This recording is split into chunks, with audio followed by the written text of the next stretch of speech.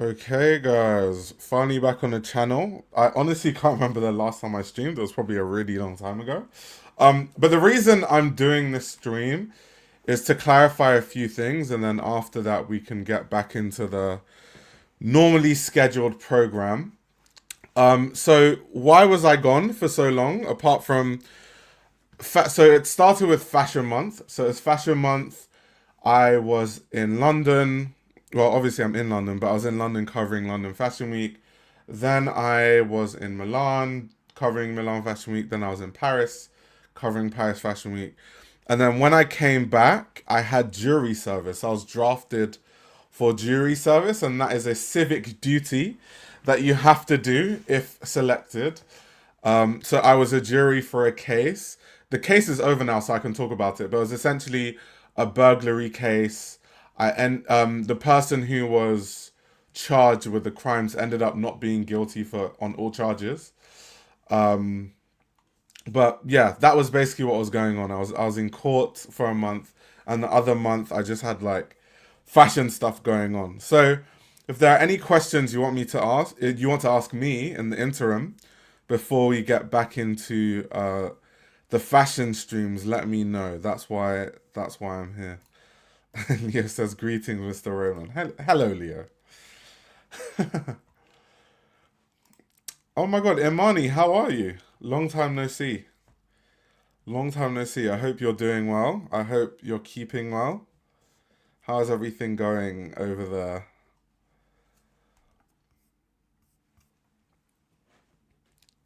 There's a drink I always drink. I need to stop drinking. It's probably not the healthiest thing. Is this like Korean drink? It's like some Korean iced tea. You guys can see it. It's so good. It's so good. But I don't think it's the healthiest of drinks, to be honest. It isn't the healthiest.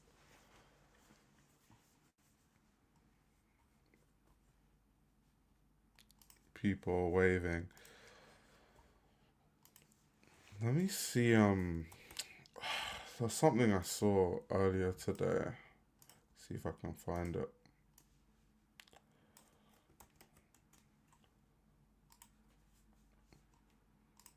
Korea trip incoming. Not quite. Not quite. Not quite. Not quite. What's the flavor? It's lemon. Let me see if I can get that on the camera. It's lemon. I'm sure you guys can see like the lemons. There we go. Autofocus. Yeah. So it's like a lemon yuzu. You know the like Japanese lemons. I'm good. Grad school has been kicking my ass. Fair enough. Fair enough. Fair enough. Talking is actually so painful. I was at the dentist yesterday and I had my braces tightened. So no, anytime my teeth hit each other when I talk, it actually hurts. But oh well, got to deal with it. My fault for having doing something that requires me to talk a lot. Does Fashion Month give you burnout? If so, how long does it take to recover? Oh yeah, Fashion Month definitely gives me a burnout. Um, I'd say it takes me like a week to recover, although most times I don't really get a week. Because if I let me check my calendar on my phone, right? I remember shortly after I came back from Fashion Week, there was so much stuff we had to do, and it was just like, oh my God. Yeah, I remember. So I came back from Fashion Week, then the day okay, so the day after Fashion Week, I had something to do with Nike. So I came back after the whole fashion month was over. The next day I had to go to a studio to do something with Nike. I had meetings for the rest of the week. Then I had to go to Italy back to Italy.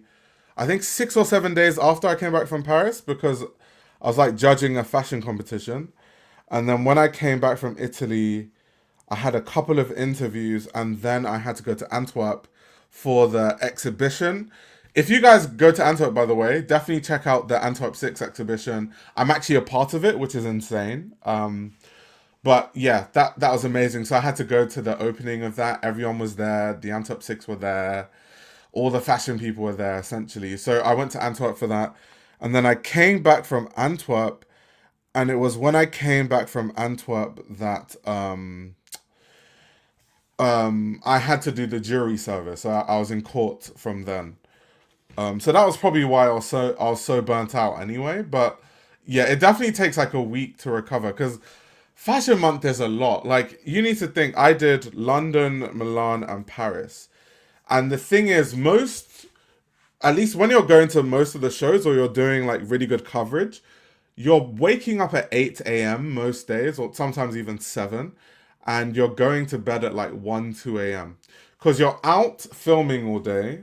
So when I come home, I'm like, okay, let me just edit like 3 or 4 reels.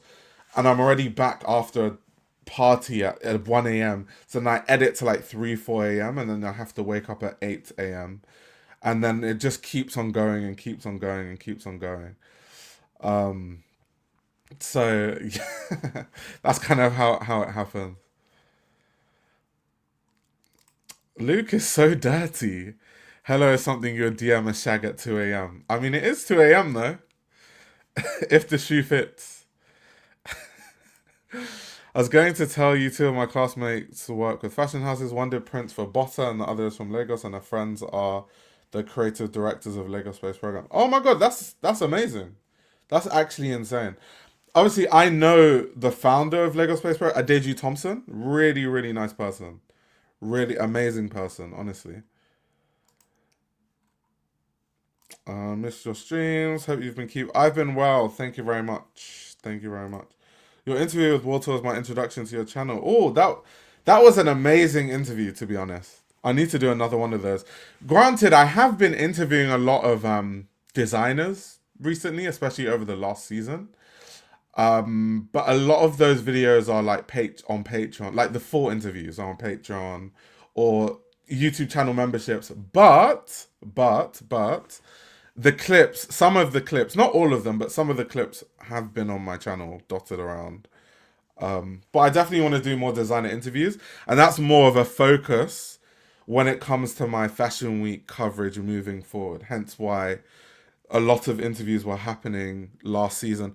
Last season, I just got to meet a lot of designers who are willing to, talk to me, like Julian Klausner.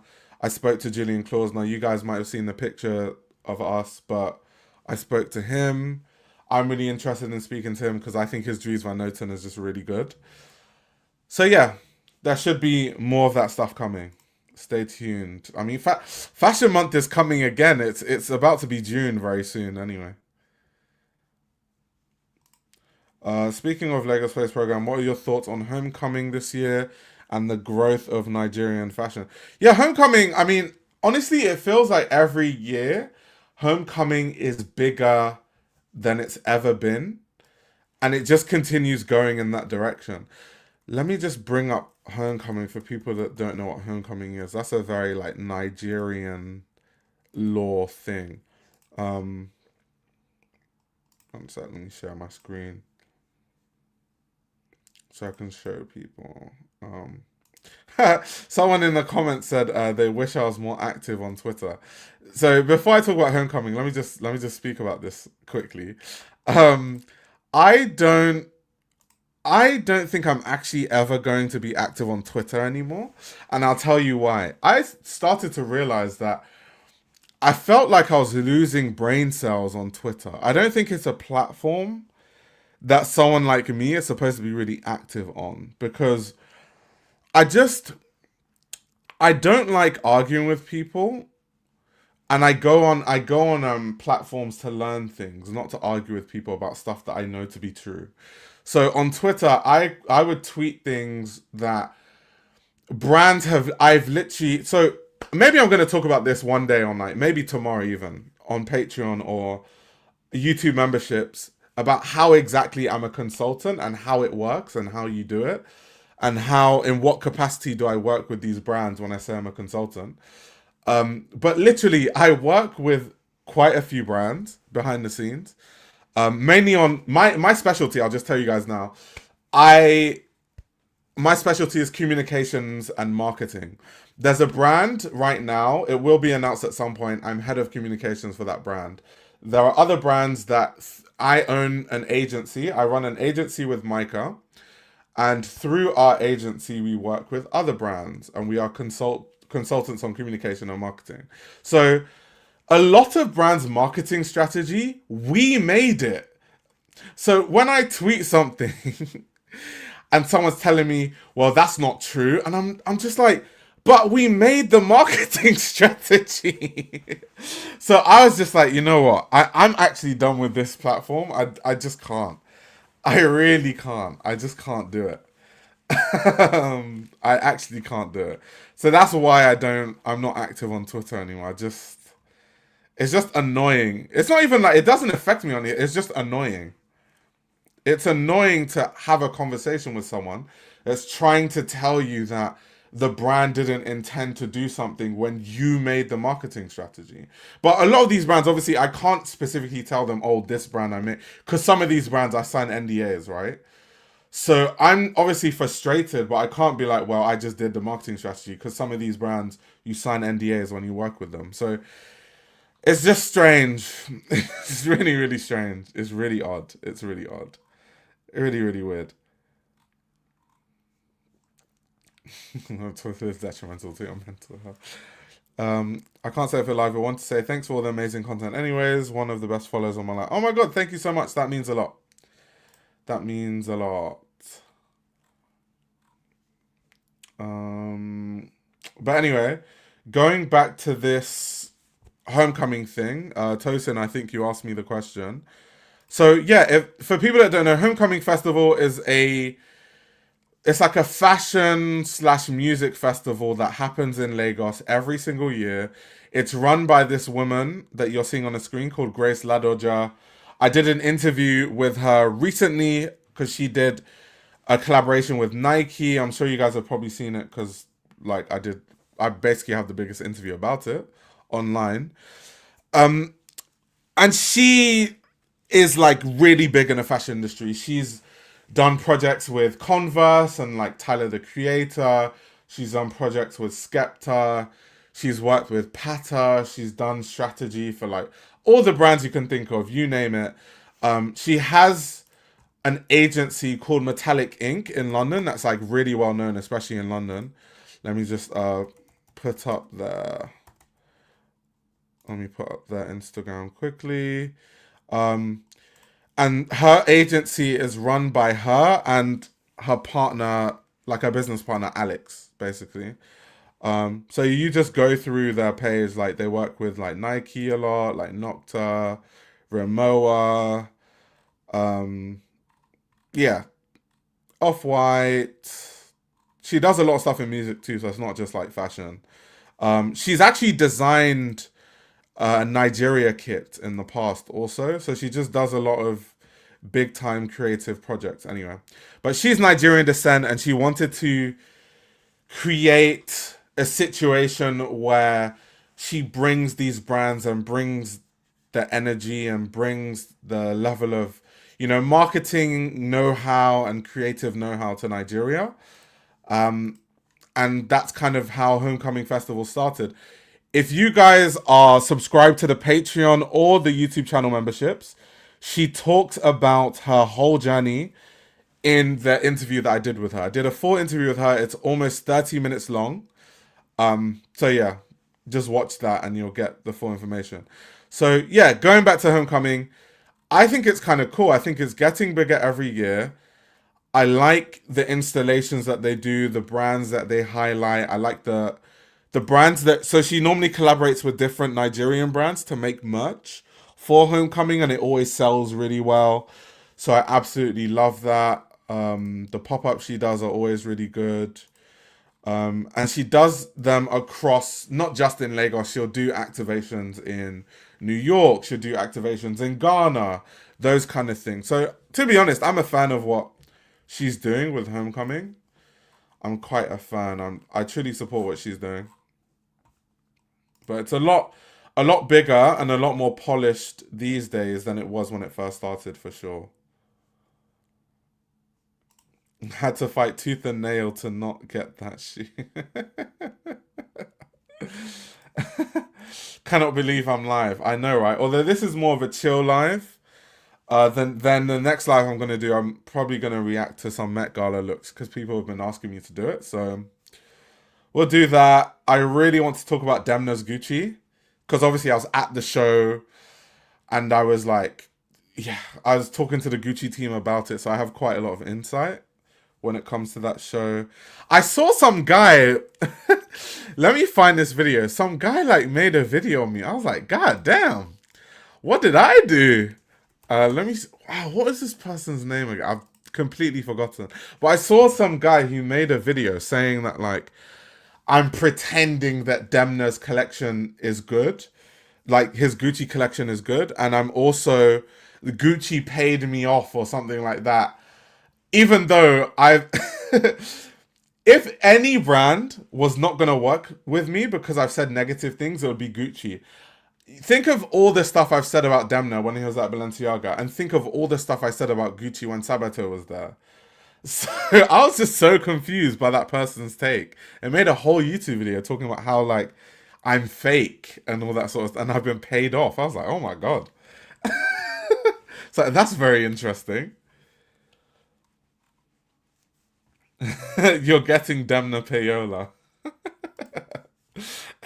I think people don't actually realize. So I'll tell you what Gucci did pay for and whatever. So Gucci flew me out to Milan to go to the Gucci show. They put me in this like really expensive hotel. I can't remember what it's called. And they gave me a driver for 5 days, which is so excessive. However, obviously because the Gucci show is only on 1 day, so I just used that and I was like, I guess we're going to Milan Fashion Week. And that's why I went to all those shows and I went to like all the other shows and all that sort of stuff. But that still doesn't mean I'm not going to be objective. Guys, the Gucci team, I know the Gucci team personally. I talk to them all the time. I email them all the time. I had breakfast with someone from the Gucci team in London a few weeks ago. And they know, I tell them this all the time, that if I don't like something, I'm going to say, and if I like something, I'm going to, and that's totally okay with it. In fact, they support it. So whenever I say negative things about Gucci, they don't care. I literally talk to them about that. So I don't, like, I'm not someone that comes on lives. No, they didn't pay me. I'm not someone that comes on live streams and I'm like, oh my god, Demna is a king all of a sudden. But you guys will see my actual thoughts on that collection. Because I don't think, just to give my short thoughts quickly, I don't think that collection was necessarily innovative in any single way, to be honest. I think that the more interesting conversation to have about Demna's Gucci show is more to do with, can he save Gucci financially? Can he like basically turn the tides of Kering? And why does he think that whole Maranza streetwear, Milanese streetwear look is what is going to do that? But if you look at the clothing itself, there's really nothing interesting. It's that he just did the same Demna-isms. It's like the pointy shoe, the weird shoes, the sagging pants, it's just that he just did the typical Demna shit. So there's not really much to say about the garments, although I will have a lot more to say when I actually do the review. It's more interesting. And also when I was in Milan, because it was see now, buy now, and I remember speaking to someone from the Gucci team that said that he had sold 5 million worth of ready-to-wear in the first couple of days. So obviously that's good. That's very good. Like 5 million in the first few days of the collection launching. But then you have to think 5 million in the grand scheme of things, considering that Kering is trying to make billions back.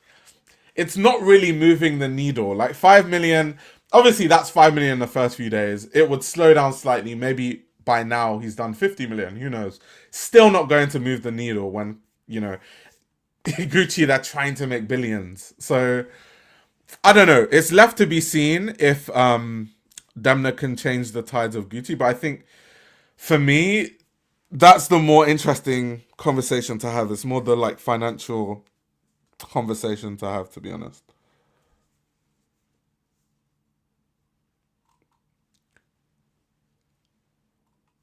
No, he cannot save Gucci financially. End of story. Jeez. When you say he's not reading the room, do you mean Demna's not reading the room correctly? Is that what you mean? Let's go on Vogue Runway. Remind myself of that collection.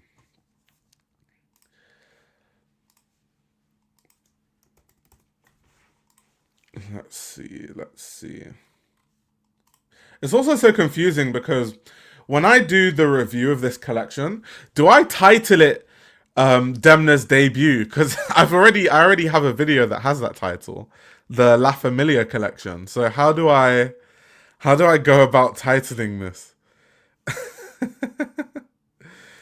If your most devoted customers are only contributing 5 million, that isn't good. I also think though that no, I haven't actually reviewed this on YouTube. I've done it on Instagram and stuff. Um, I actually think though maybe people are just warming up to it because even when he did that first release with the looks that were very Tom Ford that I did a review of, that didn't really start doing numbers until a week later, to be honest. I don't think there is an immediate fix for Gucci's finances, which is funny because the higher ups on the boards aren't getting that. Yeah, they want a quick fix, and it's just not going to happen. However hard they try, it's honestly just not going to happen. Yeah, the soundtrack was good, to be honest. It was actually really good. It was really good. But yeah, I think. Do you know what it is? Yeah, just to talk about like what's it called, the ethics of like brands flying you out if you cover brands and stuff like that. I think if you critique brands, I think ethically you should disclose if a brand has flown you out. I guess so the audience can know, like I'm talking about with Gucci. That being said, I think most people that work in fashion, they are too scared. They don't want to say anything negative when brands start flying them out because they are scared that if we say something negative, the brand is not going to fly us out next season. Whereas I have a different strategy. I always tell brands that the reason why I want to work closely with you is so that I have first-hand information, which means that I can get information from the source so that my coverage is accurate. And they actually like that, whether I say something negative or positive. The brands are more open to whatever you say, so long as it's like accurate. You're not spreading misinformation. You get the information from us. If there's anything you need to clarify, we're a phone call away. That is actually, they welcome it. So I think a lot of other people should just change their strategy. And not be, they need to be seen as like a, because brands categorize different people online. So if you're seen as just like a random influencer, then yes, if you say something negative, you'll probably lose opportunities. But if you're seen as an opinion leader, then the brands understand they can't really buy your opinion. So all they can do is just put you in a situation where you have the most accurate information. And they hope that if I guess this is what they think. They hope that the more you're around the clothing, the more you'll like it because you get to see the craftsmanship firsthand. And they're probably not wrong, to be honest. I just made a reel earlier today about when I went to the Bottega Veneta Risi and how really amazing and impressive the craftsmanship was when I saw it close hand, like first hand, like really up close. So I guess they're correct in a sense, but I think that's why they do it. Wait, Tyson said they fixed themselves into a stock free fall about 5 times and also called their shares in the beauty and fragrance world. Yeah, and they sold Kering Beauty to L'Oreal. Why did they do that? Why the hell did they do that? The brand should take the free advice. Yeah. Do you know what it is? this is also how I even became a consultant, right? Because I give brands way too much free advice in these live streams, but sometimes I don't paint a full picture. So there have been some situations where brands have actually reached out to me based on like some analysis I've had in a live stream, and then they want me to clarify some things, and I'm like, well, that's gonna cost you. That was actually how I started consulting with quite a few brands, funny enough. So actually, what being critical, this is what I'm trying to explain to you guys. Being critical worked in my favor always because of the way my business model works, being an agency. So if I have something really critical to say and the brands are like, oh, that's interesting, we can learn more from him, then they reach out to me and I make money from it. And then I can just continue to be critical if I want. So you see what I mean? It's actually in my best interest to not just be blindly positive, because I can make money from not being blindly positive, if that makes sense. So going back to that person that made that video, like, oh, his opinion's been paid off. I'm just like, that's not even good for me financially. If I was just being blindly positive. So that people online are strange. This is the reason why I don't tweet. This is why I'm not on Twitter. This is why I'm not on Twitter. That's pretty healthy to keep someone opinionated around to actually experience everything. Yep. Your way of criticism isn't just for clicks, which is nice. Yeah, because I always tell people that I don't make money really on YouTube or whatever. Like, if I was to show you my back end, right? Let's see how much I've made in the past 28 days on YouTube. Because some people have like commented on my videos like, oh, you're falling off and stuff, and like your views are down. I'm like, do you actually think I care about that? Do you think like this is my full-time job or something? So look, as you guys can see on my back end, estimated revenue over the past 28 days is £231 and 14 pence. So as you can see, this cannot be my day job. Otherwise, I'd literally be homeless. So yeah, it's just funny. It's funny. There's a wider strategy to how I do things and stuff behind the scenes that I do to earn a living. So my critiques are quite informed. Yeah, exactly. In a way, that is true. You're selling your opinion. Yeah, that is kind of true. That is true in a sense. Falling off is sending me chronically online. That's funny. If you sell off every brand in the portfolio, it ceases to become a conglomerate and reduces itself to just Gucci. They are not going to shed off every brand. Yeah, I know that is true. You're talking about Kering, Luke, but I think they've sold quite a lot of stuff already. Almost too much stuff, if I'm going to be very honest with you. So yeah, it's a shame. It's a big shame, to be honest. Is it possible to ever move to Twitch? So, as far as I'm concerned, I think I'm streaming on Twitch now because I normally stream on Twitch, Kick, and YouTube at the same time. But I don't know. Would people? Because I feel like most of my audience is on YouTube. I don't really have an audience on Twitch. How many followers do I have on Twitch? Maybe like 100. I mean, I could start making the stream like almost like I'd have to force people to watch the streams on Twitch, which would be strange. I wonder how that would go. Okay, I have 266 followers on Twitch, so that would be a slow grind. So who uses Twitch except 13-year-old boy? I use Twitch, not too much on the insults, on the ageism. I use Twitch, to be honest. I actually use Twitch. Okay, we've got some Twitch users. Balenti Buddy. I'm watching on Twitch 10 seconds faster. So YouTube is a bit delayed. That's interesting. Someone said I came from YouTube too. So you guys on Twitch, why are you on Twitch? Is it because it's faster? Is the viewing experience a lot better than YouTube? Is there like a reason to go on Twitch over YouTube? What is the reason? Would you ever do a collab with Kai in which he comes on as your consultant for you to grow your channel and you consult his brand? So I don't actually know Kai personally.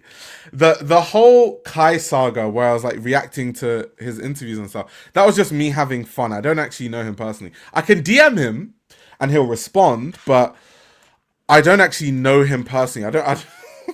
I don't know in what respect he would want to help me with Twitch, and in exchange I help him with fashion. It would definitely be a fair trade because he is definitely a master of Twitch, and I definitely have a lot of I wouldn't call myself a master of fashion, but in terms of strategy, I'm definitely like very deep in that, and I do help some well-known brands on their strategy. So there is stuff insight I can give him firsthand.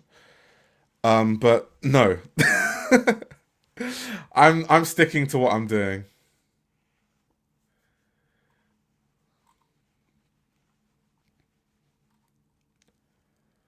Someone said the Twitch notification helps. Yeah, so YouTube is really terrible for this. YouTube doesn't send notifications properly. It's really annoying. I don't know why they don't send notifications, even though I've been begging YouTube to send them.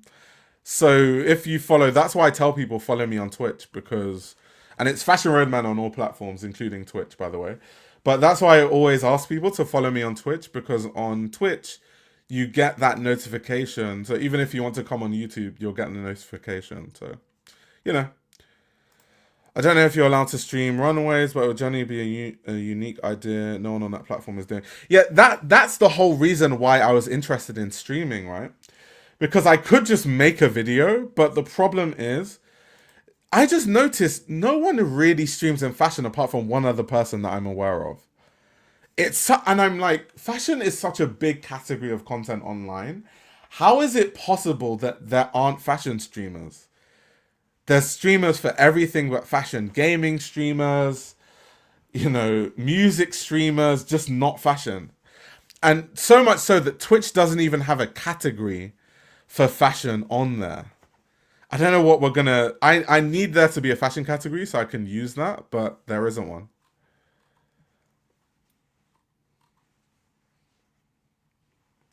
I've been thinking about joining Substack. Seems nice, but I don't know what's going on there. Haven't been on any social media for like 6 years now, so kind of redundant. When you say joining Substack, do you mean as a writer? Because it would be very different as a writer or a consumer. Because I'm on Substack, but as a consumer, I don't have my own Substack yet. But there are some great Substacks I can recommend you, like Amy Odell's Substack is really good. Dana Thomas's Substack is really good. There's quite a few. Yes, I was watching Hassan right before this, but in general, I really can't stand the kinds of ads YouTube has. It's a month before election season in Cali right now. Oh, okay, that's interesting.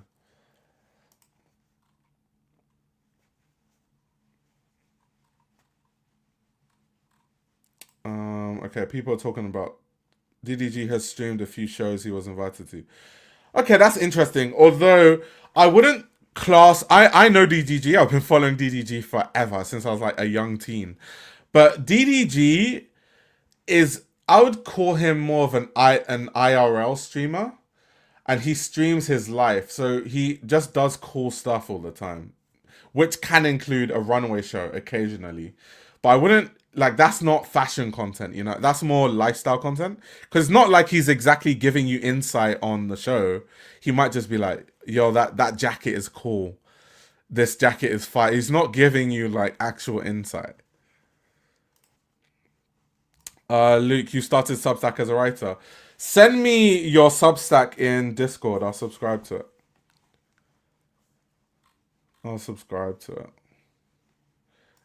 We love Emmy Adele. Rich. She has a sensational Substack. Like a really good one. That's actually such an easy bag. I find it hard to believe there isn't someone who doesn't have a good personality and is vaguely interesting that can make streaming a thing. Do you know what it is? So my thing is that I feel like I could be a big streamer on Twitch. I just don't know what because I'm not a streaming expert. I don't know what needs to be done for people on the platform of Twitch to understand that, oh, there's someone that's actually making fashion content on this platform now, which I think would do well because there's not that many people doing it, to be very honest. And there's a lot of crossover because I feel like I'm quite versatile in topics. So I can talk about Kai Cenat, but then I can also talk about luxury fashion and then streetwear and then sports and those kind of things. So I think it would work. I just don't know what the switch is. I don't really know. People that are experts on Twitch, it seems like in the chat there's some Twitch experts. Let me know. People aren't as knowledgeable in a live stream format, so they make pre-made videos to cover that gap. Yeah.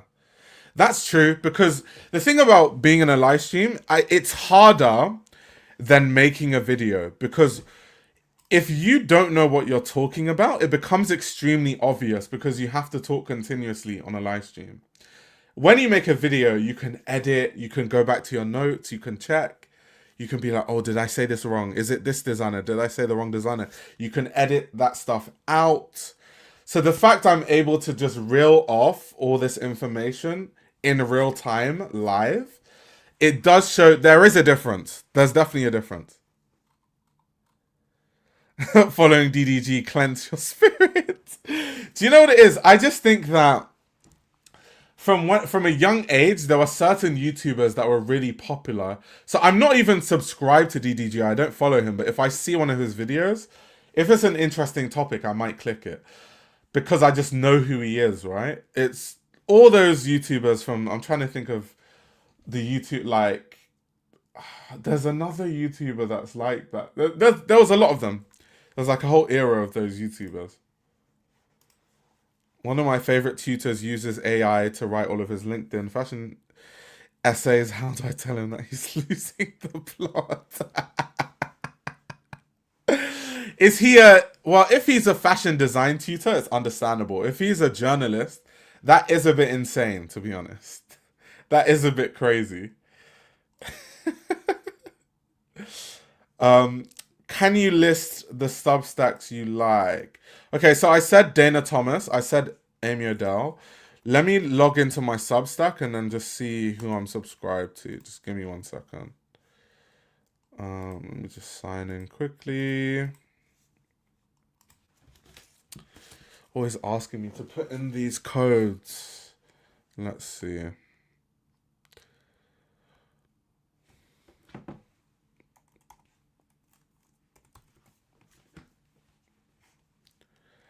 Okay, so I'm fully logged in. Okay, so the Sick is really cool. Sick is amazing. I'm gonna put them all on the screen, by the way. Just give me a second. I'm just opening the tabs. Let's see.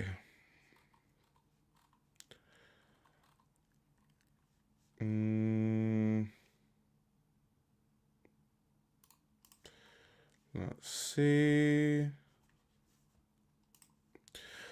I've actually considered opening a Substack, but it's just like, I have way too much on my plate already. And I don't know if people would actually subscribe to it. So sometimes I think to myself, is it worth the stress? Let me see what guys are saying in the chat. Twitch algorithm for discovery just isn't as good as YouTube or even TikTok, sadly. Yeah, there are some strategies that Twitch streamers use. I just don't understand them. Like when they say, oh, Twitch sniping and stuff. I really don't know what that means.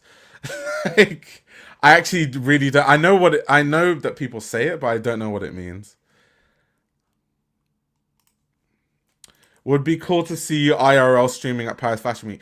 So the problem with this is it's not even possible because of the way that I cover Fashion Week. I would need an extra person to film because once the show ends, then I need to go backstage and I need to do the interview, then I need to like chat with the PRs, then I need to do this, then I need to film this video, then I need to edit.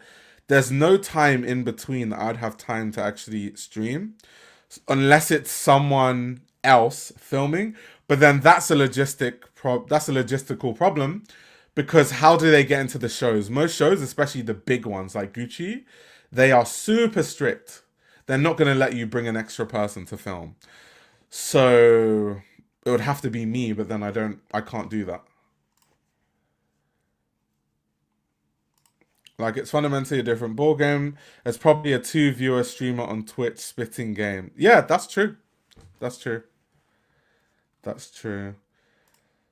Just keep consistent with your content. Collaborations are highly beneficial as well. Who could I... That's the problem. As a streamer, as a fashion streamer, I'm not even really a fashion, but I'm going to call myself that.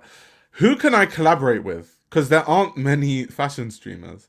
Unless you mean just bring people that are well known onto the streams as a collaboration, but not necessarily another streamer. Yeah. Deshae Frost, exactly. You know.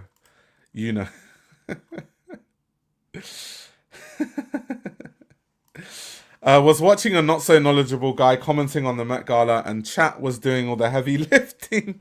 It's just not entertaining. That's really funny. So the thing is, I don't want to be mean, but if I'm going to be very honest with you, on YouTube there aren't that many people that can speak about fashion in a very insightful way.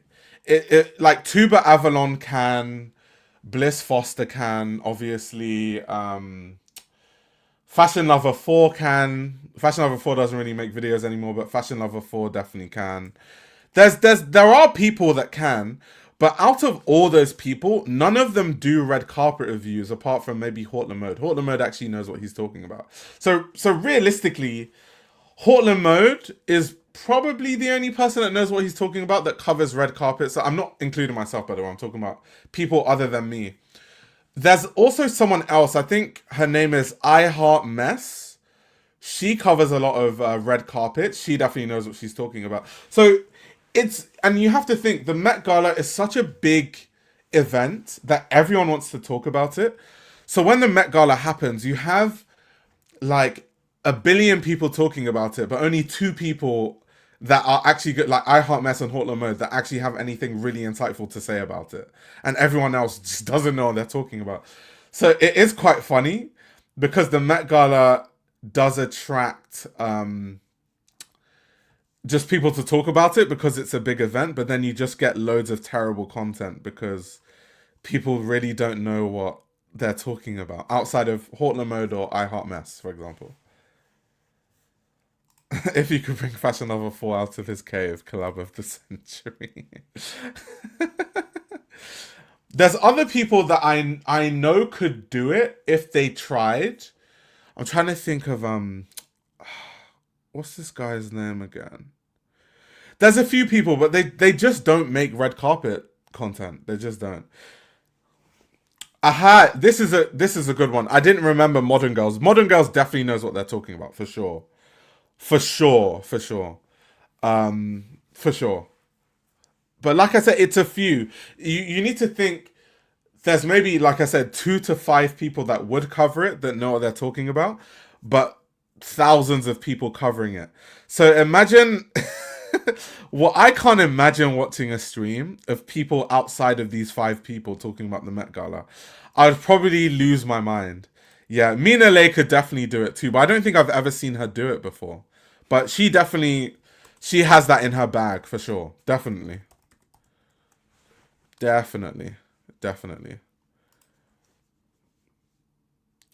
that is Mina Lay. The Asian girl with the thin eyebrows, that's Mina Lay. Luke. That is very much Mina Lay. Yeah, and they could bring in experts, historians. True.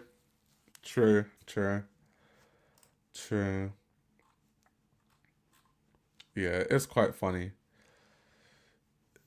It is quite funny because even let me show you guys something. I remember when I was covering the Met Gala on Instagram, I made this video about Lauren Sanchez Bezos's dress and the reference to like Madame X. And it's so funny because when I saw the dress, I quickly checked Instagram to see who has realized the reference to this dress, like who actually knows what this is a reference to. And I skimmed the whole of the internet, and only one person had posted about the reference correctly, and that was Trust Archive. Outside of Trust Archive, no one else got the reference. I was like, okay, cool. It's still a video that I can make. So I made the video, and before I made the video, all the videos I checked of people just saying, why would Lauren wear that? What a terrible dress. And that was as far as the coverage went. All of a sudden, after my video came out, now everyone's an art historian, and they're like, oh yes, this is a reference to Madame X, and it's this painting, and she's referencing, and it's like, that's very interesting. I'm glad I was able to improve the discourse online and not just make it about that's giving, it's not giving, it's giving, it's not giving, which tends to be the extent of a lot of red carpet coverage, which does my nutting.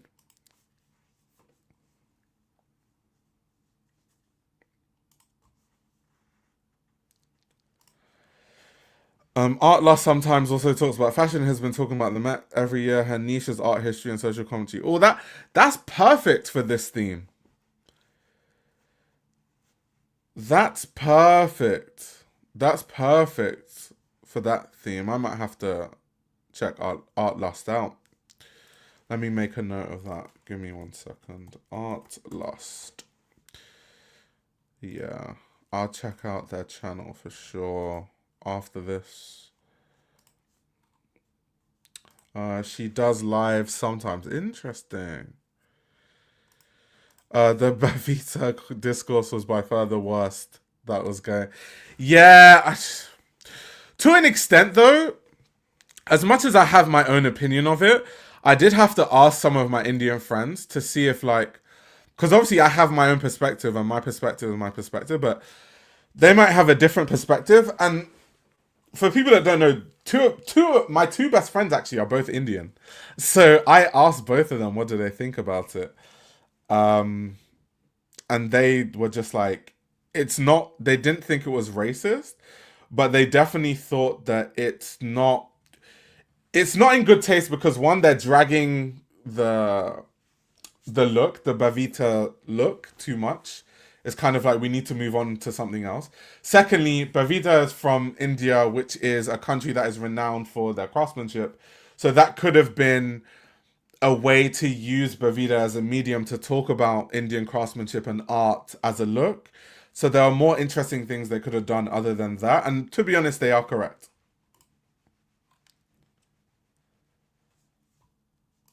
She is more interested in windmilling leftists right now than giving art history lessons. Wait, who are you talking about? Style Zeitgeist collab. Yeah, we could definitely do that, and that's definitely a possibility. That's definitely. Do you know what's funny about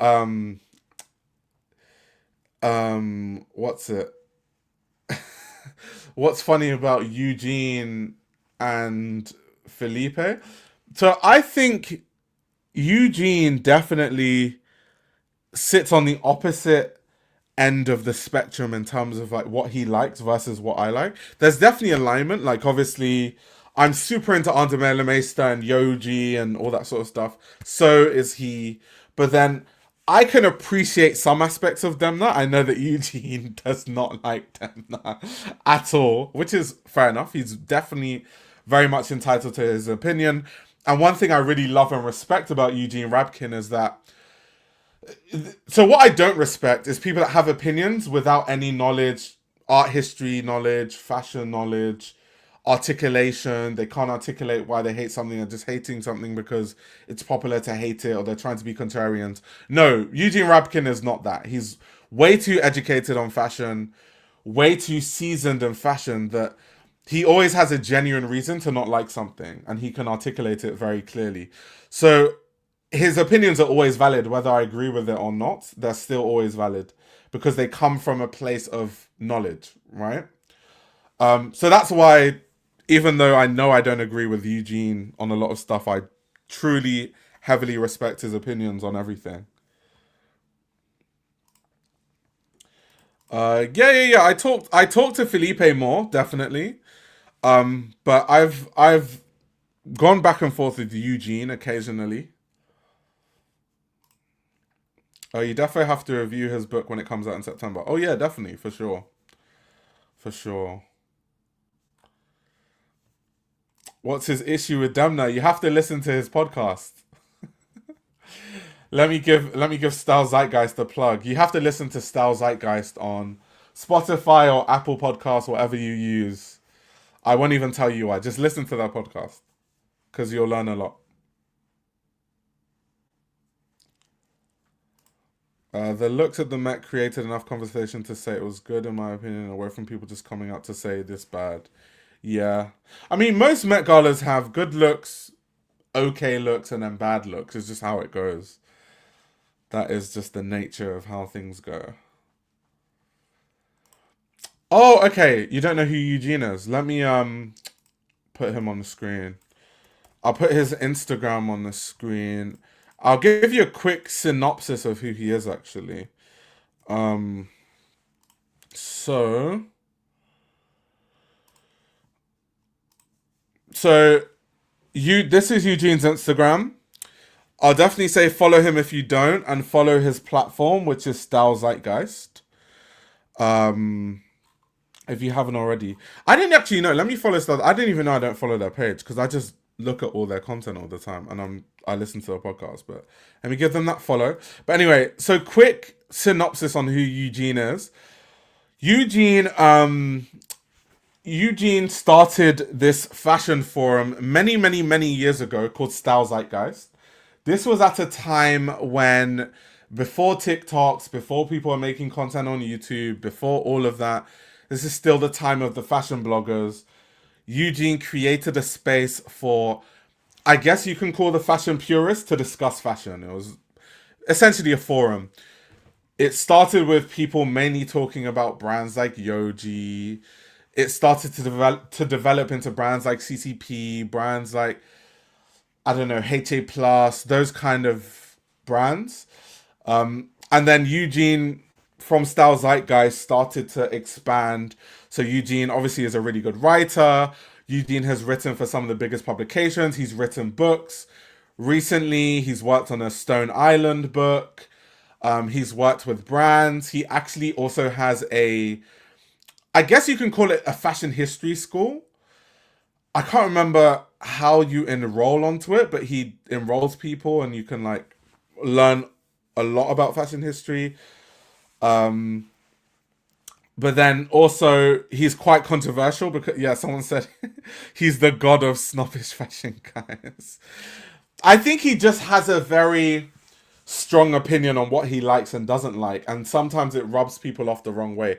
I don't mind it because I just understand that it comes from an educated place. He's very different from, there are people, I think there's people online that try to be Eugene, but they can't be Eugene because they don't have the knowledge.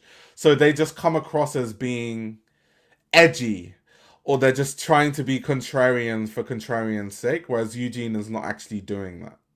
It's not some sort of game, or he's not trying to market himself a certain way. So anyway, that's information on Eugene. So he's super respected in fashion. And then Felipe is the same. I'll show you guys Felipe's Instagram. Felipe is the same. Felipe has been a highly, highly respected fashion journalist for many, many years. Way before I even started even knowing what fashion was, not to talk of start writing about fashion. So he's super, super seasoned and experienced journalist in the game. So yeah, this is Felipe's Instagram. So they co-host the podcast, the Style Zeitgeist podcast, which is always good. They always do recaps at the end of every fashion season where they talk about the collections and those kind of things. So yeah, if you're into fashion, you're into that, definitely listen to their podcast, check them out, follow Style Zeitgeist. I think there's a lot to learn there, to be honest.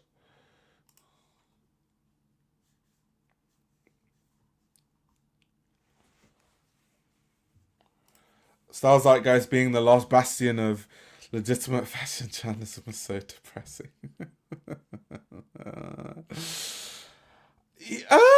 I feel like there's more platforms where people are genuine. I think so long as people are being critical, their opinions are not bought, and they do good coverage. So, like on this platform, I would say that that's definitely the case. Obviously, I'm educated traditionally because I study fashion journalism at school, but then I've worked in the industry as a writer, whether it's at Vogue, at BOF, so I have the traditional background. And then now, as a consultant, someone that runs an agency, but then also goes to the shows, I go to the resees, I see the clothing up close, and then I make content about fashion. So I think there are a few more pockets of people that aren't just mouthpieces for the fashion industry, but it's very few actually. I notice more and more that a lot of people's reason for getting into fashion is not genuine. They got into fashion because they want the glamour of it. They want to go to nice hotels. They want to go to the fancy dinners. They want to wear luxury clothes. They want to get gifted luxury items. They don't care about the craft. They don't care about the designers. They don't care about pushing fashion forward. They don't care about challenging designers by critiquing them. So yeah, big problem. Big problem. Speaking of Central St. Martin's, I think they may need your help. What do they need my help for, Luke? What could they possibly need my help for?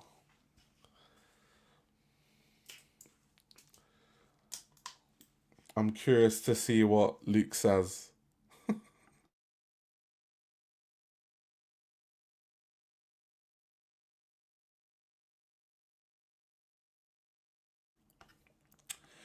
Unrelated, but have you ever covered Pitti Uomo? Any interest or expectations on menswear? So it's funny you asked that, right? Because I've been to Pitti twice. The two times I went, the first time I had a project with Barber, the menswear brand Barber. The second time why was I there the second time? Yeah, the second time I went to the Poly Moda show, and Pitti just happened to be, I think it was the week before or after Pitti. So then I just made my trip in a way that I could go to Pitti. I'm actually potentially, it's not 100% set in stone, but I'm potentially going to the next Pitti because I want to go to the Simone Rocha show. Because Simone Rocha is showing her first menswear collection at the next Pitti Uomo. So I just think that's very, it's a big milestone. So I want to be there when that happens. So there's like a 90% chance I'm going to be at the next Pitti. But whether I'm going to do coverage is another thing because she has to be willing to do an interview and I have to get backstage access, which sometimes is a bit tricky depending on the brand. And that's the thing. So this is the thing about fashion. As someone that makes fashion content and does fashion journalism, there is a relationship you do need to build with brands, otherwise you don't get the access. So I have no real connection to the Simone Rocha team, really. I don't really know anyone on that team personally. It's very different. Like Celine, I know many people on that team. Gucci, I know a lot of people on the Gucci team. There's many brands like that, but other brands, I just don't have the connections like that. Your interview put me on to Goya Goma. That brand really excites me. Yeah, I love Goya Goma. Shout out to Tracy Lean. Tracy Lean is going to be a really big designer in years to come. I'm telling you. I'm telling you. And like the industry knows it. Everyone knows it. It's just a matter of time. It's a matter of when.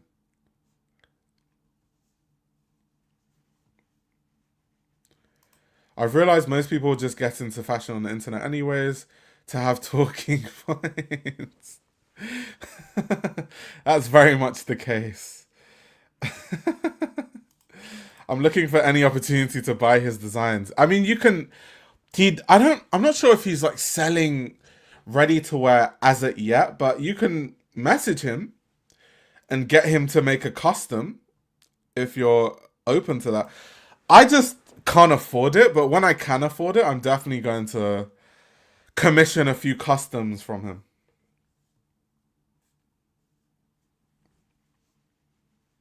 Okay, Luke is saying CSM is a circus. How is it a circus?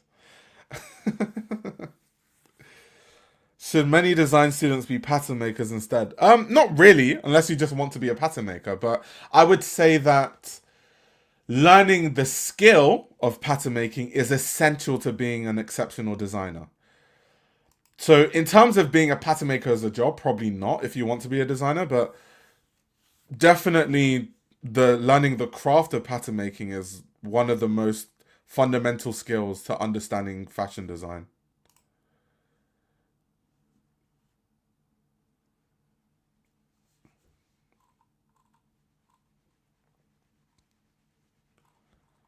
Am I hiring?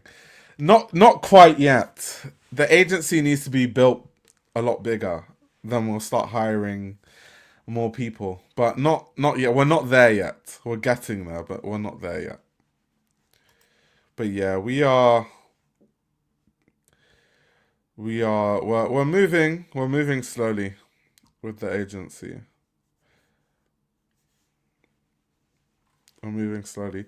Any more fashion questions, guys? That's what this stream is for.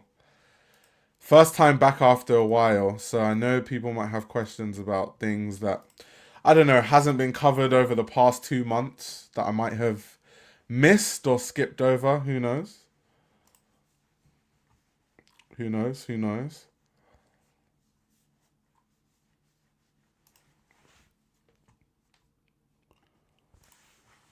Let me sort this out. I feel like men will outpace women as high fashion consumers going forward. Yeah, that's already happening though. Um, so the reason why this is happening is because women fashion was always marketed towards women, right? It still is to a big extent. And I think a lot of these luxury brands have realized that they've maximized a lot of their female audience. It's why it feels like luxury has stagnated finally. The crazy growth that we saw for decades has finally slowed down, and it's been extremely slow for the past 5 years. So they've started realizing we need to start attracting different customer segments. So let's start making hotels. Let's get the hospitality market. Let's focus more on fragrances, get more of the fragrance market. Let's make more fragrances marketed towards men.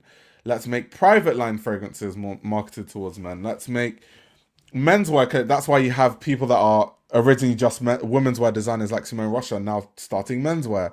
They realize it's needed to expand the business further.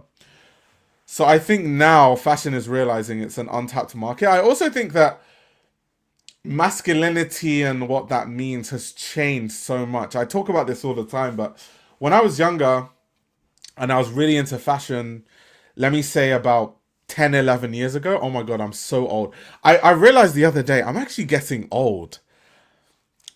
I was 18 10 years ago. Oh my God. Anyway, when I was about 17, 18, 10, 11 years ago, I would wear like platform shoes or just stuff that I thought was cool.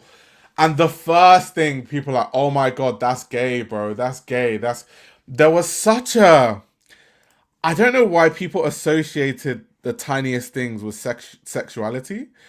Whereas I think less men do it now. Less men are more open-minded in terms of how they dress and how they look and that sort of stuff. So I think the market has allowed for men to be marketed to because men now are more open-minded than they were. Definitely when I was younger. Because when I was younger, some of the stuff that I see people wearing now, I'm just like, yeah, if you wore that when I was 17 or 18, you would have gotten lambasted the way that I was. In fact, I used to wear skinny jeans, right? And people used to be like, "Oh, that's gay. Why are you wearing skinny?" Like everything I used to wear studded belts. Oh, that's gay. Why are you wearing studded belt? I couldn't win. I literally couldn't win.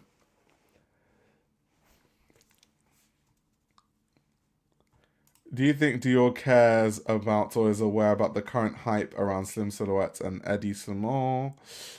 They must be aware, but it doesn't matter because Dior's vision is completely opposite of that. It's J.W. Anderson's vision, which the silhouettes are wider and baggier and boxier. So it would be so out of the ordinary for JW Anderson to go in that direction. I think the brand that should go in that direction is Saint Laurent. So that's down to Anthony Vaccarello to take advantage of that, which I think he already is to an extent. This is also true. Even with jewelry, men are wearing way more jewelry nowadays. Facts. Facts. Do we think Pio Paolo will last for long at Balenciaga? I don't. I don't think so. You know, I don't. I don't think so. That last collection was terrible. I just have to say it. If no one else is gonna say it, that last Pio Paolo Balenciaga collection, and I'm probably going to do a dedicated stream on it, but that shit was god awful. That shit was atrocious. I genuinely think that Pio Paolo is confused. And I say this as a fan of his work. He does not know what his direction and vision for Balenciaga is. He doesn't know if he wants to do his thing or if he wants to do the Demna thing and keep that market or go in a different direction. And you can tell the clothing looks like, his collections look like someone that hasn't decided what their vision is. It's almost like 3 different people designing a collection at once. It's just a living identity crisis. I don't even understand. I just don't get it. I honestly don't get it. I don't get it. I don't get it. I don't get it. I don't get it. You have to commit to something. It's almost like he doesn't want to commit to anything. So everything just looks weird. Because you can't have Demna proportions. It's like stuff like this, right? This is quite literally Alexander Wang for Balenciaga. Alexander Wang would do these massive coats with the leggings. Like quite literally, let me go to let me find one of those Alexander Wang collections just to show you guys. I know some shit about fashion. Let's see. There's a very specific collection I'm actually thinking of. Is it this collection? I know this collection had similar shapes. Is it this one? I'm trying to remember which one it was. Yeah, exactly. That entire look is Wang beat for beat. Exactly. Like, when I saw it, I'm like, so on one hand, you're doing Alexander Wang for Balenciaga. On another hand, you're doing Demna for Balenciaga. On another hand, it's just it's a walking identity crisis at this point. So I think he just needs to pick a vision and stick with that vision and just, stick with it. Rather than going in 10 million different directions and, everyone being confused about exactly what your Balenciaga represents. I know this goes around, but how do you analyze a collection? It's something I really want to do and pinpoint what I like and such. Okay, I can give you like a framework of how I do it. I can definitely give you a framework. There's definitely a framework that I use. So how I do it is, should I use this Balenciaga collection as an example? Let me not. Let me just speak in general terms. So there's many things that if you have prior knowledge, it helps. But generally, when you look at a collection, you have to consider the music. Why did they choose the music that they chose? And what is the significance, the wider significance of the music in the realm of this collection?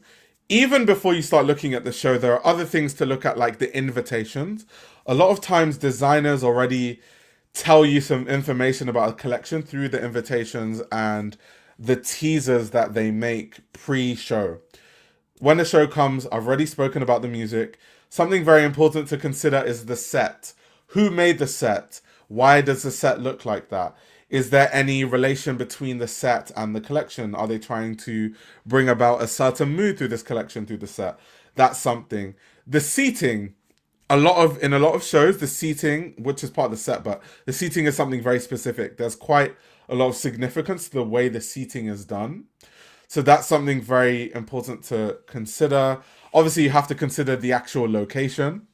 The locations might have a lot of symbolism in terms of the collection. Then it becomes the collection itself. And there's so many aspects to what's going on in the collection. Who is walking the runway? Have these people walked on the runway before? Are some of these people muses, or are some of these people new models that are being proposed as new muses for the brand? That could be significant depending on what the collection is about. The clothing. How is the clothing? Does this relate to what the designer usually does, or are they going in a different direction? If they're going in a different direction, why are they doing that? What is the reason for that? What kind of fabrics are they using? Are these the typical fabrics that they use? Are these the typical fabrics of the brand? Are they referencing let's say they're at Balenciaga or Gucci, are they referencing ideas from the house? Is it their own idea? Are they mixing and recontextualizing different references from the past? There's so many things. The footwear. Did they make the footwear? Did they collaborate with a different brand like Christian Louboutin or, Vivier or those kind of brands? What is the significance of that? Is there a historical through line? Had they collaborated with Vivier 30 years ago? Is this sort of a callback to that? Does that have any symbolism? Any of these looks, is there any significance in terms of, is there an old ad campaign that's one of these looks that the designer is referencing? Are they referencing art? Are they referencing music? Are they referencing fashion? Are they referencing sports? Whatever they are referencing, why exactly are they referencing this?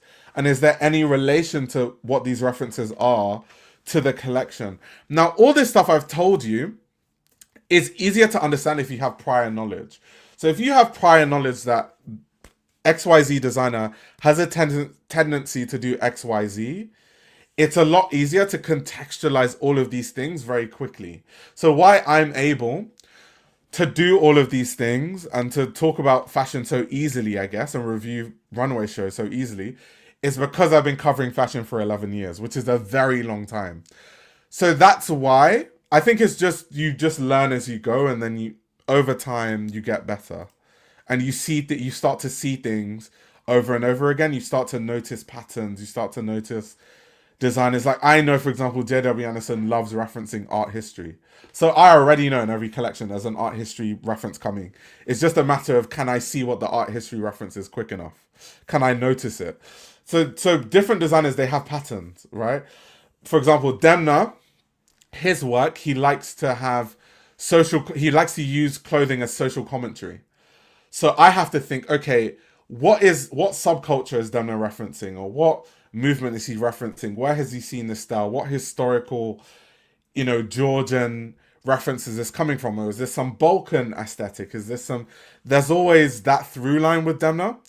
So it just honestly depends on, it depends on who the designer is, what the brand is, and all that sort of stuff.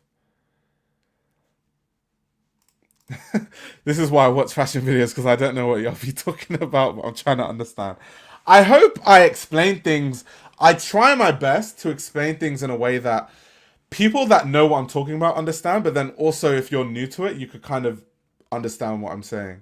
But let me know if sometimes it's not clear, and then I'll explain, because I might, maybe in a review, I might say stuff that I think is already general knowledge. I might assume it's general knowledge because I'm thinking of like my core audience that has been here for years, but maybe that's not the case. Maybe some things I talk about, it's not as obvious. Who would fit Balenciaga? So who I actually thought would be great, a great fit Balenciaga is Nicolas Di Felice. I actually thought he was going to go to Balenciaga because I think he's such a good fit. Definitely a way better fit than Pier Paolo, that's for sure. I'm trying to think, what other designer would I put at Balenciaga? I'm trying to think who else.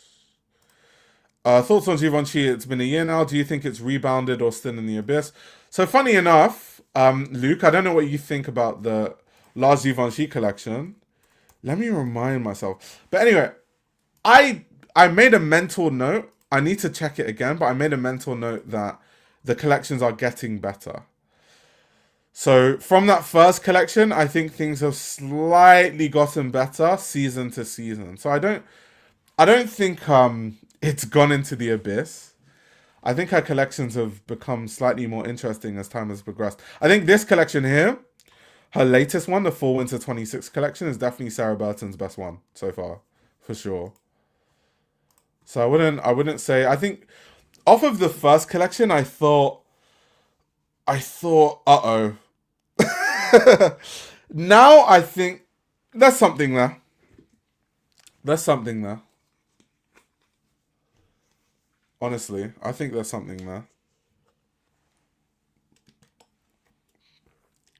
Do I see a real commercial rebound? Oh, that's a good question.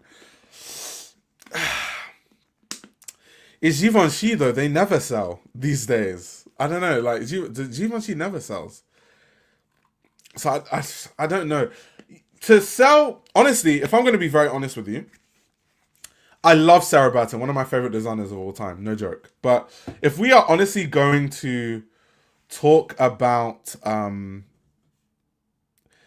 you know, if we're going to talk about Givenchy doing well financially, the only way Givenchy is going to do well financially is if they have a blockbuster designer there. I'm talking John Galliano needs to go back, or that level of designer. If John Galliano goes back to Givenchy, then the sales are going to go up.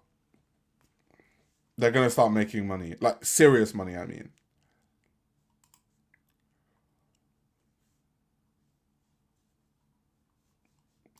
They're not Givenchy. I'll see myself. That was actually a funny joke. I'm not gonna lie.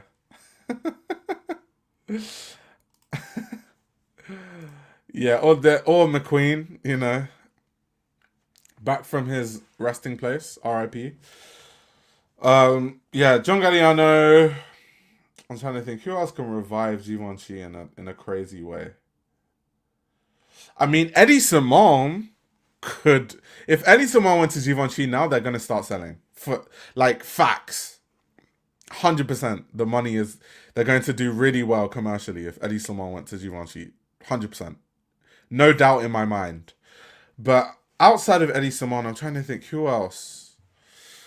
But yeah, they just need a blockbuster. John Galliano, Eddie Simone. It's one of those brands that's been so sleepy for such a long time. To revive it fully, you just need someone that is just on that like top S tier level designers.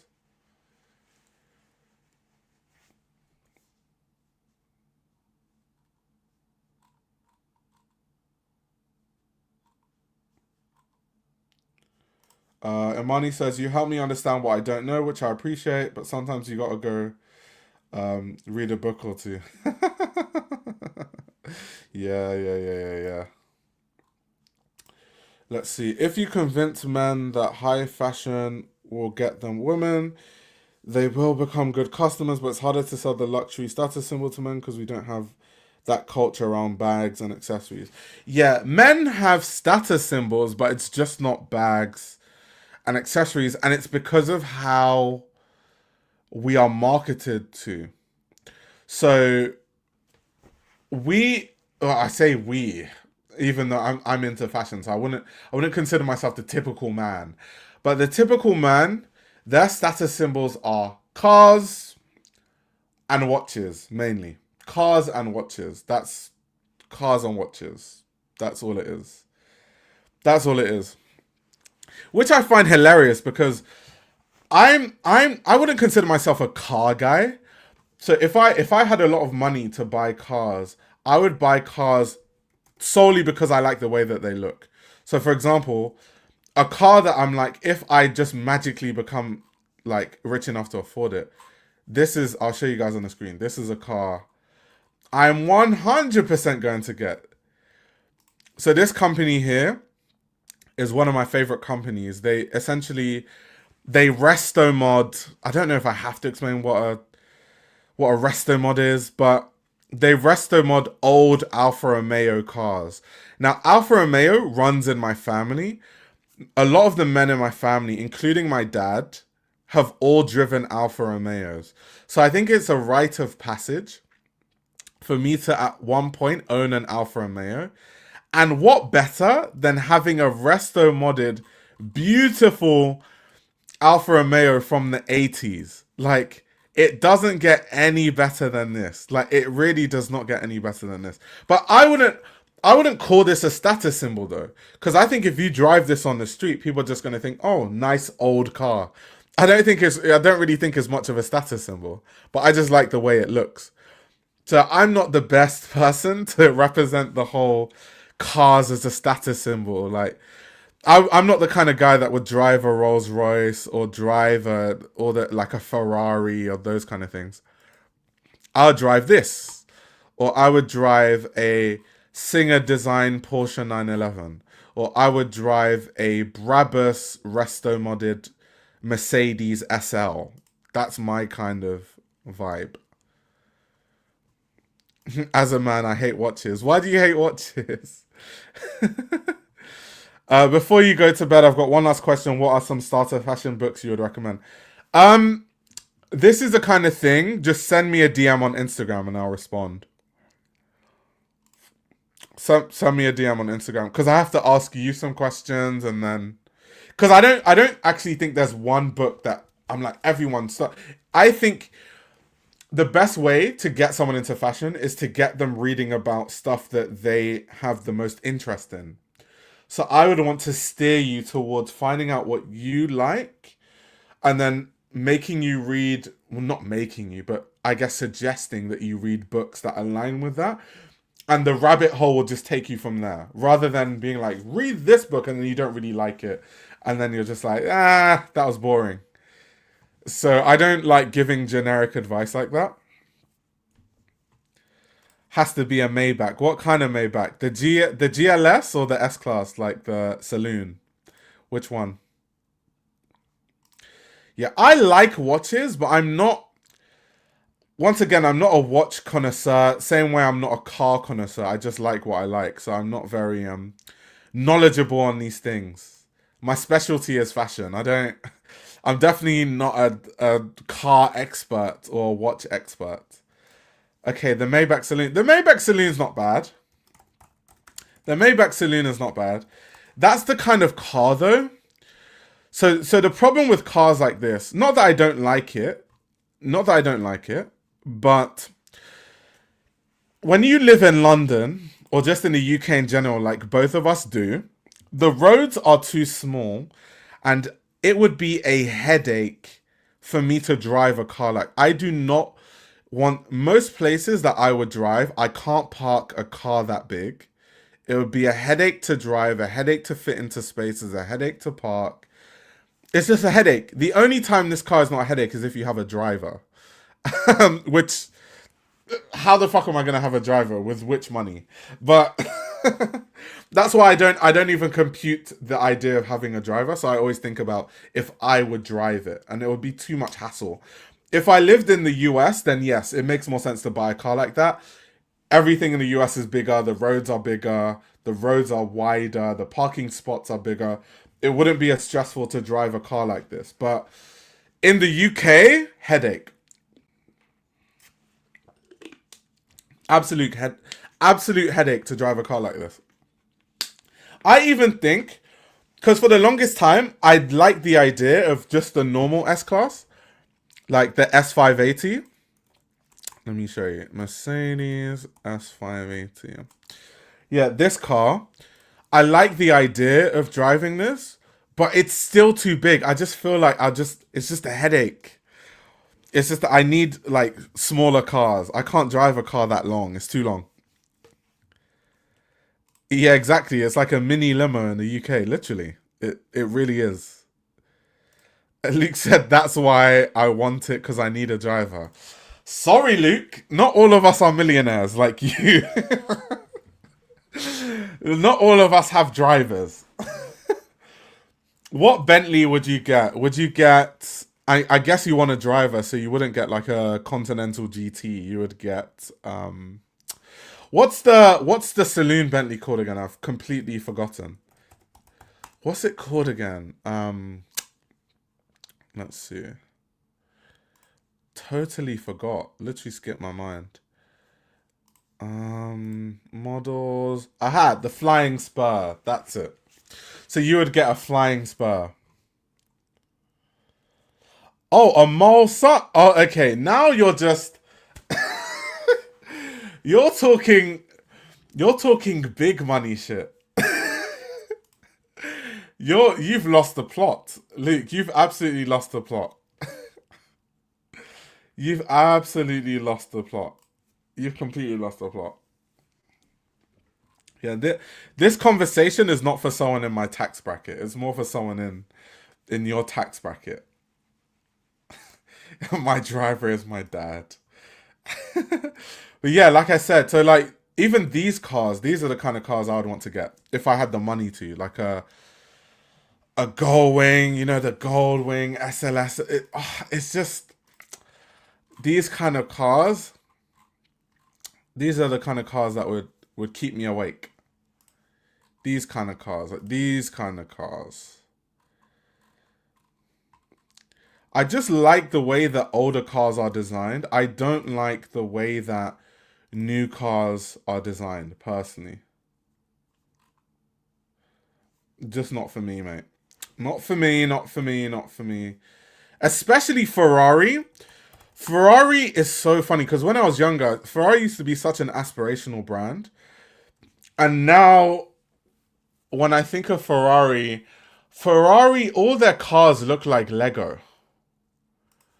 I don't know who the hell is the designer at Ferrari. I actually think it's the same guy that's been there, that designed all the good cars.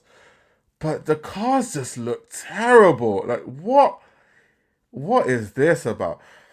First of all, let's start with this 12 cylindry. This looks like Lego. This literally looks like Lego. I don't care what anyone says. This is ugly as hell. This is so ugly.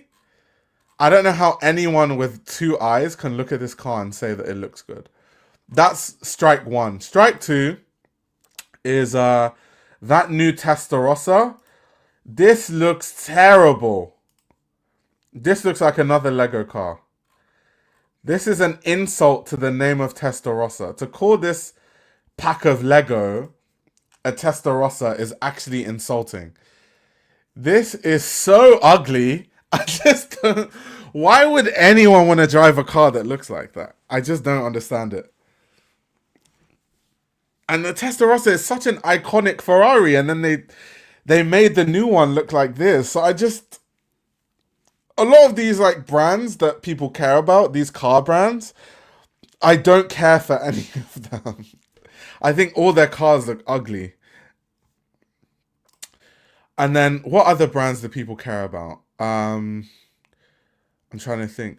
Lamborghini. So the thing about Lamborghini is, not only am I not a Lamborghini person, I just don't think I'm the kind of person that I don't have the personality for it. Secondly, even if I had the personality for it, I don't like them. And thirdly, even if I like them, I can't fit in them. I feel like Lamborghinis are for people that are shorter than 6 feet tall. I don't think Lamborghinis are for tall people. So the Amalfi is cool, but I prefer the Roma to the Amalfi. I like the way the Roma looks more than the Amalfi. But the Amalfi is actually not that bad. I'm not going to lie. I don't mind the Amalfi. For people that don't know, because I know this has turned into a car stream, which I don't mind. This is a random stream, so we talk about anything. But the Amalfi is essentially the Ferrari entry-level car. Even though there's no such thing as an entry-level Ferrari, because they're all expensive as shit, and I can't afford any of them. But yeah, the Amalfi, before it was called the Roma, and the facelifted Roma essentially is the Amalfi. Which is cool. Some people say the front looks like a Toyota Prius. I see what they're saying, but not really. Not really. But the Amalfi isn't bad. I like the design of the Amalfi, even though it doesn't really look like a Ferrari, to be honest. It looks like an Aston Martin. It has the shape of an Aston Martin.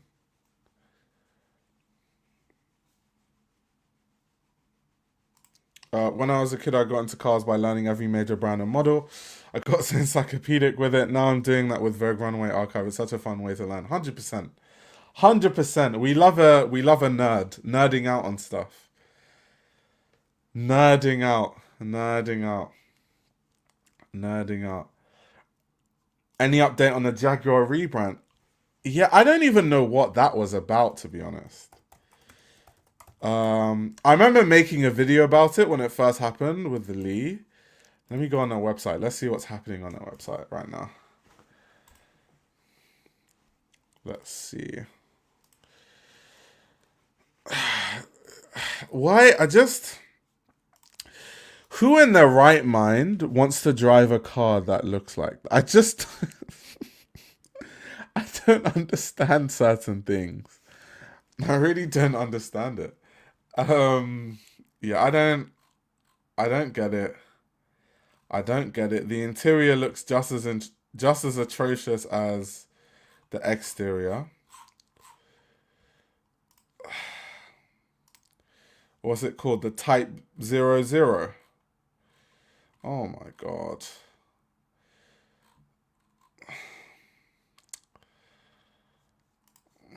Gosh. Is that the interior? That looks terrible. Oh my god, that looks terrible. Oh my gosh, that looks awful. Yeah, not for me. Not for me. It does not look like a Wraith. A Wraith is 10 billion times better.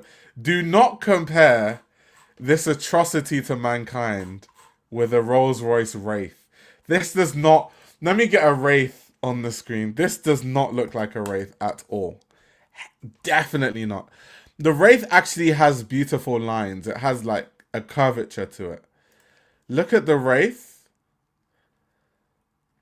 And then look at the Jag. There's no comparison. No way. No way. Yeah, look, that's what I mean. Minecraft, Lego. There's a lot of people making all these Lego cars. I don't understand. I don't really understand it, to be honest. Has it hurt or helped them? I think it's hurt them, to be honest. I thought they had a bigger trick up their sleeves and everything was going to be revealed, but actually this was actually the plan. So I think they shot themselves in the foot with that one. I don't really understand that one. If you squint, the silhouette is similar, like a shit version. I guess, to an extent. Do you know the model that Rolls-Royce needs to bring back? The convertible. What's it called? The Dawn, I think? The Rolls-Royce Dawn. That needs to come back. That was actually really cool, I'm not going to lie. That was actually really cool. The only problem is I associate the Rolls-Royce Dawn with just LA girls, like the Kardashians. Oh my god, my Rolls-Royce? That's what I associate it with. My Rolls-Royce. My Rolls-Royce. I need to become a famous streamer if I ever want to afford any of these cars I want. Like, oh my god, let me show you the price of this car that I said I like. The price is outrageous. Let me show you how disgusting the price of this car is. Configure. Let's do the petrol version.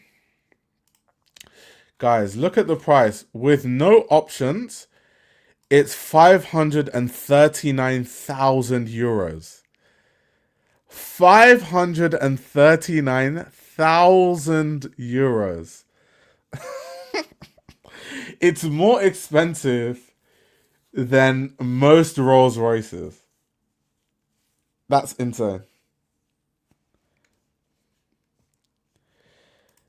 Yeah, it is. So the reason why it's so expensive, it's supposed to be that expensive. It's the reason why it's so expensive is because it's a hand built car, and it's everything is custom made. Every single component on the car is custom made. So every single component on the car is customizable. So those kind of cars always cost that much because it's all, cost of cars, it's to do with economies of scale. So when you have a factory that can only produce 10 cars a year, obviously it's going to be super expensive. That's just how it goes. It's just the market. So it makes sense why it costs that much. It still just costs insane amounts. Insane amounts. Outrageous amounts. But it shocks me that there are rich people in the world that they would rather spend millions of dollars on really ugly cars and not want to buy something like this. I don't know, it baffles me. Completely baffles me.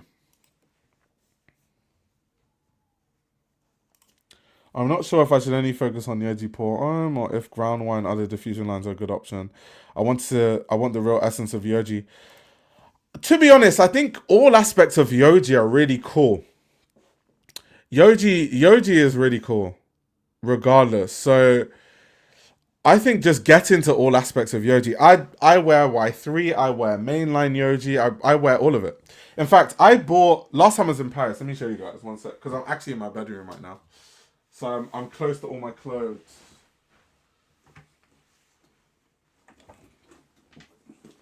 So I'll show you my two most recent pickups. So I have this hat. This is a Yoji mainline hat that I got last time I was in Paris from the Yoji store. Really nice. Very much my style. I like all these kind of like funky hats. So this hat.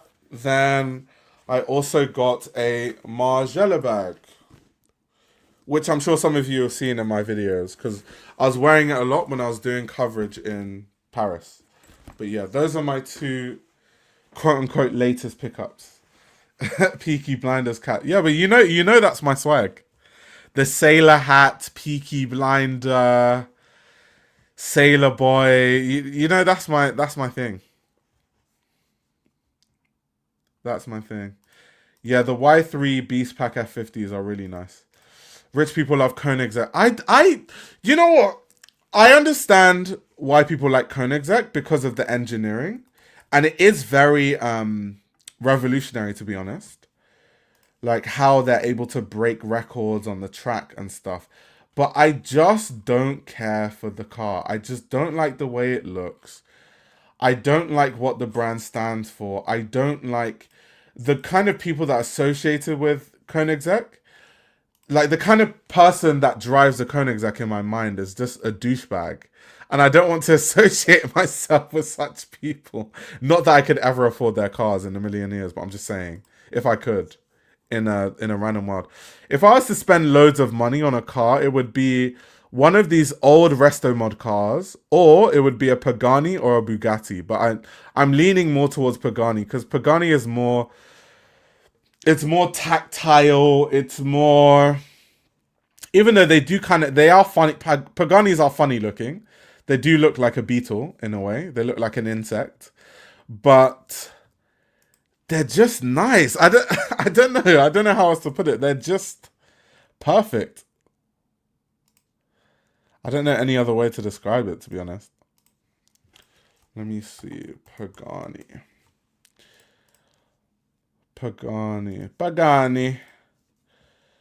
Like these are Paganis are different gravy.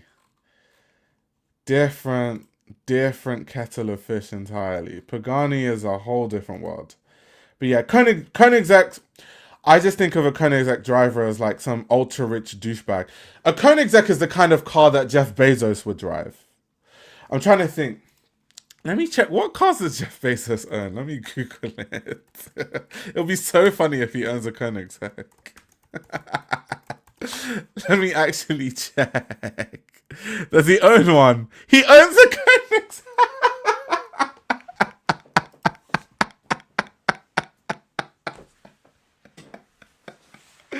Oh my god. I knew it. It's the douchebag billionaire car. Oh my god, he's such a douchebag. Oh my god, Jeff owns all the douchebag cars. He owns a Mansory Bugatti. Terrible decision. He owns a Koenigsegg. Oh my god, he has the douchebag collection.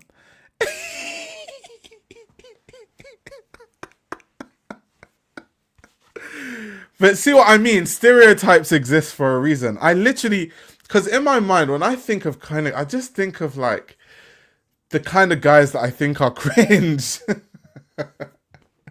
but have a lot of money. People that are really cringe, but have loads of money, so they can afford a car that costs $7 million, right? Um, I just find it so funny that I said, let me actually check. And the first thing that comes up is he owns a $4.8 million Koenigsegg and he owns a Bugatti Veyron Mansory. Mansory, guys, I've already shown you the Koenigsegg, but let me show you guys. Basically, there's a company in the car world, it's called Mansory. And what they do is they make parts for really expensive cars to kind of add flair to them. I personally think that they make every car look tacky. Like, let me show you. Just have a look at this. This is a Range Rover, a Mansory Range Rover. Look at how ugly they've made the Range Rover. Like, it's just Mansories to me are for people that don't have taste. If you don't have taste and a lot of money, you own a Mansory. That's basically who Mansory is for. Like, just tasteless rich people. So Jeff Bezos, like, the shoe fits. So imagine he owns a Mansory car and he owns a Koenigsegg. That's why I said he has the douchebag collection. Look at what they've done to G-Wagons. Look at how ugly they make G-Wagons look. Just look at these atrocities to humankind. Look at what they've done. They've even made a Smart look terrible. Look at what they've done to the Rolls Royce. So yeah, so when you think of rich douchebag, you think Mansory, you think Koenigsegg. That's along the lines.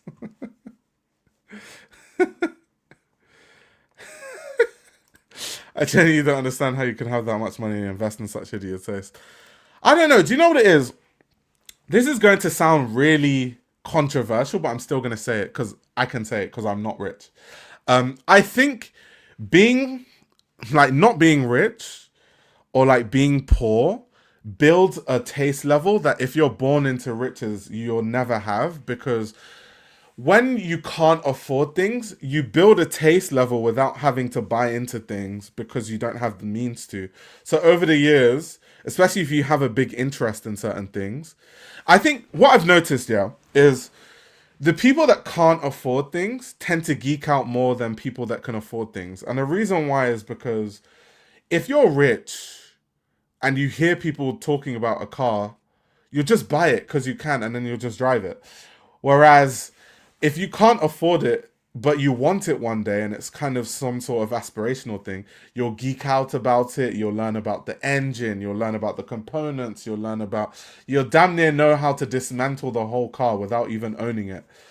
And it builds a taste level because in learning about all those components, you learn more about cars in general, and then it increases your appreciation for just cars in general. Now you're looking at different cars like, oh, they use these kind of bolts and screws that Lamborghini used in that car and all this sort of stuff. So it builds a certain taste level. Like, I feel like my not being able to afford anything has actually allowed me to build a certain taste level because I obsess over certain things. And so now if I was to come into money, I know exactly how my house is going to look, what cars I'm going to buy, all those kind of things, right? But yeah, I think if you're just super rich from the start, I just don't think it's possible to build taste because everything you remotely even like without even thinking about it, you can just buy. So there's no building the knowledge, learning more about it, thinking over and over about the decision. Think about it. Even if I had more money, I would have to, because I still can't afford these things really, I'd have to think about it. for months and months before I'd buy something like this, right? Whereas if you're stupid rich, you could just buy it and not really think. You don't have to dwell on it. So there's not a lot of thinking that, yeah, you could just be compulsive with it. There's not a lot of thinking that goes into it. So that's why. That's honestly why. But I feel like old money people don't have this problem. Yeah. You are correct. You are correct. It's not an old money problem. It's more of a new money problem. I think it's to do with insecurity too. I think people that are old money, I guess, not all of them, because I know quite a few of them, but people that are old money, they tend to not feel the need to prove to people that they're rich, because most times people already know that they're rich by their surname or just really recognizable things. Whereas people that are new money don't have that. So what do they have to show their status? It's these like things.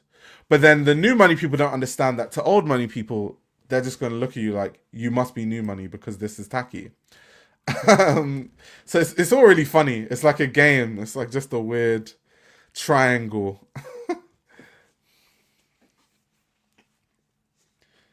Some rich people have taste. It's just a big population, so we see the loud people. You are correct.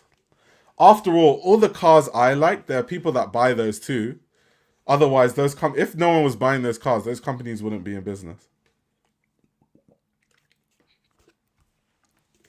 I never asked you this, but are you interested in interior design? Of course. Of course. When I finally get my own house, I want it to be an Art Deco extravaganza. My favorite style of interior design is Art Deco. So when I have my own house, Art Deco extravaganza. Just prepare. When you see the in the streams, the background just changes into this crazy Art Deco thing. Just know I've bought my first house. Just know I've bought my first house. Just be aware. Just be aware. It's not going to happen anytime soon, but when it happens, there will be signs.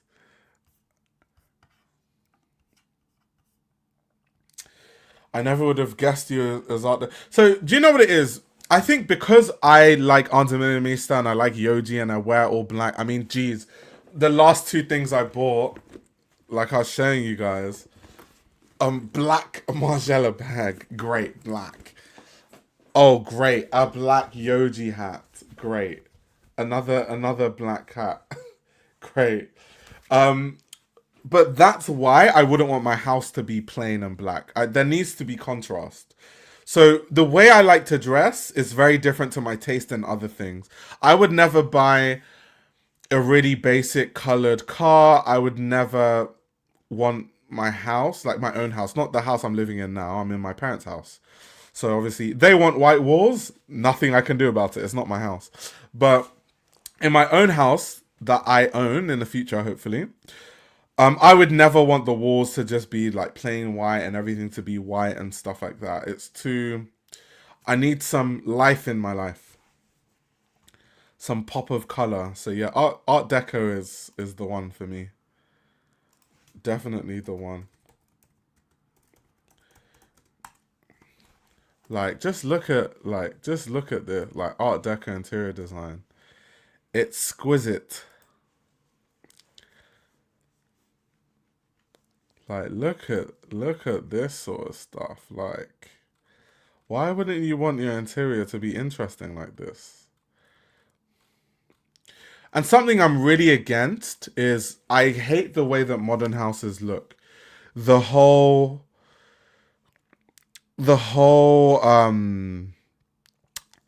white walls, black white walls, brown floors. It's just like I hate houses that look like that. We are so privileged compared to 90% of the world's population. It's kind of insane geeking out over high fashion and taste up for it. Oh yeah, you are definitely correct. You are certainly correct. The thing about being from the West, Like, if you earn an average salary in the UK, you're in the top 1% worldwide. So I'm definitely privileged. I definitely can see that, and I'm definitely aware of that. I'm 100% super privileged compared to, like, if we're talking on a global scale, 100%. And being from the UK, even though I don't even make loads of money, but being from the UK, the pounds stretch. So I can travel to a lot of countries, and the pounds, I can just buy a lot of stuff. I can stay in really nice houses for not that much money because of the pound. So yeah, definitely very privileged. I like whatever style Kanye's house was in a Heartless video, just hella white and spots of bright primary colors. Yeah, but Kanye has taste though. So like when I say the modern thing, Kanye is never gonna do that because Kanye has taste. So even if Kanye has a very minimal house, it will still look nice because he has taste. It's different. It's very different. Now, for me, this style of interior design is so hotel coded. Yeah, so my Art Deco is a bit different. I obviously have a very specific way that I'm gonna do Art Deco in my mind. It's more gonna be like maybe along these kind of lines, but then it's also going to have loads of African art. So it's Art Deco, but with an African twist. African sculptures, African art, that sort of stuff. So trust me, I know how my house is going to look. Don't worry. Don't worry.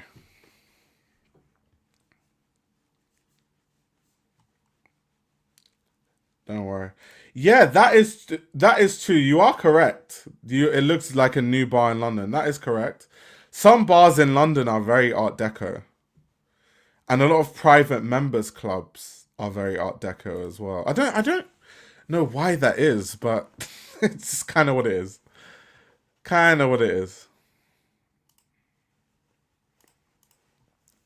But yeah, anyway, Luke, that was my long way of answering your question. I'm very much into interior design. Very much. There are these interior designers I found out about the other day. Amos. It was Amos and something. When I remember, I'll let you know. But I really like their interior design. I had to write them down because I was like, if I could ever afford it, I would have to send them a message. Have I read about Luke Derrick? I certainly have not. I certainly have not. Put me on. Put me on. Put me on. I did a Google. Are you talking about Luke Derrick, the fashion designer? Is it the fashion designer? I've never heard of them, but I'm like going through their Instagram now. Looks interesting. A lot of people I know follow them. Like 59 people to be exact. I feel like I've seen their stuff somewhere. Like I recognize seeing this, for example. Interesting. Yeah, now I remember where I saw them. The LVMH prize. Yeah, because I went to yeah, I was like, I've seen this somewhere before. I went to the showroom, the LVMH prize semi-finalist showroom. So I actually spoke to all the designers. So yeah, I must have spoken to them. Uh-huh. I was like, I've seen this before. So yeah, I actually am aware of their work. I just haven't done a deep dive yet. I haven't done a deep dive. But Burnt Pin, let me know what you like about their brand. I'm just curious.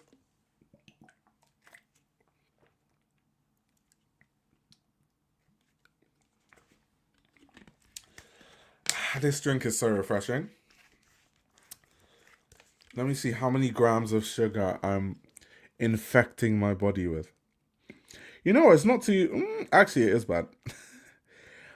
It's 6.5 grams of sugar per 100 mil, and for every 100 mil is 28 calories. It could be worse. And this is how many mil is this? 500 mil. Yeah, it could be worse. Could be worse.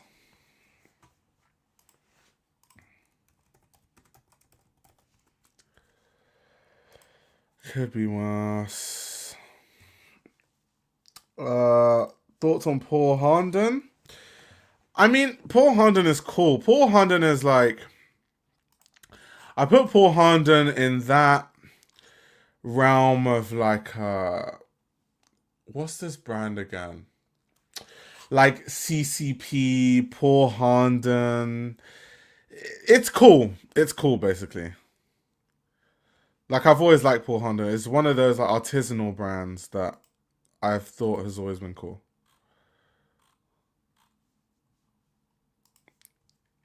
Yeah, exactly. Yeah, you know Luke. Alexander Skelton, CCP, Paul Honda. It's like those along those lines. Yeah, Joffrey B. Small, exactly. There's like artisanal brands, but they're all of them are cool. I like all of them. They're all really nice. They're all really nice. But I feel like that aesthetic has had its day, no? I feel like all those brands, it seems like they were much bigger years ago. There was a time when people used to obsess over those brands. I don't even see anyone really talking about Paul Harden or CCP anymore. Maybe there might be, you know, a new crop of people, like new kids on TikTok and stuff that take up the mantle and they start talking about these brands again. But I just remember when I was younger, people used to be so obsessed with these brands, like so obsessed. It was crazy.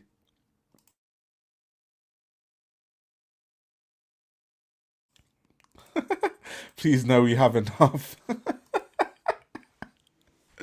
I maybe it's just my algorithm. I don't see people talking about those kind of brands much anymore, to be honest.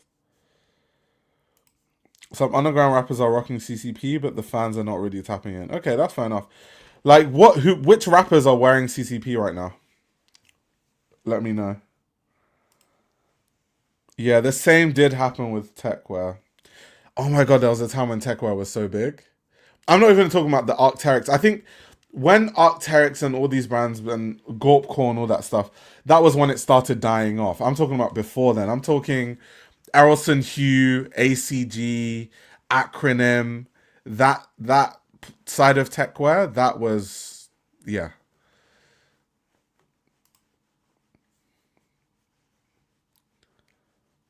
It's getting popular in New York again with 18 to 24-year-olds. I don't know how they afford it. Yeah, I always wonder, is it just that kids these days are a lot richer? Because when I was young, I used to get £10 a week pocket money. And I spent all my money on clothes because I was into fashion all the way back then. So I would save up money for weeks. Luckily, back then, shoes were a lot cheaper. So I would save stuff for weeks and weeks and weeks, save money for like up to 3 months, and then I would buy like a really nice pair of shoes and stuff like that. And when I say nice pair of shoes, I'm talking Nike Blazers. I'm not talking about CCP and Paul Honda. So I'm just like, where do these kids get this money to buy all this stuff? I don't understand it. Luke says, trust me, all the CSM menswear boys now are skeleton coded. They all dress like Eddie boys too. One thing I will say about CSM, the people that come out of menswear are really good. I think CSM has produced some really strong menswear designers recently because I know what we're talking about. CSM is dead and all that sort of stuff. But I think on a women's wear side, even though I'm a fan of Trace Aline and he does women's wear, and I think he's going to be a sensational designer. Well, he already is, but he's going to be like a well-known designer very soon. He's one of the few women's wear designers I've liked from CSM over the past couple of years.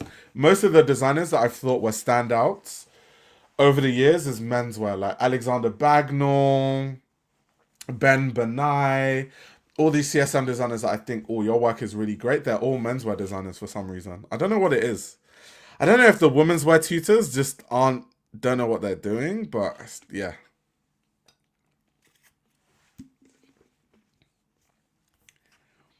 I think it was just people realizing that the clothes weren't actually as functional as they looked and they could just buy hiking gear.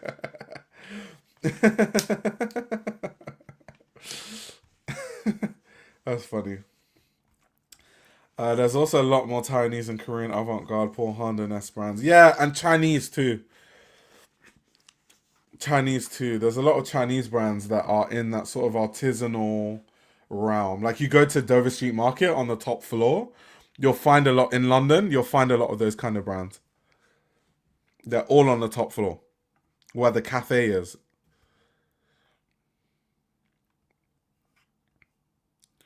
He said, dude, the women's wear teachers are off their rockers, absolutely clueless, just making shapes and costs. Wait, Luke, are you done with foundation now? Are you doing your BA? And if so, what course are you on? I've lost track of time. I feel like you're just about to finish your foundation, but I could be wrong.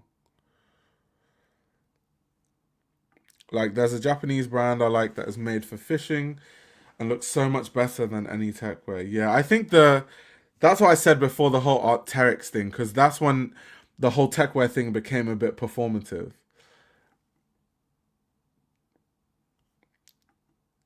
Okay, you're doing fashion design marketing. How is that?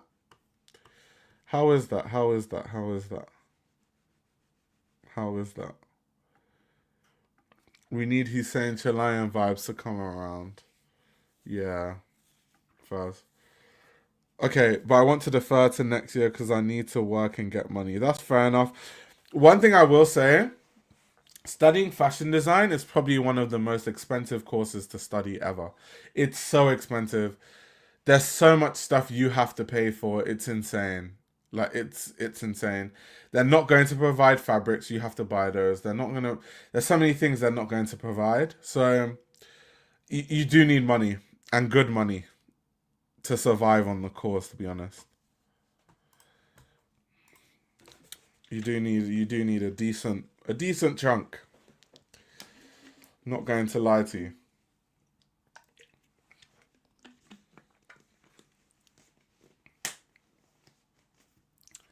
Yeah, the other kids who got in are yeah. Most of the people I went to CSM with were rich as hell. Most of them were rich as fuck, and they used to. When I was in CSM, right, and these are people that I'm good friends with, but I think sometimes when you're rich, you're just so out of touch. Like they maybe because I had a following, they thought I was richer than I was. So they would be like, just randomly, like I have nothing to do. They'll be like, "Io, like we're going to we're going to Spain. Like my friend has a villa in Spain. You should definitely come. And then after Spain, we're gonna go to Paris for a bit and just relax." And they'll be telling me this in the summer. And I'm just thinking, I need to work. Like, I've got jobs to do. I've got articles to write for Vogue. To how am I going to pay rent? I was like, these kids are talking about go to Spain and go to France. Like, what are we talking about? Um, so yeah, most of the kids in CSM are disgustingly rich, which is fashion. Most kids in fashion are nepo babies or rich kids. That's just it's always been that way. Me in fashion is such a big anomaly. I don't think people understand how much of an anomaly someone like me being in fashion is. It's unheard of, literally. It's unheard of. And most people, if you look deeply at their background, you'll see that they're stupidly rich. And even I'm privileged. I'm not even out here trying to cosplay like I'm working class or anything like that. I didn't. I grew up, I'd say, lower middle class. I can't claim that. I feel like if you're working class in the UK, I have friends that were working class growing up, and some of them sometimes didn't know when their next meal was coming.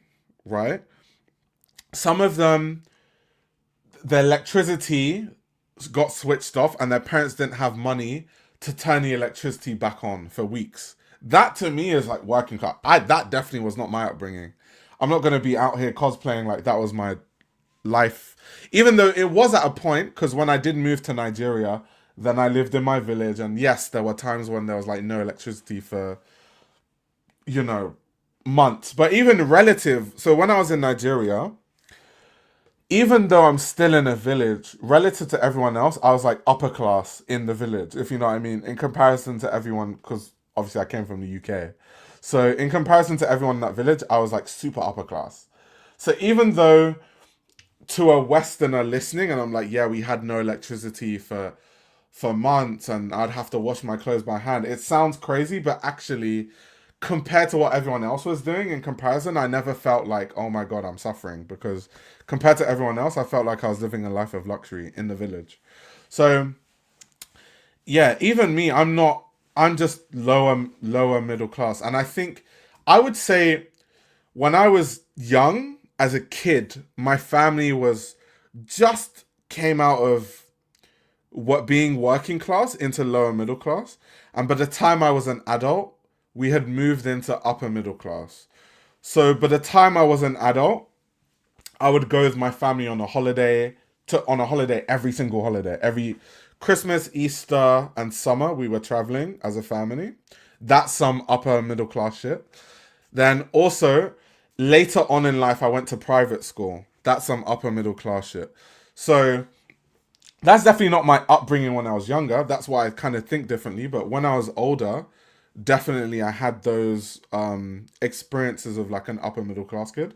So, and even me, I'm like broke compared to most people I meet in fashion because I don't like, I just make my own money. I've never gotten money from my parents once I turned 18. So I've been responsible for everything I do. All the money I make, how I pay rent, all that sort of stuff is all me. I paid for my own CSM degree with my own money that I made working at BOF. That is not the experience of these rich kids. Their parents buy them houses and pay their rent and all that sort of stuff. It's insane. It's insane.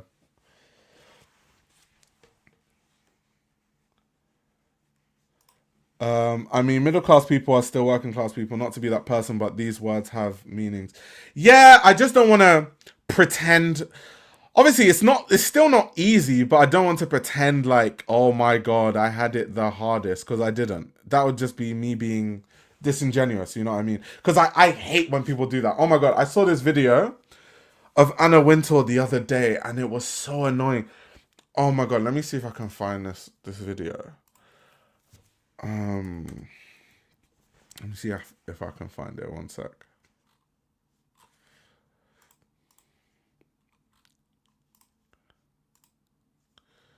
One second. Yeah, it's this video. Oh my gosh.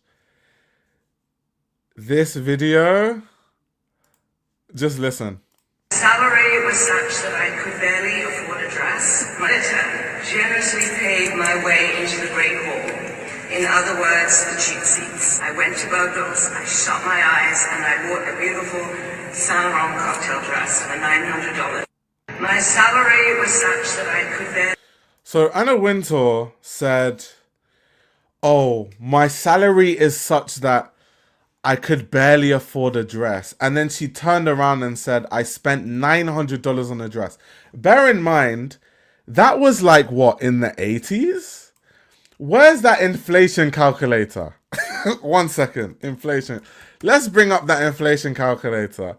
Anna Wintour is trying to convince us that she was broke because she only had £900 to spend on a dress. One second, 1980... 900. Let's calculate. So that is the equivalent now of spending 3,935 now. And she wants to convince us that she had... My salary was such that I could only afford 900. I don't know what it is about being rich and just being so out of touch.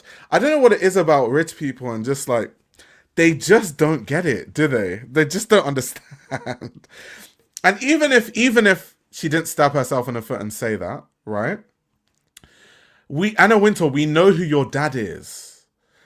Like your dad was damn near at the top of media. Like, what are we what are we doing? Your dad is Charles Winter. Wasn't he like damn near the editor-in-chief of The Guardian or something insane like that? Let me Google it. One second.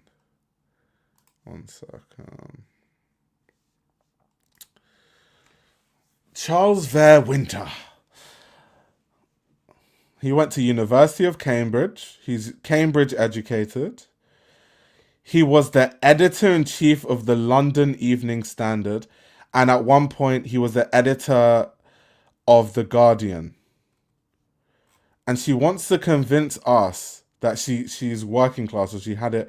And I think what rich people don't understand is that, like people like Anna Wintour, for example, is that whether you have a high or low salary, it doesn't matter if your parents are funding your lifestyle. I don't know how hard it is for rich people to understand this. Like, even if your salary is $10 a year, it doesn't matter, because the lifestyle you're living doesn't reflect your salary.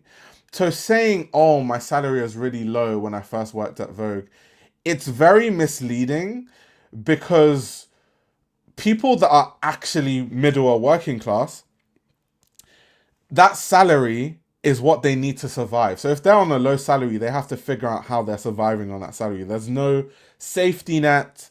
Their parents don't have money to bail them out. There's no plan B, none of that. So when Anna Wintour was going back to her dad's mansion with her low salary, trying to convince all of us that I had it hard when I started at Vogue, my salary was low. Like, I just don't understand why these people are so out of touch. I don't get it. I don't get it. So going back to what I was saying in money, that's what I meant. Like, I don't want to paint a picture that, I had it super difficult, because I didn't. Shout out to my parents. My parents did an amazing job. Exactly. Your house has everything. You get the best education and services. Exactly. Like, I don't know why it's so hard for them to understand. Well, he went to Oundle. Oh, crazy. He went to Micah's school. He went to, yeah.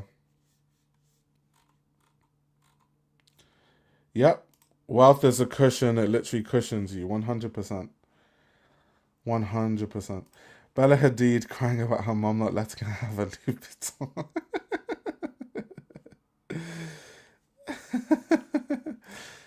My family is not rich by any means, but the fact that they can support me when I'm struggling, a lot of people don't have that at all.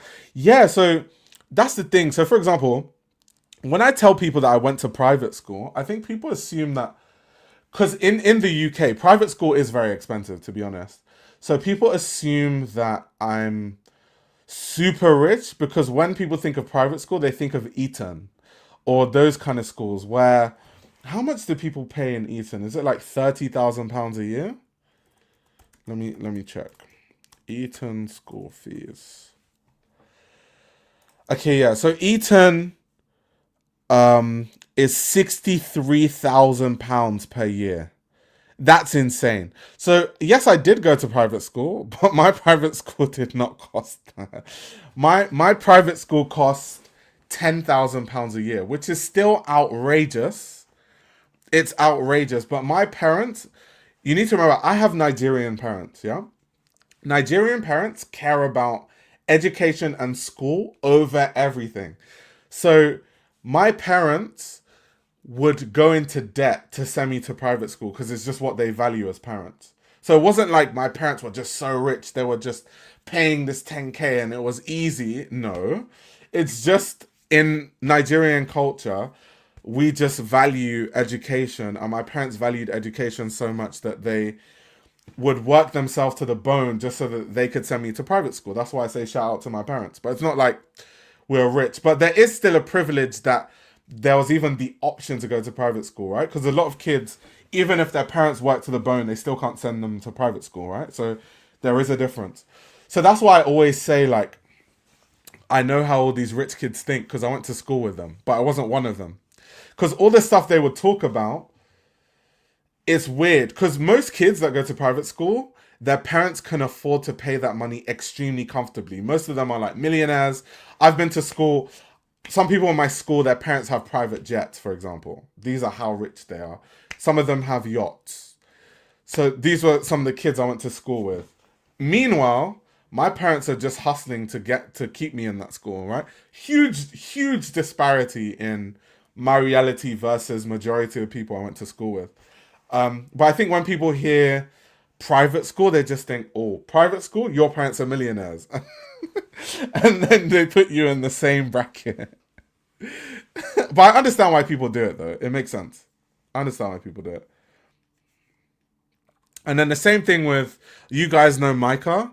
It's the same thing with Micah. Like, when people find out that Micah went to private school, they're like, oh, your parents must be rich. And it's like, no. Micah is just smart. So he had a scholarship. Like, he didn't pay fees. He's just really smart. So he had a scholarship to go to the school. So it's quite funny, because then people talk to me and Micah, and it's like two kids that went to private school. But we're not privileged. Like, we're more privileged than some people, but we're not, like, rich. My friend shares a com with a girl who gets a weekly allowance of £150,000.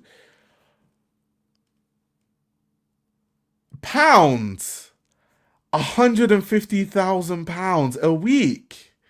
How do you even... I always wonder, as a student, how do you even spend that kind of money? Like, realistically. Like, I'm actually being serious. How do you even... Like, what are you spending money on? If you eat out every single day...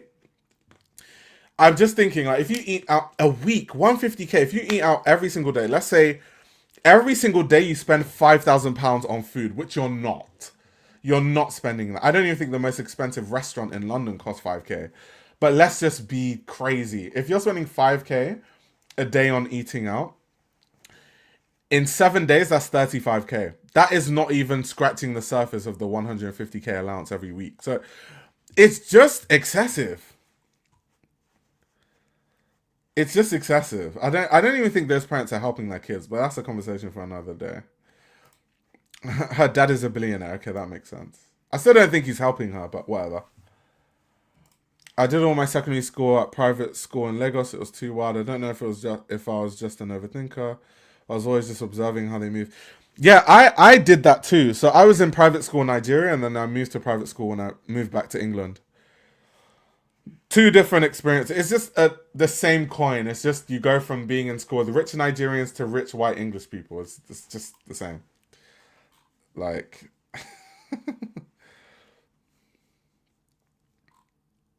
Wait, he said, what did he say? 150k a week is outrageous. I saw her drop 30k on a Dior bag in Harrods. Okay, so I once dated a Chinese girl who... I don't know if her dad is a billionaire, but her dad is definitely rich as fuck, for sure. And I don't even know what her allowance was, because her dad just gave her this credit card, and she just spent everything on the credit card like there was no limit on it. I really don't know if there was a limit on it. She was one of the top customers in Dover Street Market, like, by far. She was literally one of their top customers. She would buy Comme des Garçons by the boatload, Prada by the boatload. Yeah, I think she featured on the channel a couple times, I think. But she would buy, like, Prada by the boatload, everything by the boatload. That's so insane. We're still friends now, by the way. But yeah, it was absolutely insane. Like, she just had this credit card. Like, and then one time, I think her dad called her and was like, what are you spending all this money on? Like, you need to relax on the way you're spending the credit card. So I'm thinking, how much could she have spent where her dad is calling her to tell her to calm down on the spending, knowing how I've seen her spend money? So I don't even want to know if there even was a limit on that credit card. But she's an amazing person, though. She's really nice. But she was rich as fuck, though. It was very weird. Very, very weird times. Because I'd never dated someone, like, that much richer than me. Like, that, like, a million times richer than me. It was so weird. I went to an Ivy League school, and some rich kids have their parents buy a house near campus so they can live off campus and not stay indoor. Yeah, so in CSM, that was normal. There's so many kids that I went to CSM with that their parents bought them houses in London that they could live in for the time that they're at CSM. Insane. Insane. But I know a few people like that. I need to get my bread up like that. Probably never going to happen working in fashion. Yeah, probably not. Probably not. Fashion is a passion project. If you want to be a billionaire, start selling petroleum or steel or something like that. Or start trading gold. Or do something more pragmatic. Get into construction. Have a construction company. But yeah, fashion is not. If your goal is to get rich, you're in the wrong job. Sorry to break it to ya.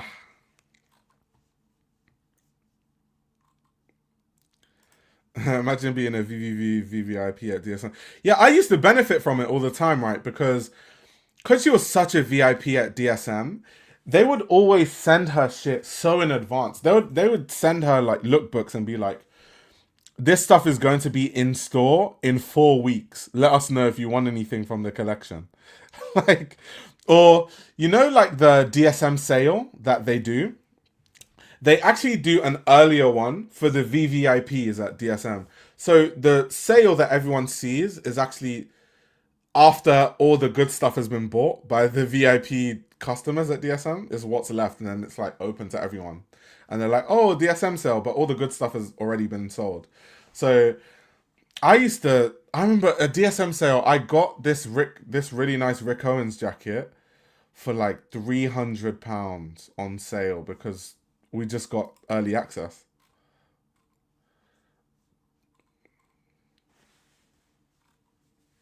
Or still petroleum. Like the Russians. That's funny. Um, I go to a private art school. These rich Asians in their studios wearing their Balenci, paying all this money to make arts and crafts. The art usually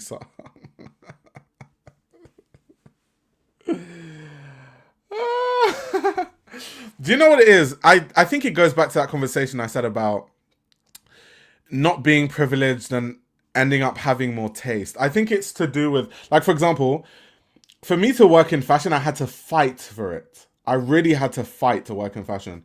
Like, I told my parents I wasn't going to be an engineer. They were super disappointed because, fair enough to my parents, they've worked hard and I'll always appreciate them for that. They broke their back trying to send me to private school and, doing all this stuff. So it was painful for them to hear that all their hard work, to them, I guess, was going in vain. So I had that whole thing. I had my family telling me that, oh, you're wasting your potential, not doing this engineering thing. You want to go into fashion. That's not a real job. So I'm fighting. I'm having to fight for my right to work in fashion. At the same time, I'm struggling financially because I'm working like a dead end job. I was working in Amazon at the time because I was trying to make this fashion thing work. And then I finally got my first fashion job. Then I leveraged that and I was building in the industry. And eventually I made it work. But I honestly had to fight to be in fashion. I think if you don't have to fight in fashion, that's how I know I love it. If you're just some rich kid, you're like, I guess I'm into art, and then your billionaire parents are just like, okay, let's enroll you into an art school and they just pay for everything. Your work is going to be shit because you're not that passionate about it. You're not fighting for it. You don't care about it. That's why even when you go to CSM, the rich kids tend to be the worst designers for this exact reason I'm saying. The kids that are working class or lower middle class, they've had to fight for their right to be in fashion. They've barely had, resources. They've barely had anything really, and they're just trying to make it work. They're borrowing fabric here. They're getting fabric donations there. They're making it work. That's why you have people like John Galliano and people like McQueen who are from working class backgrounds as being designers as good as they are. I think if they were super rich, I don't think they would be as good of designers as they are. Because there wouldn't be that fight. There wouldn't be that hustle, if you know what I mean. That trying to prove, that chip on their shoulder, trying to prove people wrong, trying to prove that they belong. I just think these rich kids, they just don't care. So they're just never going to be good. Like, they're just not. And that's why I say that their billionaire parents are not helping them. I don't think it's helpful what they're doing because you're just making kids that are useless. Like, they can't do anything. They're spoiled. They can't run your business because you haven't taught them how to run the business. They can't do anything. They're just useless.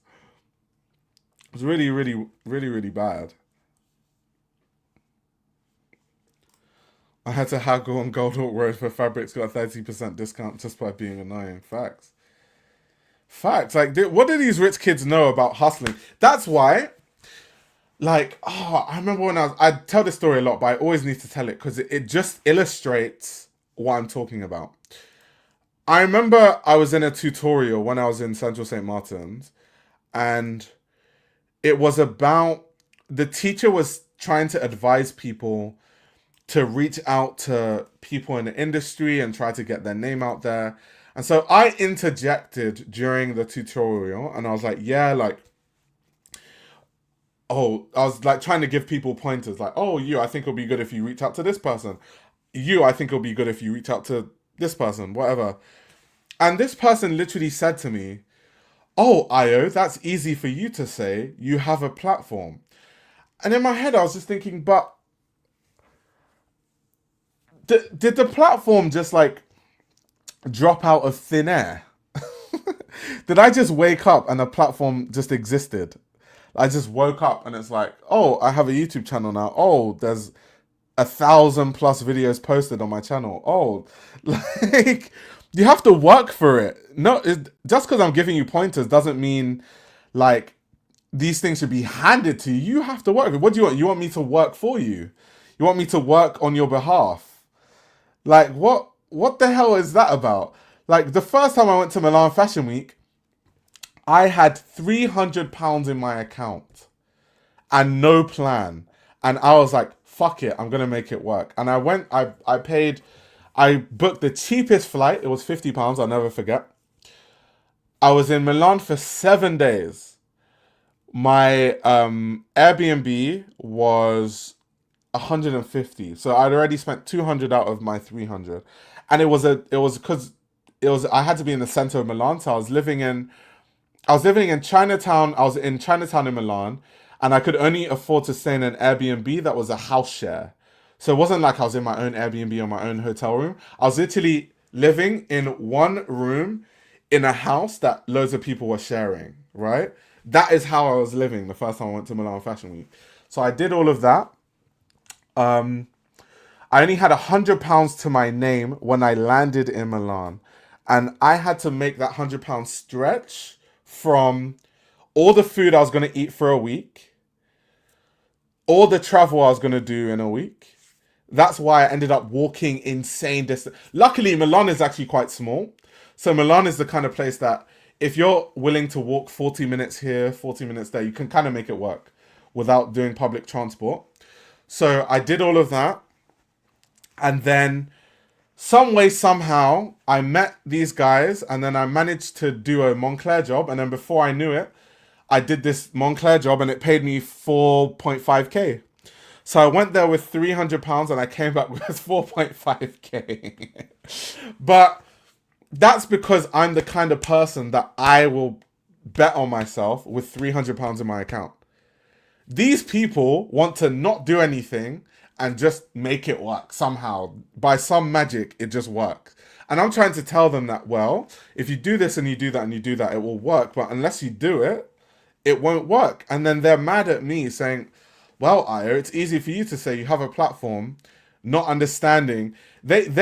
Most of these people, they could never, ever do this kind of stuff I've done to survive in this industry. My first fashion job, let me show you guys where I was living, the first fashion. I just need you guys to like see. 1 second. You guys actually need to see where I used to live. 1 second. I'm gonna share a picture of me where I used to live. So you guys can actually see, like, this is actually where I used to live. 1 second.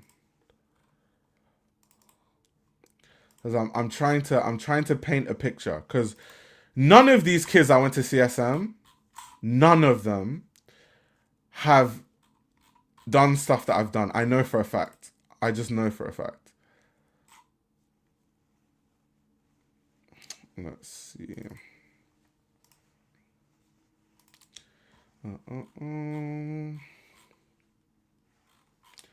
There's a specific image I'm looking for. Let me see if I find it.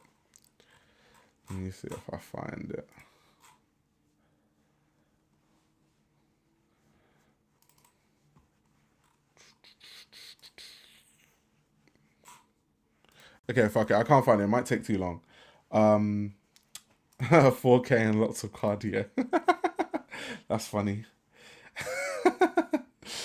Families are important. A lot of businesses are spawned from trust funds and corporations. Okay to start small and scale, but it's fun to acknowledge distorted perception. Yeah.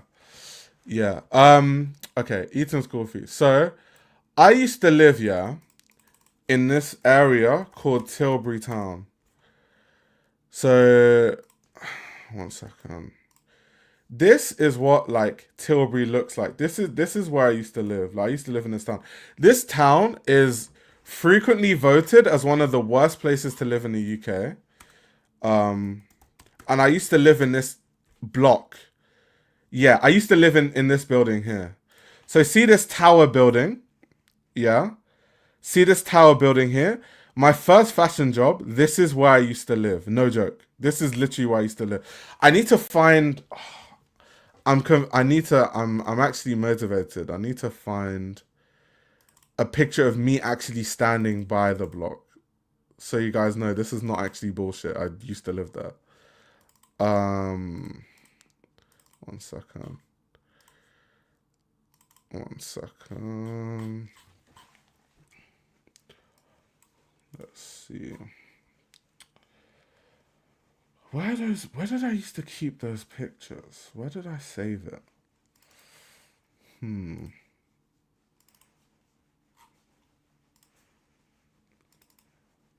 Let's see.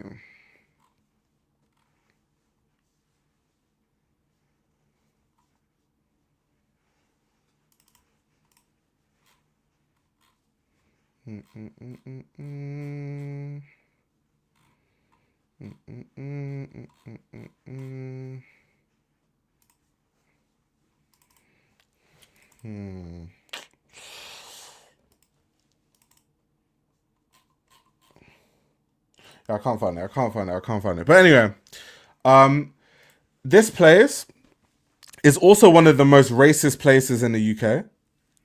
So dealing with all of that, right? When I was working my first job. And this place is really far from where my first fashion job was. So my fashion job was in Kentish Town. And I was living in Tilbury, right? So let me just paint this picture for you, yeah. One second.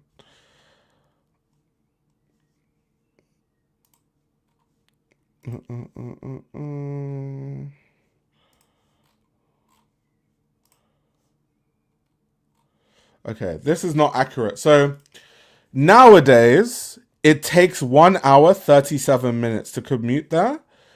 But when I was working there, it would take me 3.5 hours. But it's because now there's the Elizabeth line. So it makes it faster. But when I was working there, the Elizabeth line didn't exist. So it would take me and I started work at 8:30 a.m. in this job. So I'd have to leave my house at like 4 a.m. latest, which means I'd have to wake up at like 3 a.m. But then I would leave work. So I'll work till 5 and then I'll stay back at work to make my YouTube videos. I'll make my YouTube videos, edit, whatever. It's 8 p.m. Obviously, it takes 3.5 hours to get back home. So I would get home at 11:30 p.m. I would eat quickly. And then I would have 3 hours to sleep every day, if that. Sometimes I wouldn't sleep at all. And then by 4 a.m. the next day, I have to go back to work. And I was doing that for months. Now, that job that I did for months, that job is the reason why I, got to learn certain skills. I got to use certain camera gear. I got to learn certain aspects of the industry that are now paying dividends now with what I'm doing. So once again, I don't know anybody that I went to CSM with that was doing this shit. Like going to work, waking up at 4 a.m., going to work, traveling 3.5 hours to work, doing work, making content, making YouTube videos, coming back home at 11:30. None of them have the drive to do that, but then they can turn around and say, "Oh, it's easy for you to say you have a platform." That's why, because with this context, that's why that shit used to piss me off so much. And in my head, I'm just thinking, this is why none of you are going to make it, because you think like that. My little bro went to Catholic school. The rest of us went to public Texas schools. There's a difference. Yep. Yeah, Tilbury is at the border, literally. Yeah, it's by the English Channel. You are correct. Tilbury is it's damn near a port. I'll show you. Let me bring it up on Google Maps.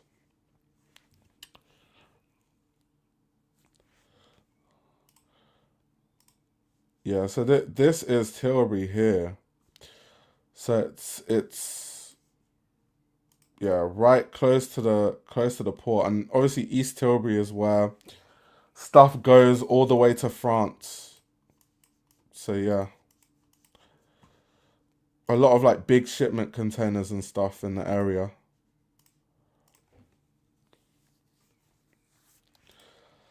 I have an irrational fear of working.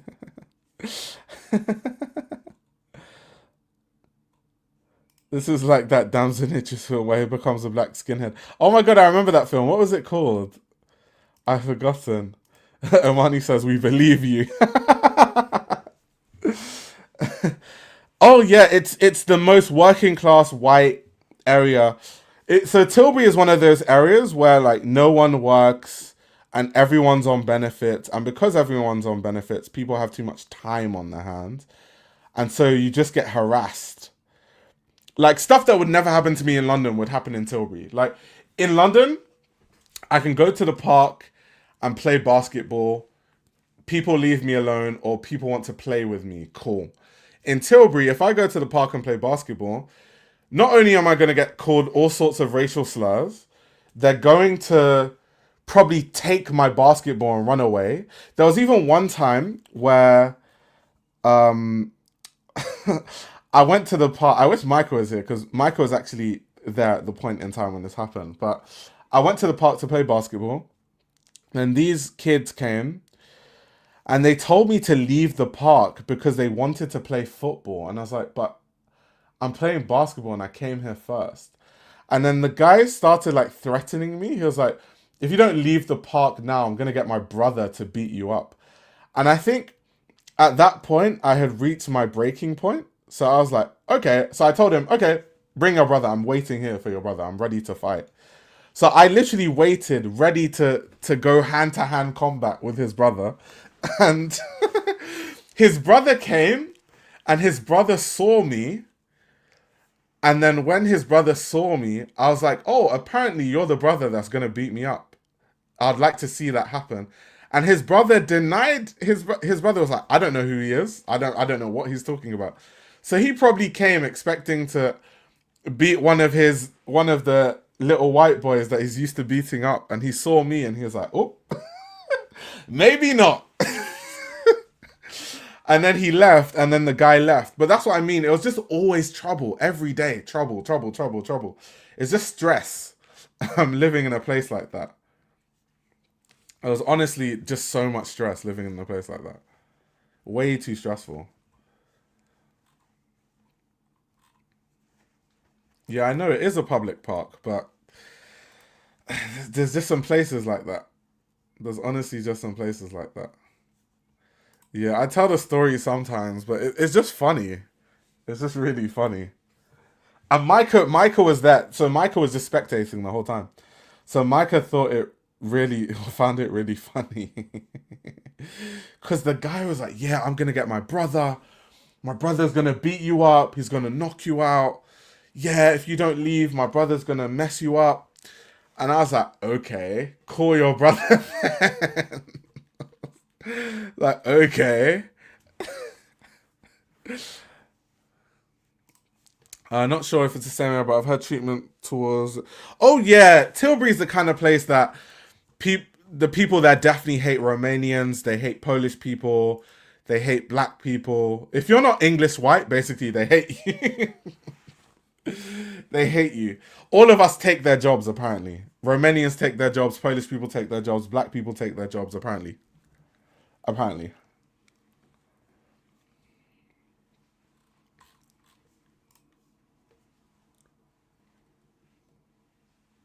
Not Imani saying she'd rather be shot than stabbed. I don't know about all of that.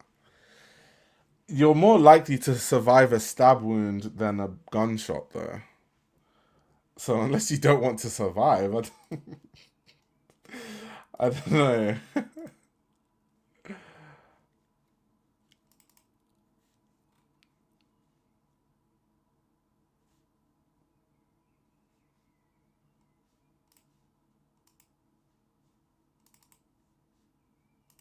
That's funny. She said, I'd rather be stabbed than shot. Uh,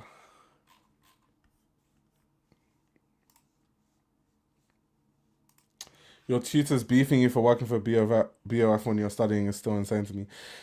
Yeah, but that's why I ignored my tutors because they're just chatting shit. Like, and that's the problem. This is the problem with like places like CSM, right? And this is why I think that the school is going downhill. When I was at CSM, remember, I had fought and clawed my way into the fashion industry. So for me, going to CSM, the reason I went to CSM was I wanted to learn, obviously, and I did learn a lot, to be honest. I can't say I didn't learn a lot, I did.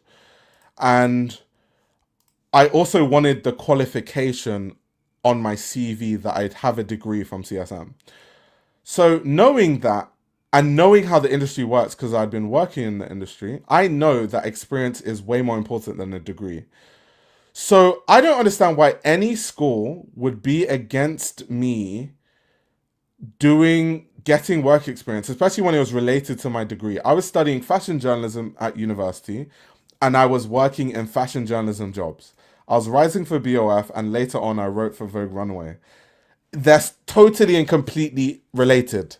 If anything, writing for BOF and Vogue made me a better writer for university. And it literally did. Because at BOF, we would literally have writing workshops all the time.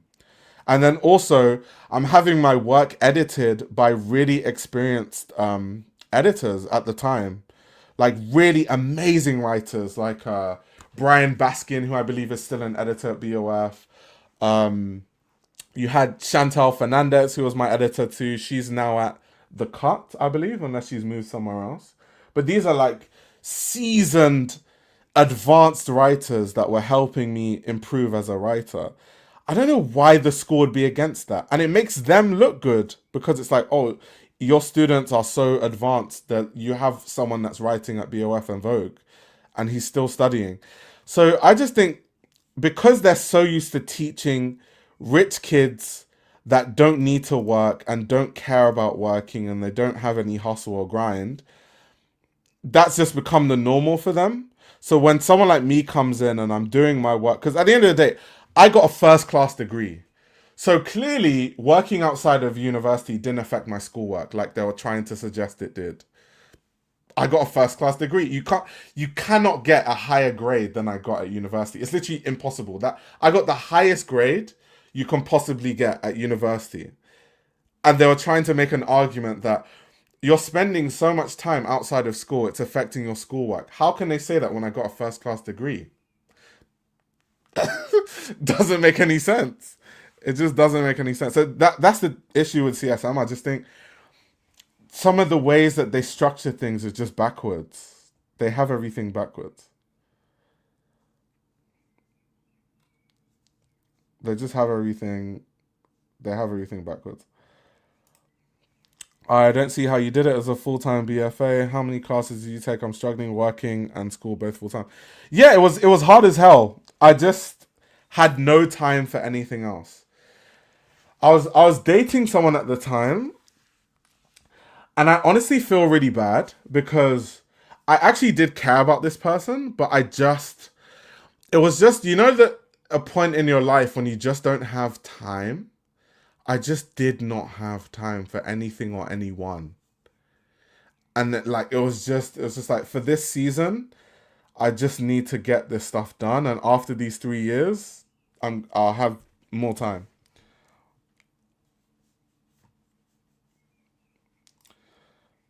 In design, it's even worse. They just care about press and hype. Don't give a fuck about the welfare of their design students. Yeah, it's a big shame, to be honest. It's a big shame. Because now, every time I do something in the industry, I always get posted on those CSM alumni pages. And every time I get posted in those alumni pages, I have to laugh because I'm like, this is the same school that tried to discourage me from doing these things now that led to what you're posting about. it's,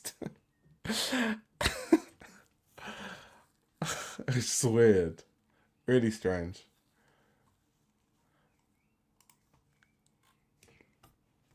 But Luke, don't worry, you can be the change that they want to see in the school. You can be part of what fixes it, you know what I mean?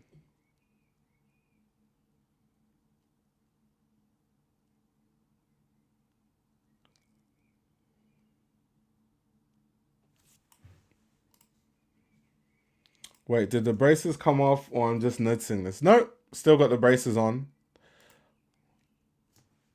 Still have my braces on. I'm almost there though. I'm almost at the point where I can take them off. I think I've got 4 months left. It was supposed to be shorter, but I was away and like I'm supposed to have appointments every 2 weeks, but I was away for 2 months, so these things happen.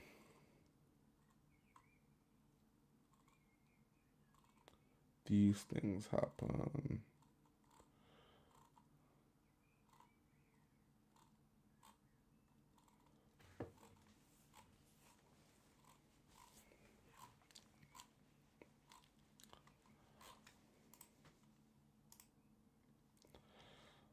I'll be the change they don't want to see. How long have you had them for? Almost 2 years at this point. I feel like people are used to it. No one talks about them anymore. I remember when I first got them, everyone was like, "Oh my god, you've got braces." I think now no one gives a fuck, which is cool. It means everyone's used to the look. So I don't look like an overgrown teenager anymore. It's just normal to people.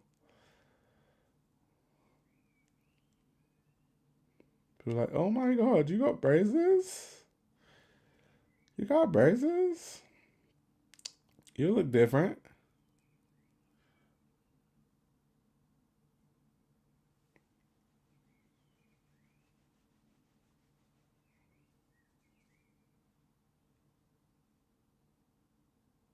Moment of truth. Hmm.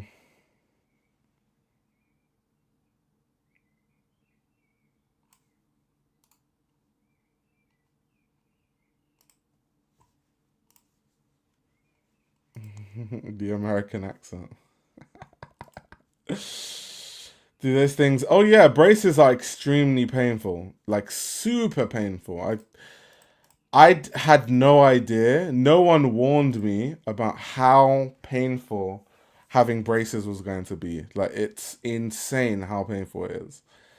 Like, and they tighten it. So there was a point in time when I was having my braces tightened every single 2 weeks. Um, and every 2 weeks when because it's like, imagine your bones are being pulled, so you can't eat really because it's just too painful to eat. You can't really talk because your teeth hurt. Your teeth are always sore. You have to take painkillers. It's a lot. It's a lot. So are straight teeth that desirable that people go through all that pain just for it? So mine was actually a medical reason. I was never really insecure about my teeth because my teeth were never bad. I'm not sure if people remember how my teeth used to look before the braces. There was nothing wrong with my teeth. I had a gap in between but I didn't really care. Um, Mine is I have braces for a medical reason. It's not cosmetic. It's not because I wanted to have like straight teeth. Because my teeth were already kind of straight. That wasn't the reason why I got them.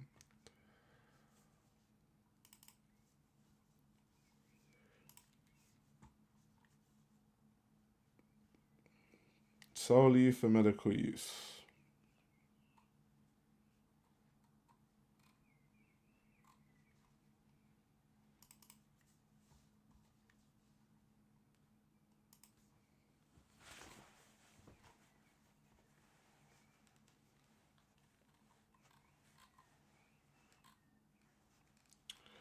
Do, do, do, do.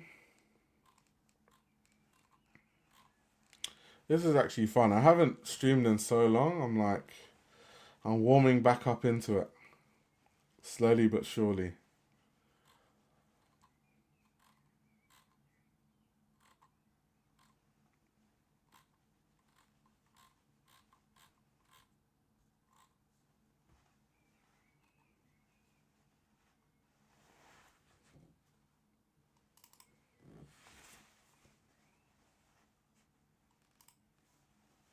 One sec. Yeah, I got a tooth gap on my bite. It's perfect, so no braces needed. Americans have nice teeth. Is that true? Because I think a lot of Americans get veneers done, but some of those veneers that I see Americans do are concerning. Very, very concerning.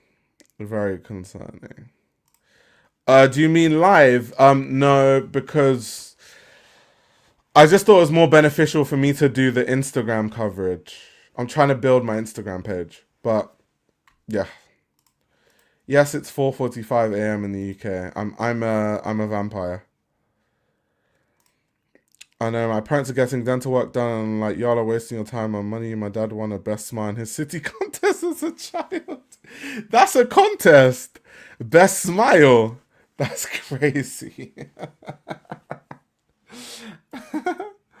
Have you noticed sneaker culture is coming back to like how it was before, and now with so many different styles, new models, retros club? Yeah, I've noticed that, and I like that it's different brands that are part of the conversation now. Like New Balance is a huge part of the sneaker conversation now, whereas like that first wave of sneakerheads, it wasn't. So there's a bigger variety of brands also, which I like. Yeah, my stream last year, I was actually in New York, so there were other creators that just hopped in the background, which was quite funny. A lot of Americans look like the "it's time for the hillbilly" moment. Do you know what it is? I just think that if your teeth are too white, it looks ridiculous, and a lot of Americans get those veneers where your teeth are so white that it doesn't look natural and it kind of looks a bit funny. Like when you do that and your teeth are so white, it just looks ridiculous. I don't know if you know what I'm talking about. Um, but it's because people don't really go to like good dentists. Like I'll show you one of my my dental practice has this dentist that's an award-winning dentist, and he does veneers, but he doesn't like to do veneers. I think he prefers to do crowns and stuff for people that want to do crowns. But I think that he does really good work. Like that's how teeth should actually look. Like stuff like this, for example. So this is how he does people's teeth. It actually looks natural, and it follows the natural shape of your teeth. It doesn't look like, when people have those piano key teeth, if you know what I'm talking about, where the piano keys, where everything is on the same line. Teeth are not supposed to look like that. It's not supposed to be really straight on the same line. They're supposed to look like actual teeth. So stuff like this, these actually look like real teeth.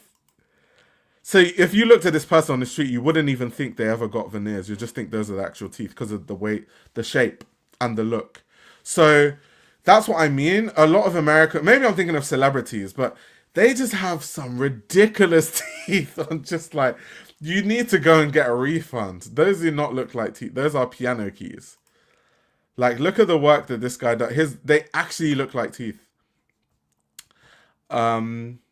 But yeah, I'm not getting crowns or veneers done, so I'm obviously not going to use him. But he's one of the dentists where I go to normally. So yeah, that's what he does. So yeah, some people's teeth. Oh my gosh, those piano keys. I just can't. I just can't. Let me Google piano key teeth. Let's see what comes up. Piano key. Yeah, this is just something else. I don't even know where to begin with stuff like that. But stuff like this looks absolutely ridiculous. Like the block teeth. They don't look like teeth. They're not shaped like teeth. I think stuff like this is also very ridiculous. Stuff like this is very ridiculous. So it's like all these people just get all these weird dental procedures, and it just looks so bad. But yeah. But I would say that being said, because I'm roasting Americans' teeth, but to be honest, Americans on average have better teeth than Brits, because Americans actually care. So Americans will get the terrible veneers, but at least their teeth are still somewhat good looking. English people just drink loads of tea and coffee and they don't brush their teeth, so their teeth are always rotting. They have black and yellow teeth and all that sort of stuff. So the call is coming from inside the house. Wait, Miley Cyrus has that. Let me see Miley Cyrus teeth. 1 second. Miley Cyrus teeth. Let's see.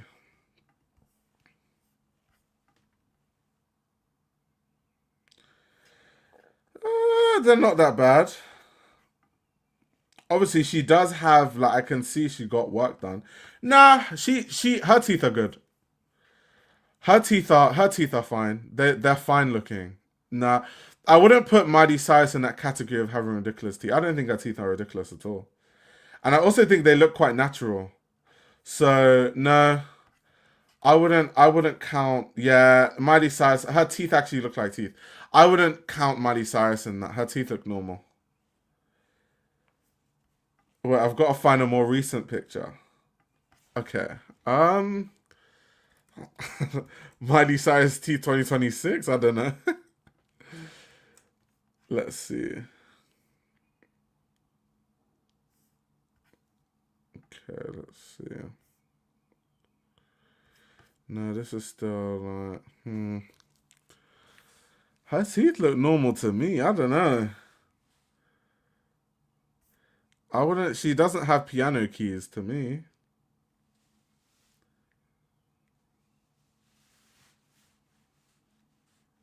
Someone said Gucci Mane has the worst veneers. Let's see. Gucci Mane teeth. Oh yeah, these are terrible. So this is exactly what I'm talking about. Yeah, these are awful. Yeah, these are really bad. Yeah, these are, and they're just too white. This is what I mean. Like when people say they want their teeth white, there has to be a limit because otherwise it just looks ridiculous. Like teeth are not actually supposed to be that white. It doesn't look right. It doesn't look right. I love how this has become the dental review stream. Who else are we reviewing their teeth? Someone says Bandman Kivo. Let's see.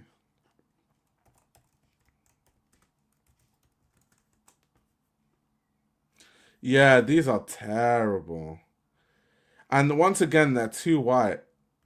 That's even worse. But they're just too white. Why are your teeth?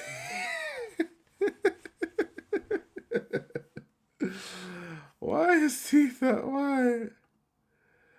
Oh my god. Oh my days. Yeah, that platinum grill looks terrible. That grill looks awful. Literally piano teeth. Those are Tic Tacs. Oh god. Anyway. Anyway, what other topic are we covering? We've covered teeth, cars, interior design. I feel like we've been all over the place. And then I'm gonna hop off this stream, and I'm probably gonna hop back on later today to do the first Met Gala review. But what was I even gonna say? I was gonna say something. I also need to go because I need to tap into this Abra and Preach drama for people that watch Abba and Preach. I don't know how many of you do. Um, does God exist? I mean, I'm a Christian, but I don't. The thing about me, I don't force my beliefs on anyone, and I don't talk about religion outside of the realm of me at church or whatever. So I don't know. Who knows? Houses, right move. What about houses? What about houses? What about houses? You're keeping me entertained while I eat ice cream. Happy to be your entertainment. How was jury duty? It was interesting, to be honest. I'd never done anything like it before. I'd never been to court in my entire life. That was the first time I've been to court. So it was a new experience. I got to see, I feel like I've read so many books about legal cases and watched so many films and watched so many TV shows about crime that I imagined it to be a certain way, and it probably wasn't how I imagined it, to be honest. It's very close, but it wasn't exactly how I imagined it. A lot of it is really boring because for the first like couple of days, all it is, you haven't even started with the case yet. For the first couple of days, it's basically the judge trying to explain to the jury all the different elements of the case. But like they gave us a handbook to read where we can read all the elements of the case. But then I think it's a formality. She has to read it. So she has to read everything in the booklet word for word. So I read this whole booklet in like, I don't know, 10 minutes.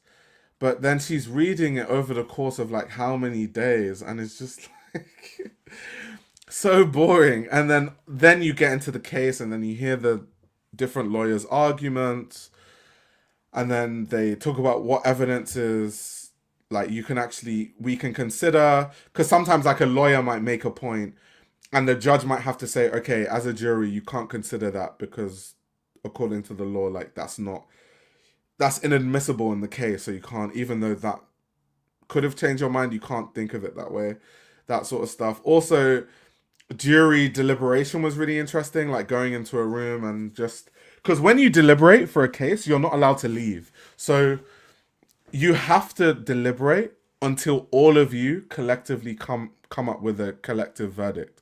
So if one person says like not guilty, but everyone else says guilty, we can't leave until everyone either agrees not guilty or guilty. So some people are deliberating for days. Some people is just from, I think for our case, it took us maybe like 4 or 5 hours to like talk between ourselves before we decided if he was going to be guilty or not. But it's an interesting case. It was a burglary case. I can talk about the details now because the case is done. But during the case, you can't talk about it. They literally tell you that if you talk with anyone about the case during the case, you'll be arrested and prosecuted. It's a crime. But now the case is over. So it was a burglary case. And basically what happened was this person broke into 2 different apartments and then they left. So how they found out it was this specific person is, I think when this person went to break one of the windows, the glass scratched their skin. So at the scene, they found samples of their blood. So obviously the person was at the scene, but the person didn't steal anything. Like the 2 owners of the properties literally noted that nothing was taken or stolen from their houses. They were just broken into. And nothing was moved either. So it wasn't like this person moved stuff around or was like trying to look for valuable things. So all those kind of things. So I was just like, so why are we here? Like what's the charge? If it's trespassing, then I guess he's guilty. But they were trying to charge him, and this is how, also something interesting that I found out. Sometimes if the police gets greedy, they try to charge people with higher charges, they can end up with nothing. And that was what happened in this case. Because if they charge him with trespassing, you have a sample of his blood at the scene. He broke into the two.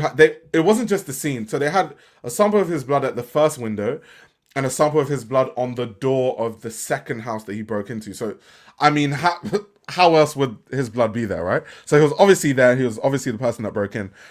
There's obviously questions. Was it just him that was there? Maybe he was the only person that got cut in the process. Maybe there are other people. We don't know. But if they charge him with trespassing, that's 100% conviction because of the evidence, right? But they tried to charge him with intent to burgle. And it's just like, how do you prove that he had an intent to steal something when he went there and didn't take anything? Like how do you prove that? That's such a stupid charge. And then also, it was already a low charge anyway because he broke into houses that were unoccupied at the time because I think in these properties there was a fire. So because there was a fire, these owners of these two properties had been moved out of these houses while these houses are repaired. So there's a bigger charge if you break into a house where there are active occupants.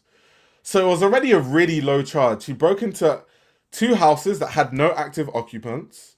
Yes, he was trespassing and he broke into these houses, but he didn't steal anything.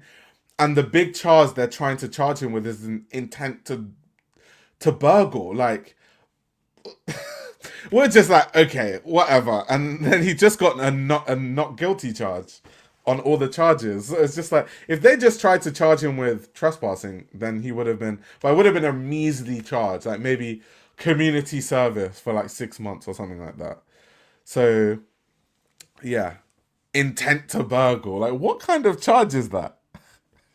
Are we gonna read his mind and be like, yes, he had the intent to burgle? We just don't know it yet, even though he actually, the evidence we have is that he actually went to the property and didn't take anything. So how can he have an intent to steal something when he actually went into the properties and didn't steal anything? What kind of stupid charge is that? So yeah, that's how the case went, essentially. That was how it went.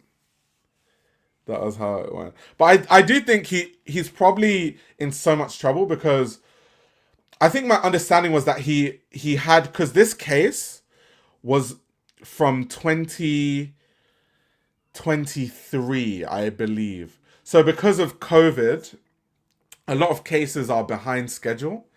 So imagine this is a case from 2023 that is only coming to court now. And even when he got the not guilty charge, he didn't show any emotion. And I found out later it's because he's being charged for so many different crimes. So even though he was found not guilty with that one, he probably still has like 6 court cases to go. So good luck to him. No, you can't refuse legally. You can, but you have to have a good reason. So you can refuse it if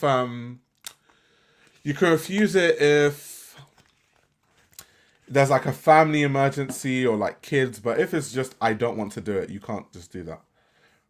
Yeah, he's probably gonna end up in jail. He probably is.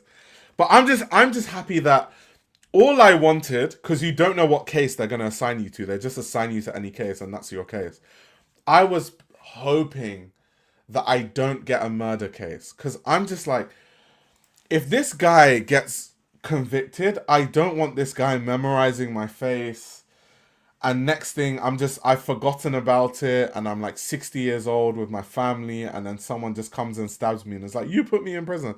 I did not want a murder case. Or his friends, somehow he finds a way to communicate to his friends. And then his friends find where I live. And then they're threatening me. Yeah, I don't want. There was a massive murder case at the time. Because where I was assigned to my jury service, it's called, I think Belmarsh Prison, right? And Belmarsh Prison is a high security prison. It's category A, meaning people that commit the most heinous crimes end up in that prison. So all the cases, like my case, the burglary case, was probably on the lower end. Most of the cases in Belmarsh are like really, like I'm talking like R-word cases, murder cases, assault cases. Those are the kind of cases in that prison. And I was just like, I just don't want any one of these because these people are crazy. There was one case that was really famous at the time when I was doing my jury service. It was a murder case. And apparently, every time when these people were going into court, there was this guy, I think he murdered like 5 people or something insane.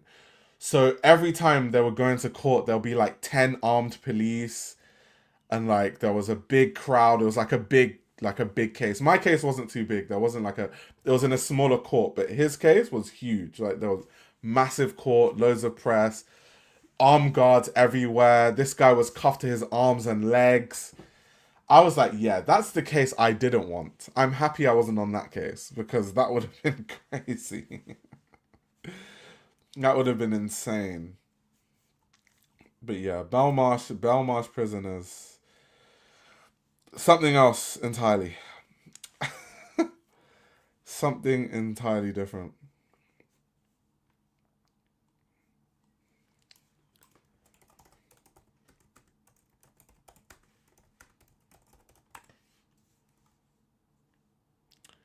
Yeah, so yeah, they even said it.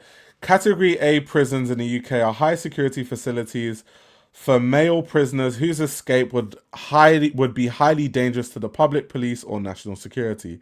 These prisons aim to make escape impossible, housing dangerous offenders such as those convicted of terrorism, murder, or serious organized crime. So yeah, like the top level criminals end up in the category A prisons. Like the top of the top, the worst of the worst human beings in society.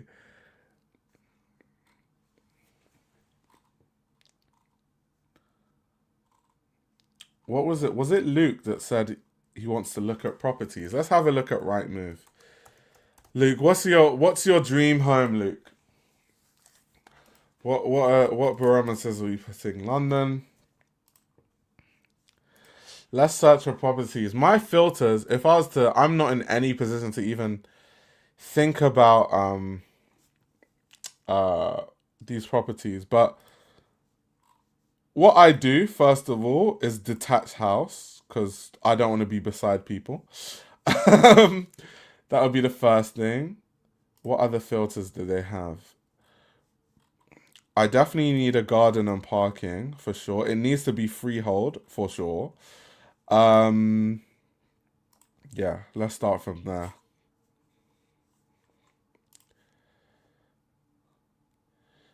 So antisocial. No, do you know what it is? So the house I live in now is semi-detached. And sometimes when my neighbors are doing things, I can hear them. Like if it's quiet enough and my neighbors are having sex, I can hear them. Um which makes me think they can probably hear me. So yeah, I don't know. I'll just rather have a detached house. 5 bedrooms is a bit insane. I like to live. I'm a realist. Maybe in a different world, but right now, if I have like 2 to 3 bedrooms, I'm good. 1 bedroom to sleep in and 1 bedroom to turn into like a filming studio. So really, I only need 2 bedrooms for now. I don't have a family. I don't have kids. I don't. So that's all I need.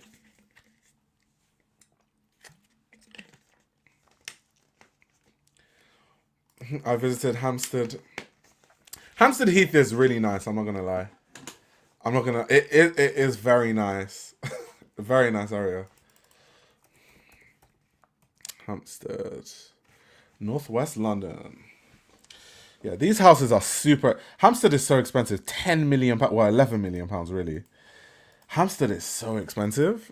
Like Hampstead is for rich people in London. That's like where the rich people. Yeah, I dream. So I dream in stages. So I first have to get the 2 bedroom house. After I get the 2 bedroom house, then I'm like, okay, a man can dream further. Then we start dreaming for those bigger houses. So it's in stages. But definitely dream big though. It's not to say just don't have any dreams. So it would be great if I could get period accurate, but it's probably less likely to happen. So what I'm going to do is redecorate whatever space I get.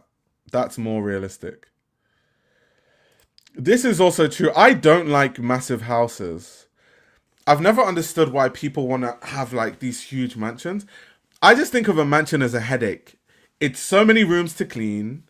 It's if you have grounds, it's so hard to do the maintenance for that. It's so difficult. It's just too high maintenance for me. I want a cozy, nice. If I'm talking like dream, 4 to 5 bedrooms, cozy, not too big. And then the master bedroom has a walk-in closet, which I would use. But outside of that, I don't need all of that extra stuff. All this, a film room, a home cinema, a home this, a home gym. That's all excessive. Yeah, I definitely would never touch a new build. New builds are terrible. That's definitely true.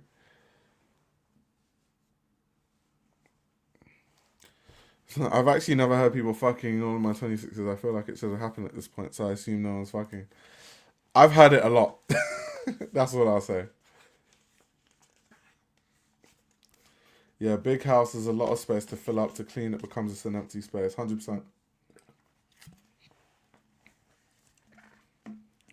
Yeah, then you have to have staff and like all this stuff. It's just nah, it's not for me. I don't want any like massive house.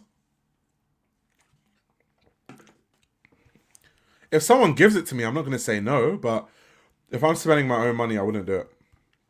If someone's like, "Oh my god, I love you so much. Here's this £50 million house in London," I'll be like, "Thank you." I'll quickly sign the deed before they change their mind. I'm not gonna ask them, "Are you sure?" I'm not gonna do all of that. I'm gonna be like, "Thank you very much. Where do I sign?"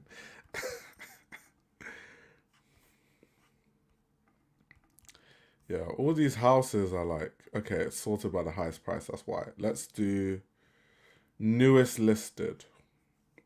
Yeah, so average price in this area about £4 to £5 million. But these have excessive amount of bedrooms. I don't want to live in a house that has 8, but it's too many. It's too big. 8 bedrooms is too big. 6 bedrooms is kind of too big also, but it's manageable. This is kind of like 5 bedroom. That's kind of like cool.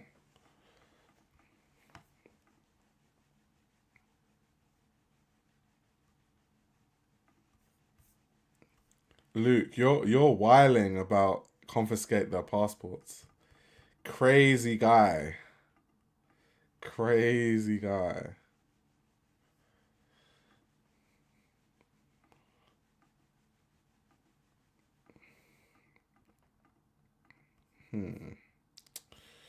No gardens. Another house. Beachworks house. Yeah, Northwest Londoners. They've got some properties, man. They've got some properties.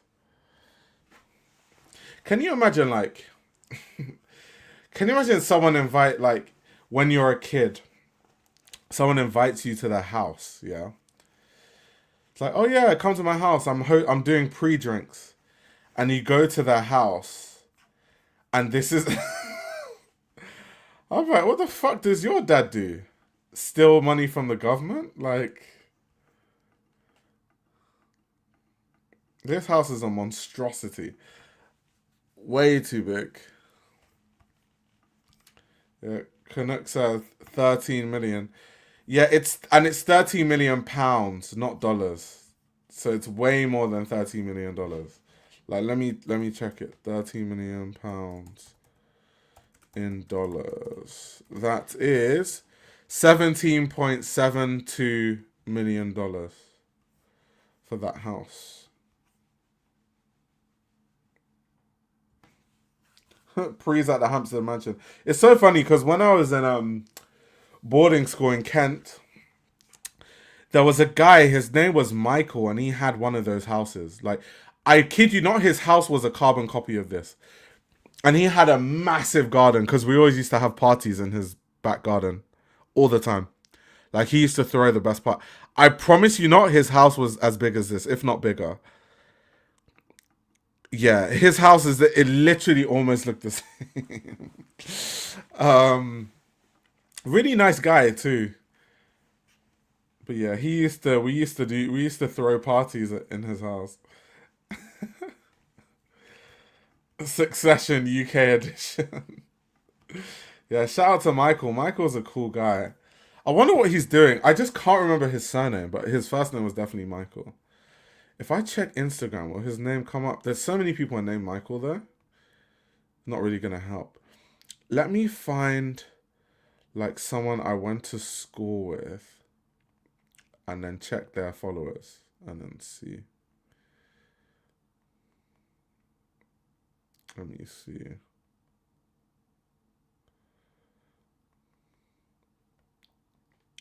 Let's see. Michael.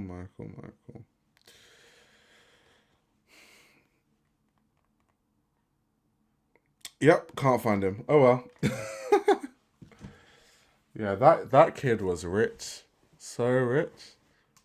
And he was Greek, I believe. Yeah, he was Greek. Because there was one time, because his parents, his family was so cool, by the way. There was one time I went to his house for dinner with his family, and they just started breaking plates, and I was like, okay, I guess I'm breaking plates. They were honestly the coolest people ever.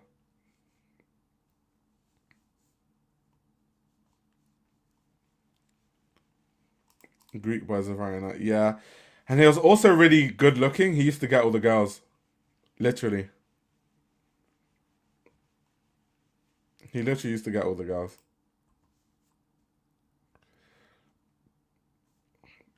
My experience in that school was so fascinating. That's the only time in my entire life I've not been the standard of beauty. Like in my entire life, that's the only time. Because in London, London is multicultural. So if you're tall and black, you're not really gonna struggle dating wise. Obviously, then I moved to Nigeria. Everyone's black, so I mean, it's just normal.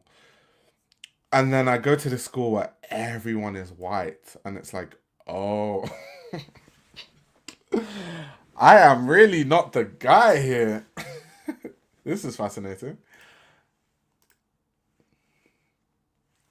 Big of you to admit that. No, it's just the reality. I'm an observer. I observed how it went.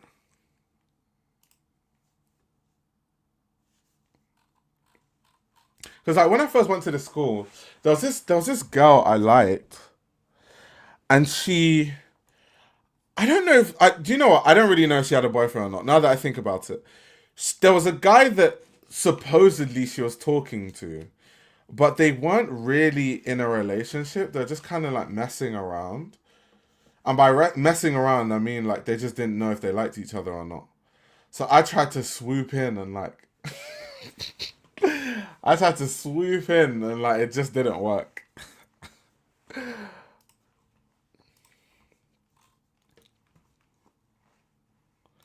I love watching Italian property videos and getting mad at how bad the interior design is.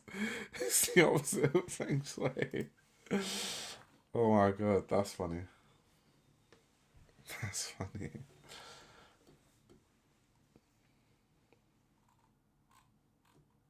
Imagine afters at Buckingham Palace.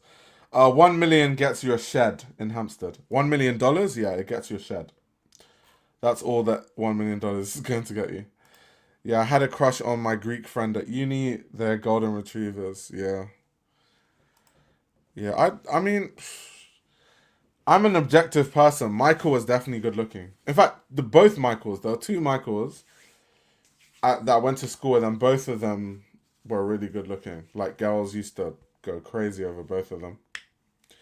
The other Michael, where was he? Was he English? He didn't look English to me though. He must be something else. He had a Mediterranean look to him. He must have been something like maybe even Greek as well or something. Um, yeah, there's no way he could have been English. Impossible.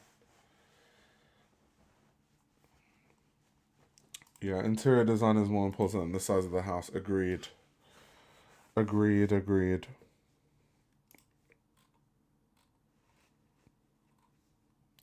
What is this? Yuck. Okay, so these are all new builds. Damn, what does 18 million get you? 6 bedrooms. Queen Anne house, listed grade 2. Okay, that's why it's so expensive. Damn. Fair play. 7 million, 5 beds. But anyway, Luke, you're shooting for the stars. The NW postcode is one of the most expensive postcodes in London. Literally. Said the one below so tacky. Yeah, but you can change it though. You don't have to just settle with it. You can change it.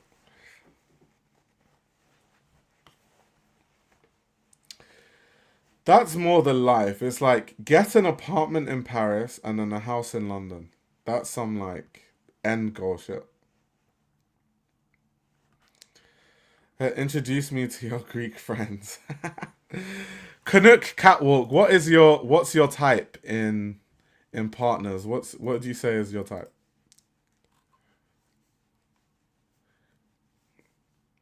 I'll tell. Quick question to people that are listening: do types actually matter? Because I definitely have a type, but I don't care. Like I don't think I care as much as like I think it's just a coincidence that most of the women I've dated kind of I wouldn't say they look the same, but they kind of have the same template. Um yeah, they kind of have the same template. But I don't think I go out of, and there have been cases when I've dated people that don't fit in that type and it's completely fine. And I'm still attracted to these people the same amount. Luke said types absolutely matter. I have a type, but that's a conversation you and I will have over coffee or drinks whenever I make my way to the UK. Okay, fair enough. Fair enough, fair enough. Would I live in Notting Hill? Probably not.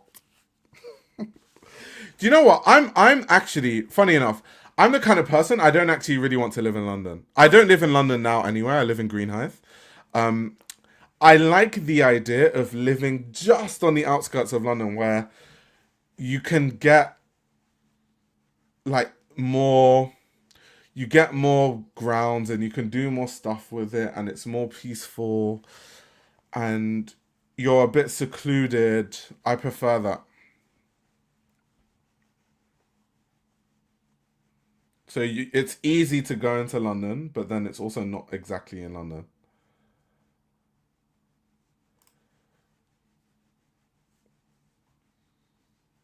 Who's not your type is more noticeable than who is your type. Usually your type is everyone that doesn't fit into you, not your type. Yeah. Yeah. Because I would say that my type is women that are extremely tall and attractive. And if I think I'd say like 80% of women I've dated are like 5'11" and taller. And most of them are black. I'd say like 90% of them are black. Then I've dated like one white girl that was really tall. She was like my height, which was insane. And I've dated an Indian that was she's tall, but not that she's like 5'8" ish or 5'9" ish. Um, so yeah, I guess it's just someone said my type is a supermodel. I didn't say size 0 and tall. I just said tall. I didn't say size 0. I actually don't personal attraction, obviously people have different bodies, but I personally don't find someone that's a size 0 that attractive. Like I wouldn't find someone that's that skinny really attractive, to be honest. Imani knows. Imani knows. Imani knows. Imani knows. Not someone saying I want to date a Nokia. Relax. My type is a Nokia. Oh god, that's funny. Exactly. Bundesliga. Thank you very much. I like people that understand. I like cultured people. I like cultured people. Leave the size zeros and twos to me. I'll put them in my shirt. Yeah, but I've dated a lot of women that are like 6 feet tall and 6 feet one, 6 foot two, 6 foot one, 6 foot 5'11", 5'10", 6 foot. But then I've literally there's someone who I've dated that like five. I dated a girl once that was 4'11". So I don't think, even though most of the people I've dated are like that. So I guess I'm like, I guess that's my type. I've literally dated someone who's 4'11". So how do you explain that?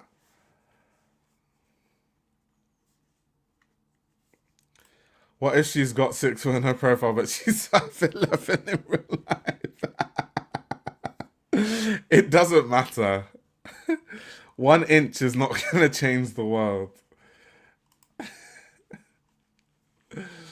Oh god,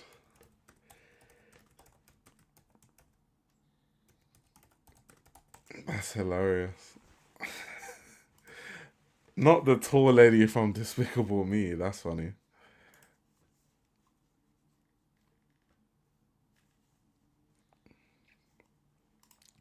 I like big, don't care what kind, muscle chubby, don't know why. Hey, we all have our types.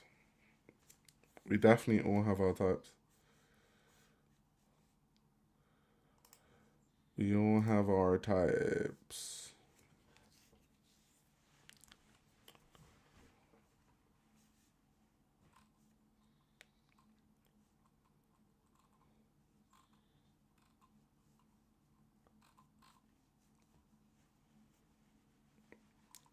Yep. Facts. Facts. The older I get, the less interested I am in relationships. Oh, this is interesting.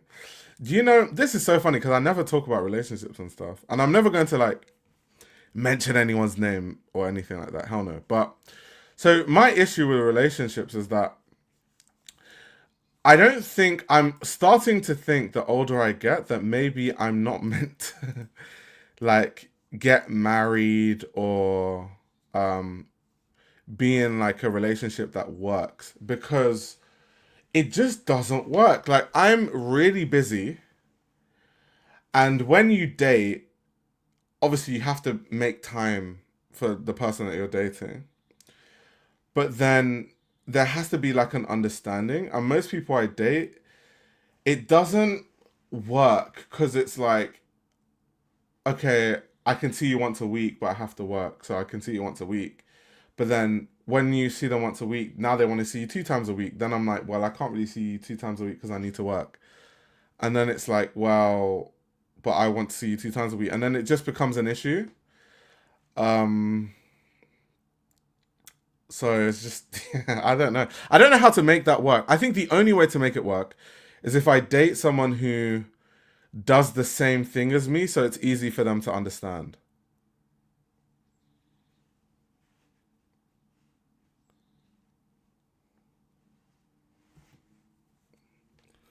Love my own space. I'm very promiscuous, bit of a hygiene freak. Okay, I'm not promiscuous at all. I was when I was younger, um, but not once I turned like 23, I believe, I just stopped having, yeah, sex really. Yeah, I think, was it when I turned 20? Yeah, it was about when I turned 23. I just relaxed a bit.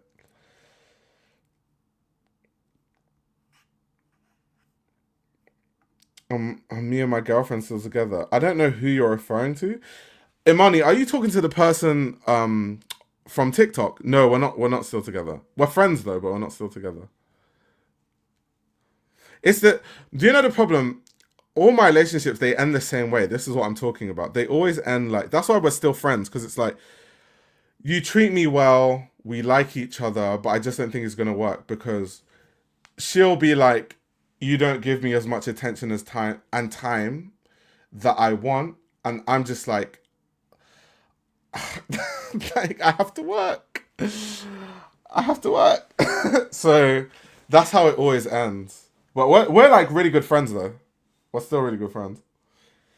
I don't really have bad breakups. Apart from one time. I've had a bad breakup once. That was really terrible. But apart from that, not really.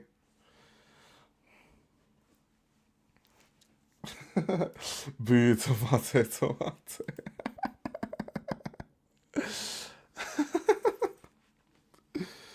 That's funny.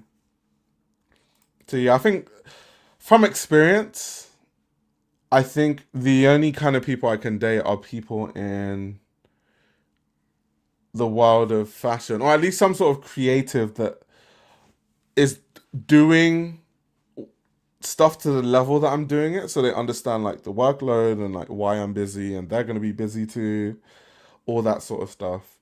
I think a big issue I've learned this. This is me maturing, right? I've learned that there's a kind of woman that I can date now because it's most of the girls I've dated. I've noticed a pattern. They're not very busy and they don't work a lot, and I think that becomes a problem because if I'm working a lot and they're not working a lot, it becomes more apparent the time I'm not with them, right? Right, and then it becomes a problem. But I think if I date someone that's more busy, then it's not as apparent, and then we meet each other when we meet each other, and it works for both of us. So I've learned over time I actually need to be with. I have to date a woman that's like a serious career woman, like that kind of woman. That's the only way it can work. Like someone that's really busy, like super bit. Like I'm talking like a proper career woman, like executive type of woman that's just so busy. Luke, what are we doing here? Isn't Martine maybe not married, but she has a partner? Relax. That's one of my favorite designers. Relax.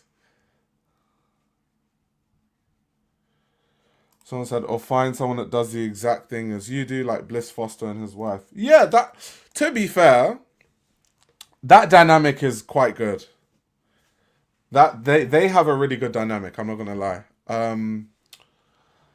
So yeah, I guess that's an option. That's an option. That's definitely an option. Wait, doesn't Martine Rose have a child though? I might be talking right out my ass. One second, let me actually check. Yeah, Martine Rose has two children. Yeah, like I was like, doesn't Martine Rose have kids? Yeah, Martine Rose has kids. So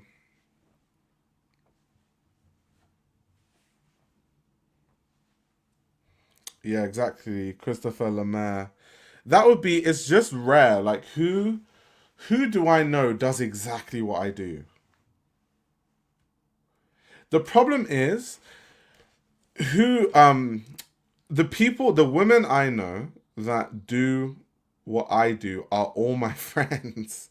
And I can't date my friends. I always draw a line. Like I don't, because it makes it messy and it messes up the friendship group and it da da da. I did that when I was 21. I'm never doing it again. So yeah, I don't date friends. So if they're my friends, they're already off the table. It doesn't matter.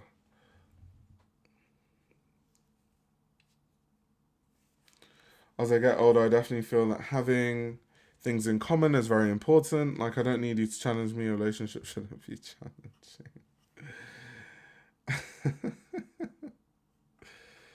Who would be the Pierre Berger to your Saint Laurent?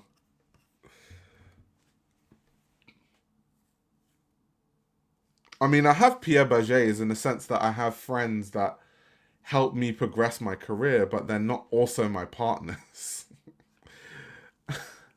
They're not like romantic partners.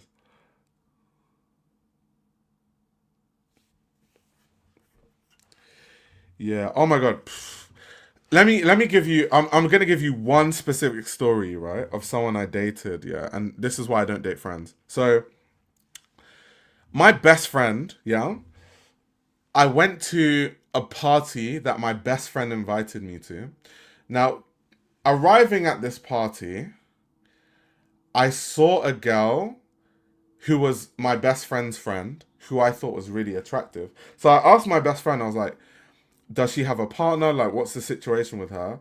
And my best friend was like, no, she's completely single. So I was like, okay. So I talked to her, we got talking, we started dating, we ended up in a relationship, and then COVID happened. Now, when COVID happened, um, I got COVID.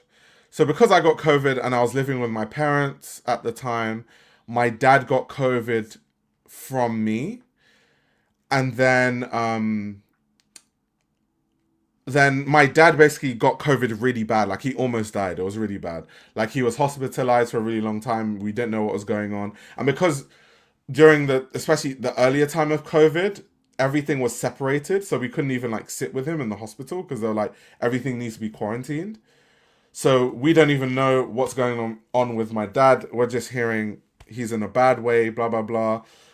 Like, it's a terrible situation. My mum's crying, all this sort of stuff, right? Anyway, thank goodness my dad survived it, whatever. So obviously, after I've gone through this experience, I've had to tell this girl that, like, I'm not going to lie, I can't really see you until this whole COVID thing dies down because of what's happened to my dad. Like, he almost died. And it's technically because of me, because I was going out all this, like, doing all this fashion shit, got COVID, my dad got it, and he almost died. So I'm just staying at home now until this COVID thing like slows down. I can't really see you. And then she took it as, oh, you don't want to see me, you're not interested anymore, you wasted my time. And then we broke up on those terms. So that's the bad breakup that I said basically. And she blocked me everywhere. Now I always wonder,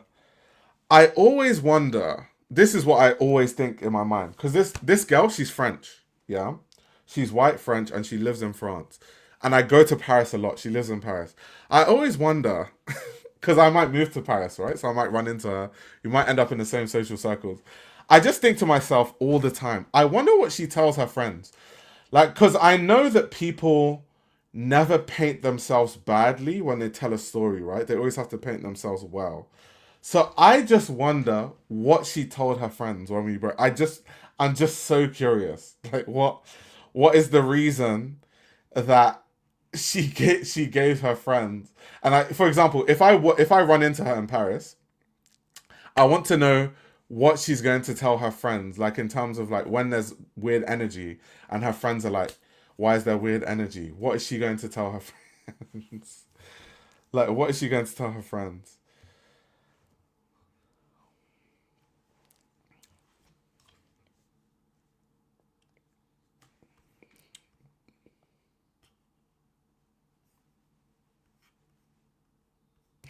Luke said humans aren't meant to be monogamous. Said it like a true fuckboy. I don't think she's gonna apologize. I don't even think she even thinks she did anything wrong. I think how she sees it, right?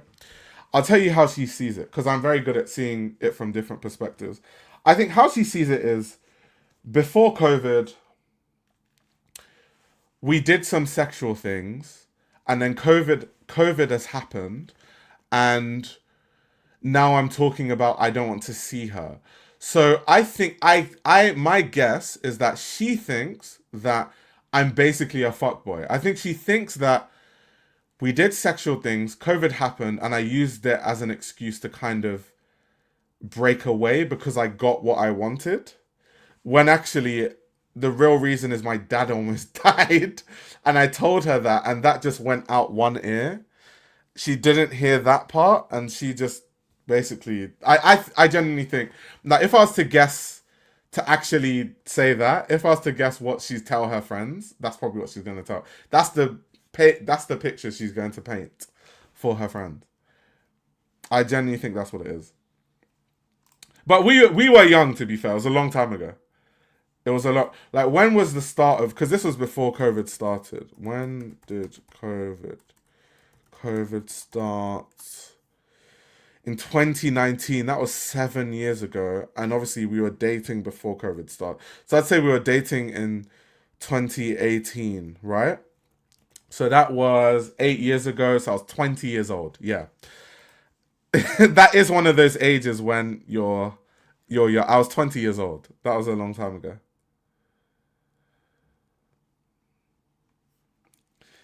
I mean, men lie all the time. I She probably told her friends you lied about your dad dying to stop seeing her. Yo, that's crazy. Yeah, she probably did. I never thought about it that way, but she probably did. That's so true. Yeah, that's probably what she said. That's actually so true. Oh well. I wish her the best.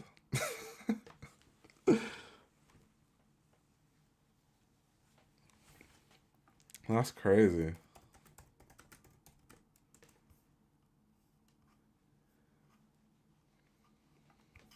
I'm not sowing your wild oats. I haven't heard someone say that in a long time. Oh gosh. Yeah, it's oh well, because what can I do? I'm not gonna change her mind. Unless she talks to my parents. Like, cause if she's decided she doesn't want to believe me that my dad almost died, that means no matter what I tell her, she's not going to believe it because she's decided to believe what she wants to believe, right? So unless she spoke to my sister, my mom, or my dad, she's never really gonna know, is she? So there's nothing I can do about it. So you just have to. Those are one of those where you just have to live with it.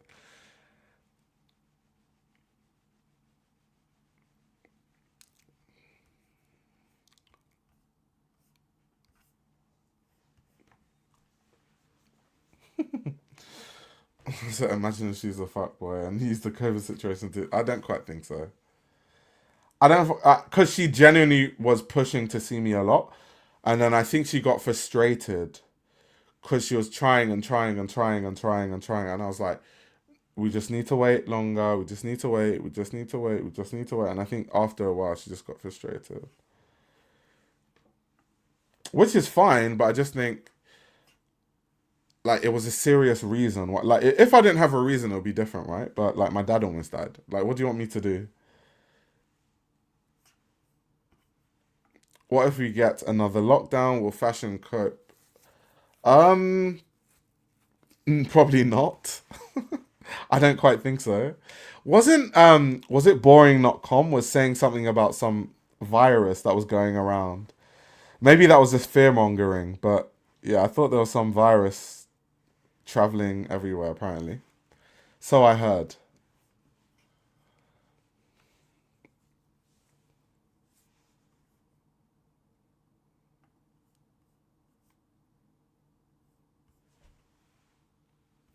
Wait, it's real. Oh damn.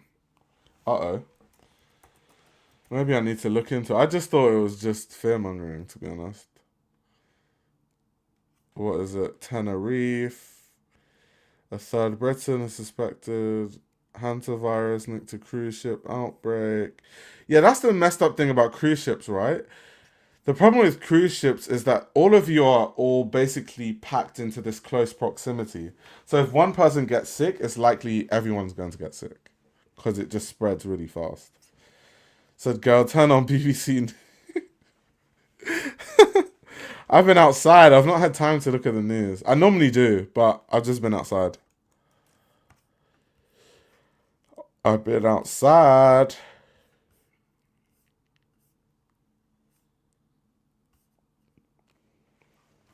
Martha Scott with BBC News.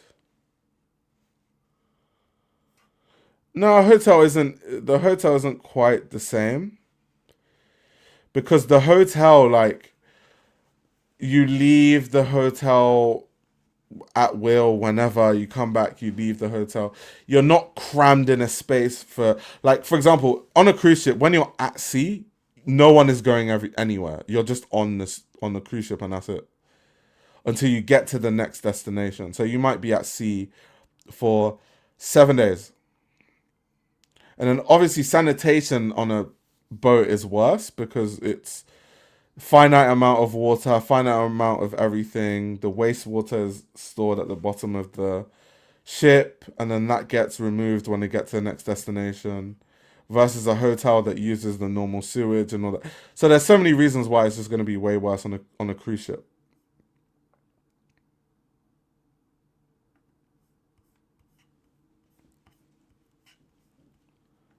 But yeah, the idea of a cruise ship is just, I don't. It's not for me, mate.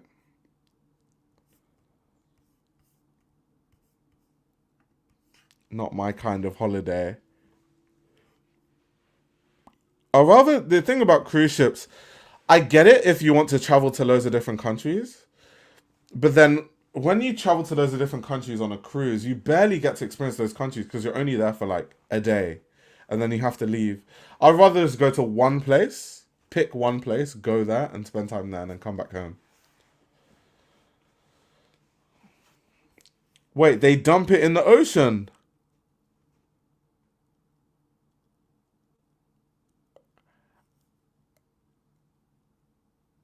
I didn't know that.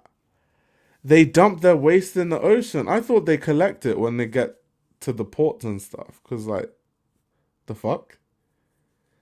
They dump it in the ocean. Holy shit.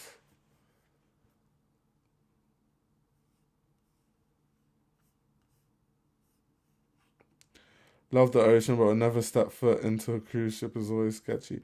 I guess the good thing about a cruise ship though is that they are extremely safe. Like if you were to encounter really bad conditions, you're better off on a cruise ship than almost any other kind of boat. Like if you're on some sort of tiny boat, you're just gonna get swallowed up by the water. Oh gosh. Yes, I was shocked to learn that too. Luke, is something? Are you okay? Why would you want a Titanic experience? That's not normal.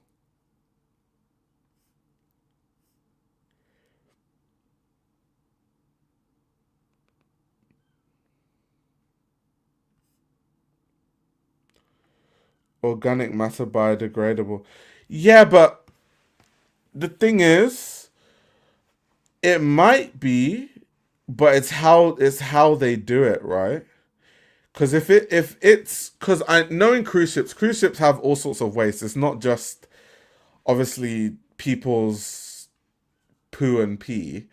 It's also like gases and fumes and oils and you know. So if that stuff is coming out too, then that's where the problem is. But yeah, organic matter, you are correct.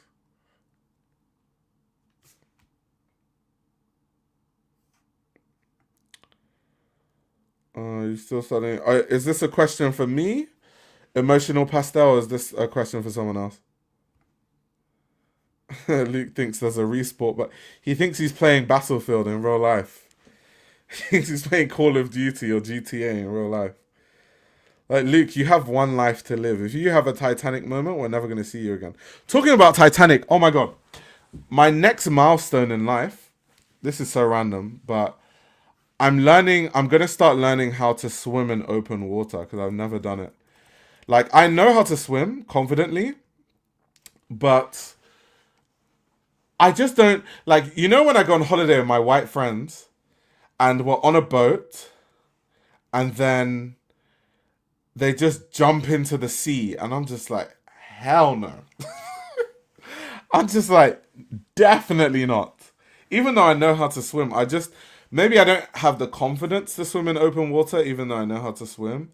So now I'm taking open water swimming lessons in like open water. So that way I'm just gonna like get over my fear. It's just, you know, when you swim in a swimming pool, right? Because obviously the efficient way to swim is to have your head down, yeah, and then to turn sideways like that to breathe and then bring it back down. Now, when I have goggles in and I have my head down in a pool, I can see the bottom of the pool. If I look up slightly, I can see the end of the pool, like an Olympic pool, right? You can see it in the distance. The ocean would have me panicking because honestly, when you dive into the ocean, you look down, you can't see the bottom, you just see a bunch of fish, and you look forward and you can't see the end, you just see water and a bunch of fish. That would actually make me panic. That would genuinely make me panic. Like, fuck. What if I get stranded here? Like, what's gonna happen? What if a shark comes out of nowhere? Well, people don't have self-preservation reflex. You don't need to be like that. Yeah, when I say I'm swimming in open water, not necessarily in an ocean, at least not yet. So I'm in the UK. People do open water swimming in like rivers and lakes and stuff. I'll start with that for now, and then I'll upgrade as I go. But I don't want to.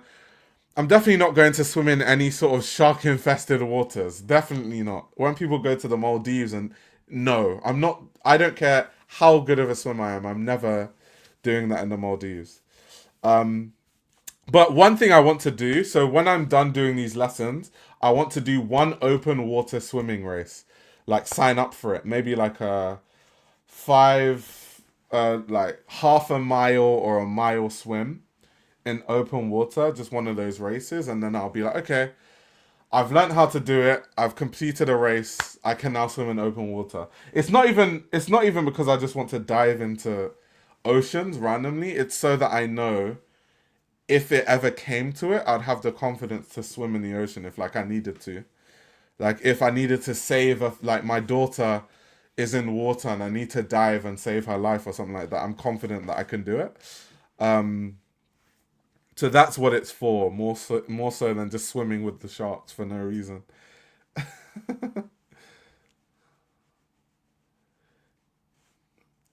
Yeah, they will. They will. They will. They will. They will. They will. Because the thing about the tide is it's so strong and so fast. And also, if it's hard to breathe, right, when constant waves are going on top of your head, it's really hard to breathe. So that's a whole nother thing. No, open water lessons. I don't need swimming lessons. It's specific open water lessons. Do you remember that video of the American college kid jumping from the cruise ship at night and getting eaten by a shark? I don't remember that one. The one I remember is the one I do remember is there was a video I saw where a guy was on a cruise ship and then he dove into the water and a shark like ate one of his legs off and then he was screaming and then he like scurried back to the boat and like when he pulled himself onto the boat he had one leg. I've seen that. That was crazy. Your whole fashion career is swimming with the creatures worse than sharks, so I'll take the sea. Ah.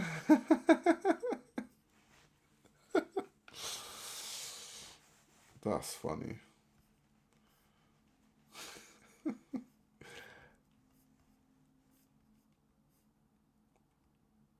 Also, yeah, thank you. Yeah, I was doing chemical engineering. That was a while ago. That was a long time ago.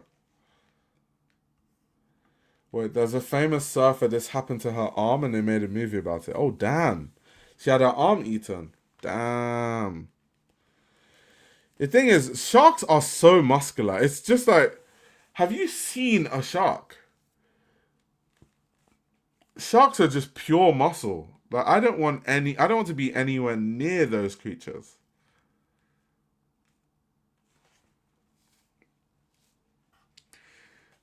That's why. This is why I don't go in the ocean. Steve Owen getting killed by a stingray traumatized me. Imagine. His friends egged him on and laughed as he got. Wait, seriously, is it because they didn't realize that he was taken away by a shark, or because why would they laugh that he was being taken away by a shark? That sounds a bit crazy to me. That's a bit insane. I need more clarification on that.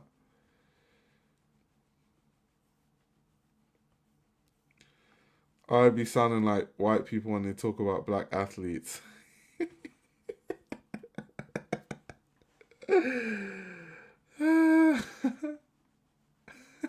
Too muscular. Like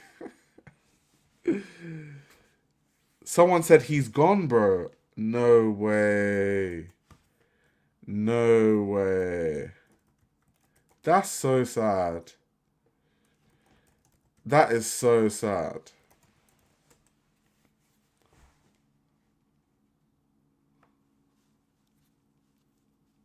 Wow, that's really sad. But yeah, many people have died from snorkeling.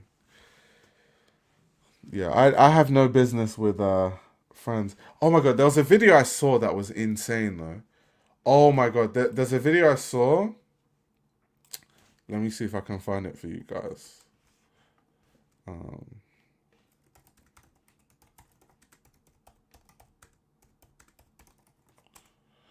Let me show you guys.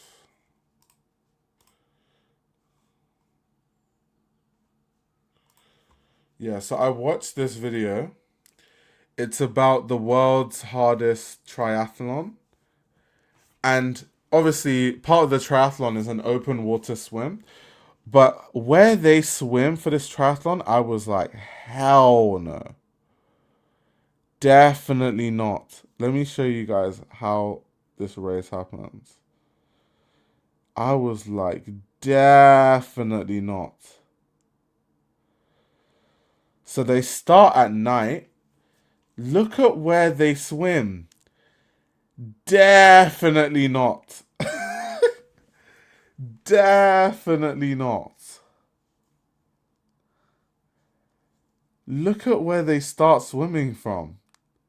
Like, people are crazy. Human beings are actually insane.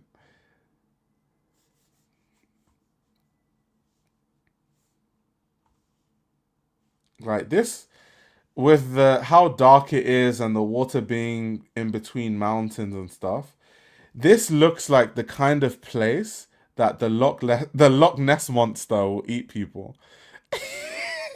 You know those mythical creatures, like a mermaid just grabs your leg and pulls you into the water. Imani said, "What do these people have in common? That they are white, I guess."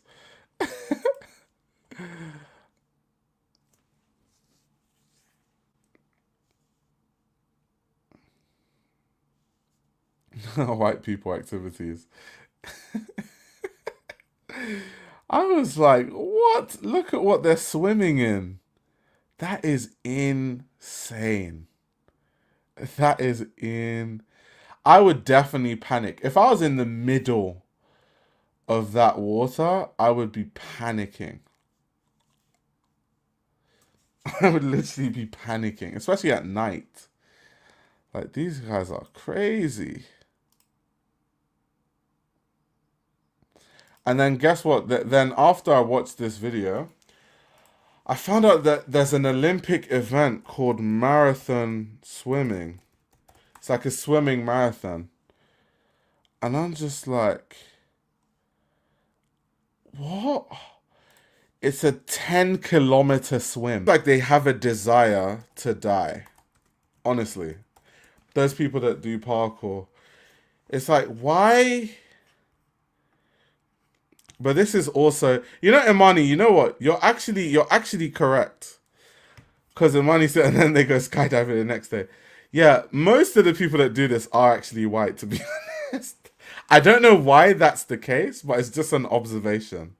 The people that do all these extreme activities where you could die, they do tend to be white. Shout out to my Caucasian brothers and sisters out there, and those of them watching. You guys are fearless, clearly.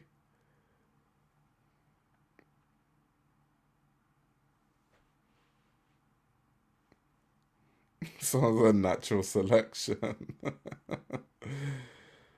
Like, what I always wonder is, at what point in your life do you realize that you're good at stuff like this? Because this is the kind of stuff that one mistake and you're literally gone from this world. So how do you figure out that you have a talent in free running and doing parkour?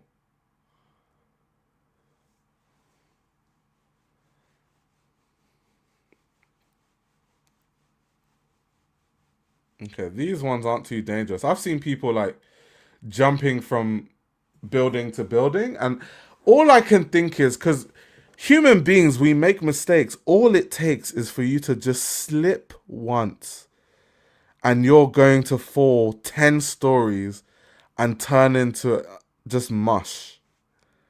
Literally, you're gonna fall from 10 stories, and you're going to turn into chocolate mousse.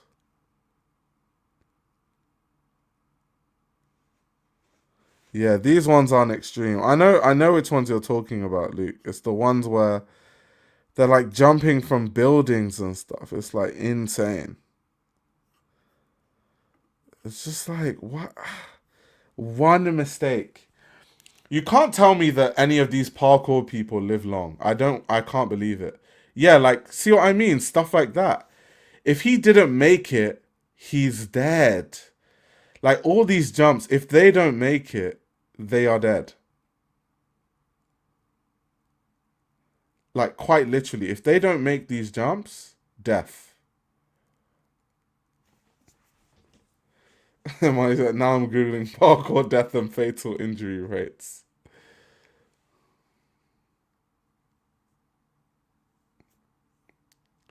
Imagine these kind of people running from the cops, though. The cops would never catch these people. When you see someone jump from a building to a building, I'm not. If I was a policeman, I'm not jumping to the next building. I'll give you a thumbs up. I'll be like, fair enough. I'm not gonna jump. So I guess you're free. See, look at. So that jump, for example. Let me just go back to that one. Like stuff like this is absolutely. Look at how far down he could have fallen if he didn't make the jump. This is insane.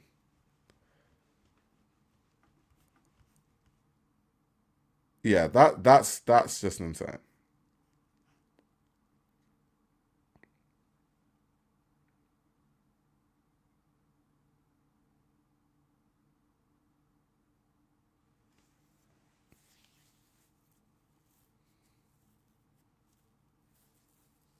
I don't even get the point of it. You just go around jumping and flipping on shit. I don't get it. I'll rather watch talents that are actually like interesting, like I don't know, Zeb Powell or something. I'm not sure how many of you guys are into snowboarding, but Zeb Powell is one of my favorite snowboarders. I'd rather watch some stuff like this where people are not putting their lives at risk. I mean, snowboarding is dangerous to be fair, depending what kind of stuff you're doing. But yeah, I can get skydiving. I have friends that have gone skydiving. I'd never do it. I just feel like the way my luck is, finally when it's my turn to skydive, that's when the parachute decides not to work. Yeah, I don't trust things like that.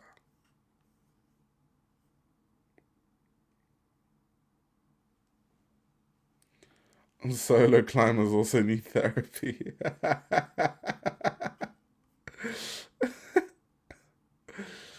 Oh my gosh, that's funny.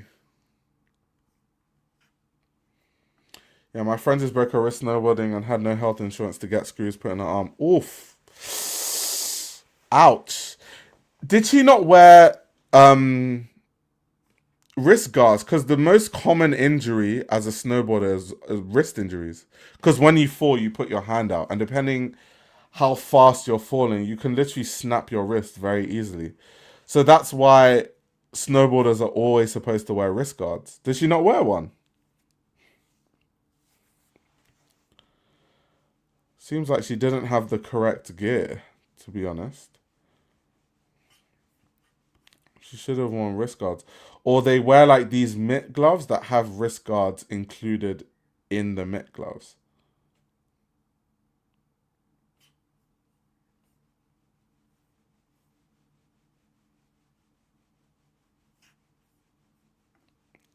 I had a coworker whose brother died from skydiving and he was an avid diver. Damn.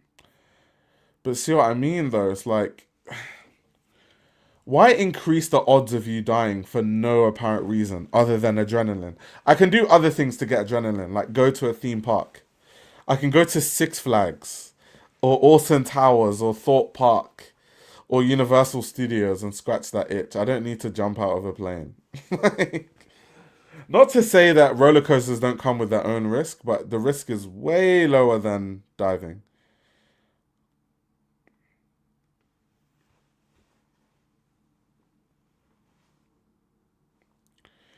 And the best thing about someone that studied engineering is that I understand the mechanism of a lot of things. So that's why I feel really safe in planes because I truly understand how they're built. I understand the materials used. Like I studied all of that stuff in university. So I trust it. Like when I look outside my window and the plane wings are flapping, I'm not even bothered because I'm like, yeah, it's supposed to be flexible because if it didn't flex, I'd be more scared because it could break if it didn't flex. So I trust like a lot of engineering in roller coasters, especially if it's like a company like the company that made them is a company that is like well respected.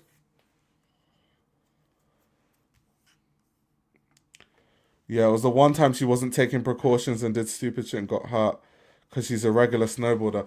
So that's the problem with people that become good at things. It's like skateboarders that don't wear a helmet or motorcyclists that don't wear gear, snowboarders that don't wear wrist guards. They all end up getting life change or close to life altering injuries. You should never get complacent with stuff like that. I'm glad she's okay and it was just a wrist because I've seen some horrific injuries from snowboarding, to be honest. Because what was that skateboarder? There's a skateboarder, what's his name? Really famous skateboarder. He had a really bad injury recently.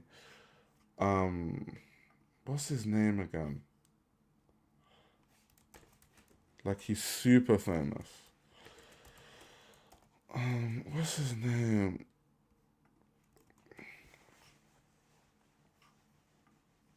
Yeah, Nigel Houston. There we go. He had a horrific fall. And that's what I mean. Nigel Houston is one of the best skateboarders ever. And even he can get injured like that. So I just feel like you should never ever get complacent. I don't care who you are, how long you've been doing it. That's why I love Tony Hawk. Because Tony Hawk always used to wear a helmet and knee pads and elbow pads and stuff. And he was like super skilled. So yeah, I think this was it. Turn away if you don't want to see it. Like, look at how bad that fall was. That fall was terrible. Like, and that's one of the best skateboarders of our generation falling like that. And it's literally on a trick that he lands easily. Like, that's a routine trick for Nigel Houston. Like, that's the kind of trick that he would just do to kind of start the day off. And he just fell face first. Like, and that's the problem. No helmet. Don't do it, guys. Don't do it. Stay safe.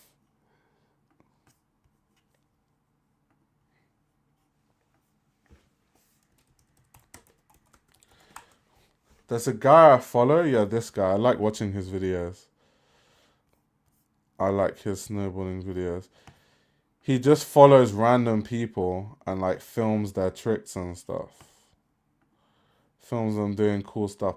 Snowboarding is so cool, I'm not gonna lie. As someone that used to skate, I would love to learn to snowboard, but I know it's a high learning curve, and I think right now I'm pushing 30. Is pushing 30 the time to try and learn to snowboard? Probably not. Probably not. If there's any avid snowboarders in the chat, let me know. Do I still have hope? Can I learn to snowboard in my 30s?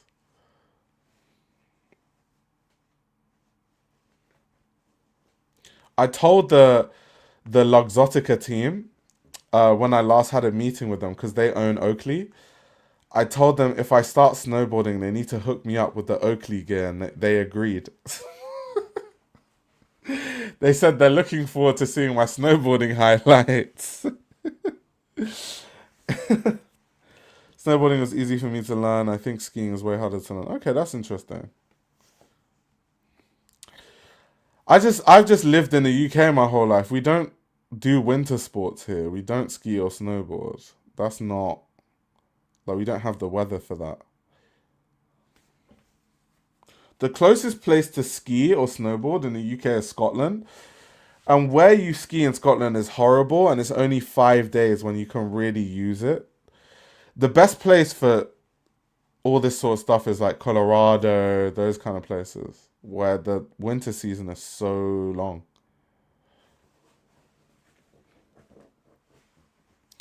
Does it snow in the UK? Sometimes. It just depends. Some years it doesn't snow at all. Sometimes it snows a lot. It really just depends.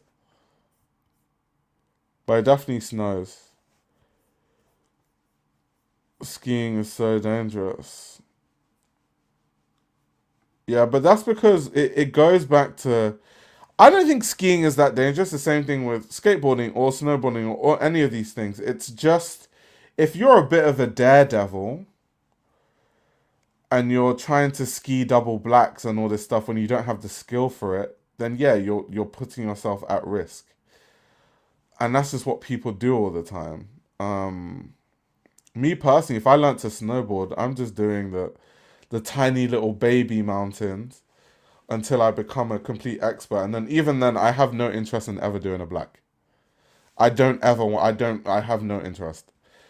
I just care about my safety too much to be doing stuff like that. um, so that's what happens. It's people that make these things dangerous. They're not actually as dangerous as people make it out to be. It's people that make them more dangerous than they are. Yeah, I don't know how people do blacks either. People are crazy. Fair enough if you're like a professional, but like otherwise, I just think it's a bit crazy.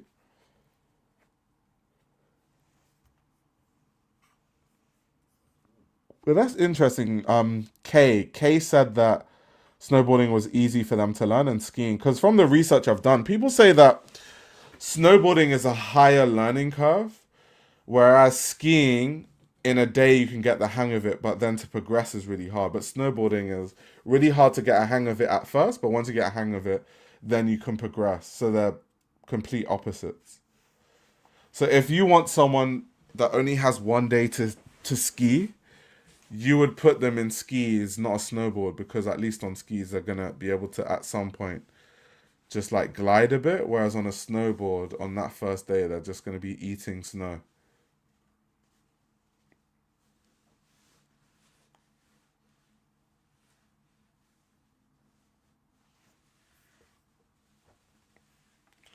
Yeah, Luke said that's a head injury, potential hemorrhage. The funny thing is he did recover from it. Thank goodness. Thank goodness. Let me see some of these crazy people. Skiing, double black, diamond.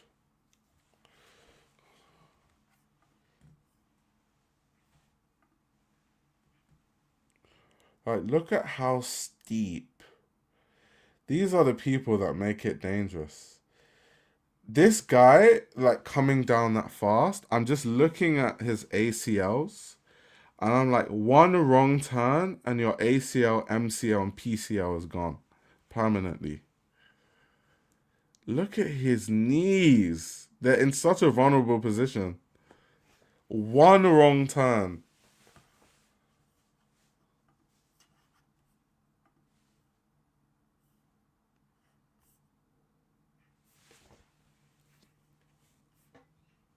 Insane.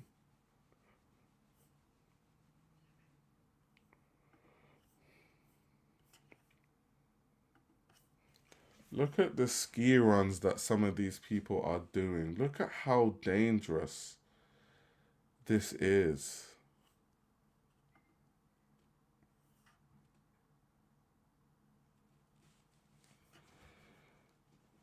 Is Schumacher. Isn't Schu. Wait.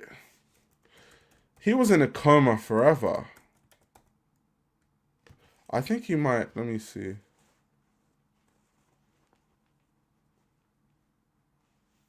Okay, he's no longer bedbound, apparently. That was in January 2026.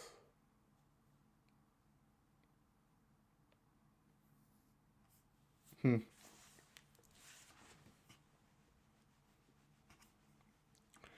crazy. Anyway, guys, this was a lot of fun. We're finally back to the streams. I shall be seeing you in that next actual stream where we'll be talking about Met Gala looks and all that sort of stuff, all that jazz. Thank you for coming to my TED Talk, this random after hours, but it started from the beginning. And I'll see you guys in the next stream. Thank you very much for tuning in.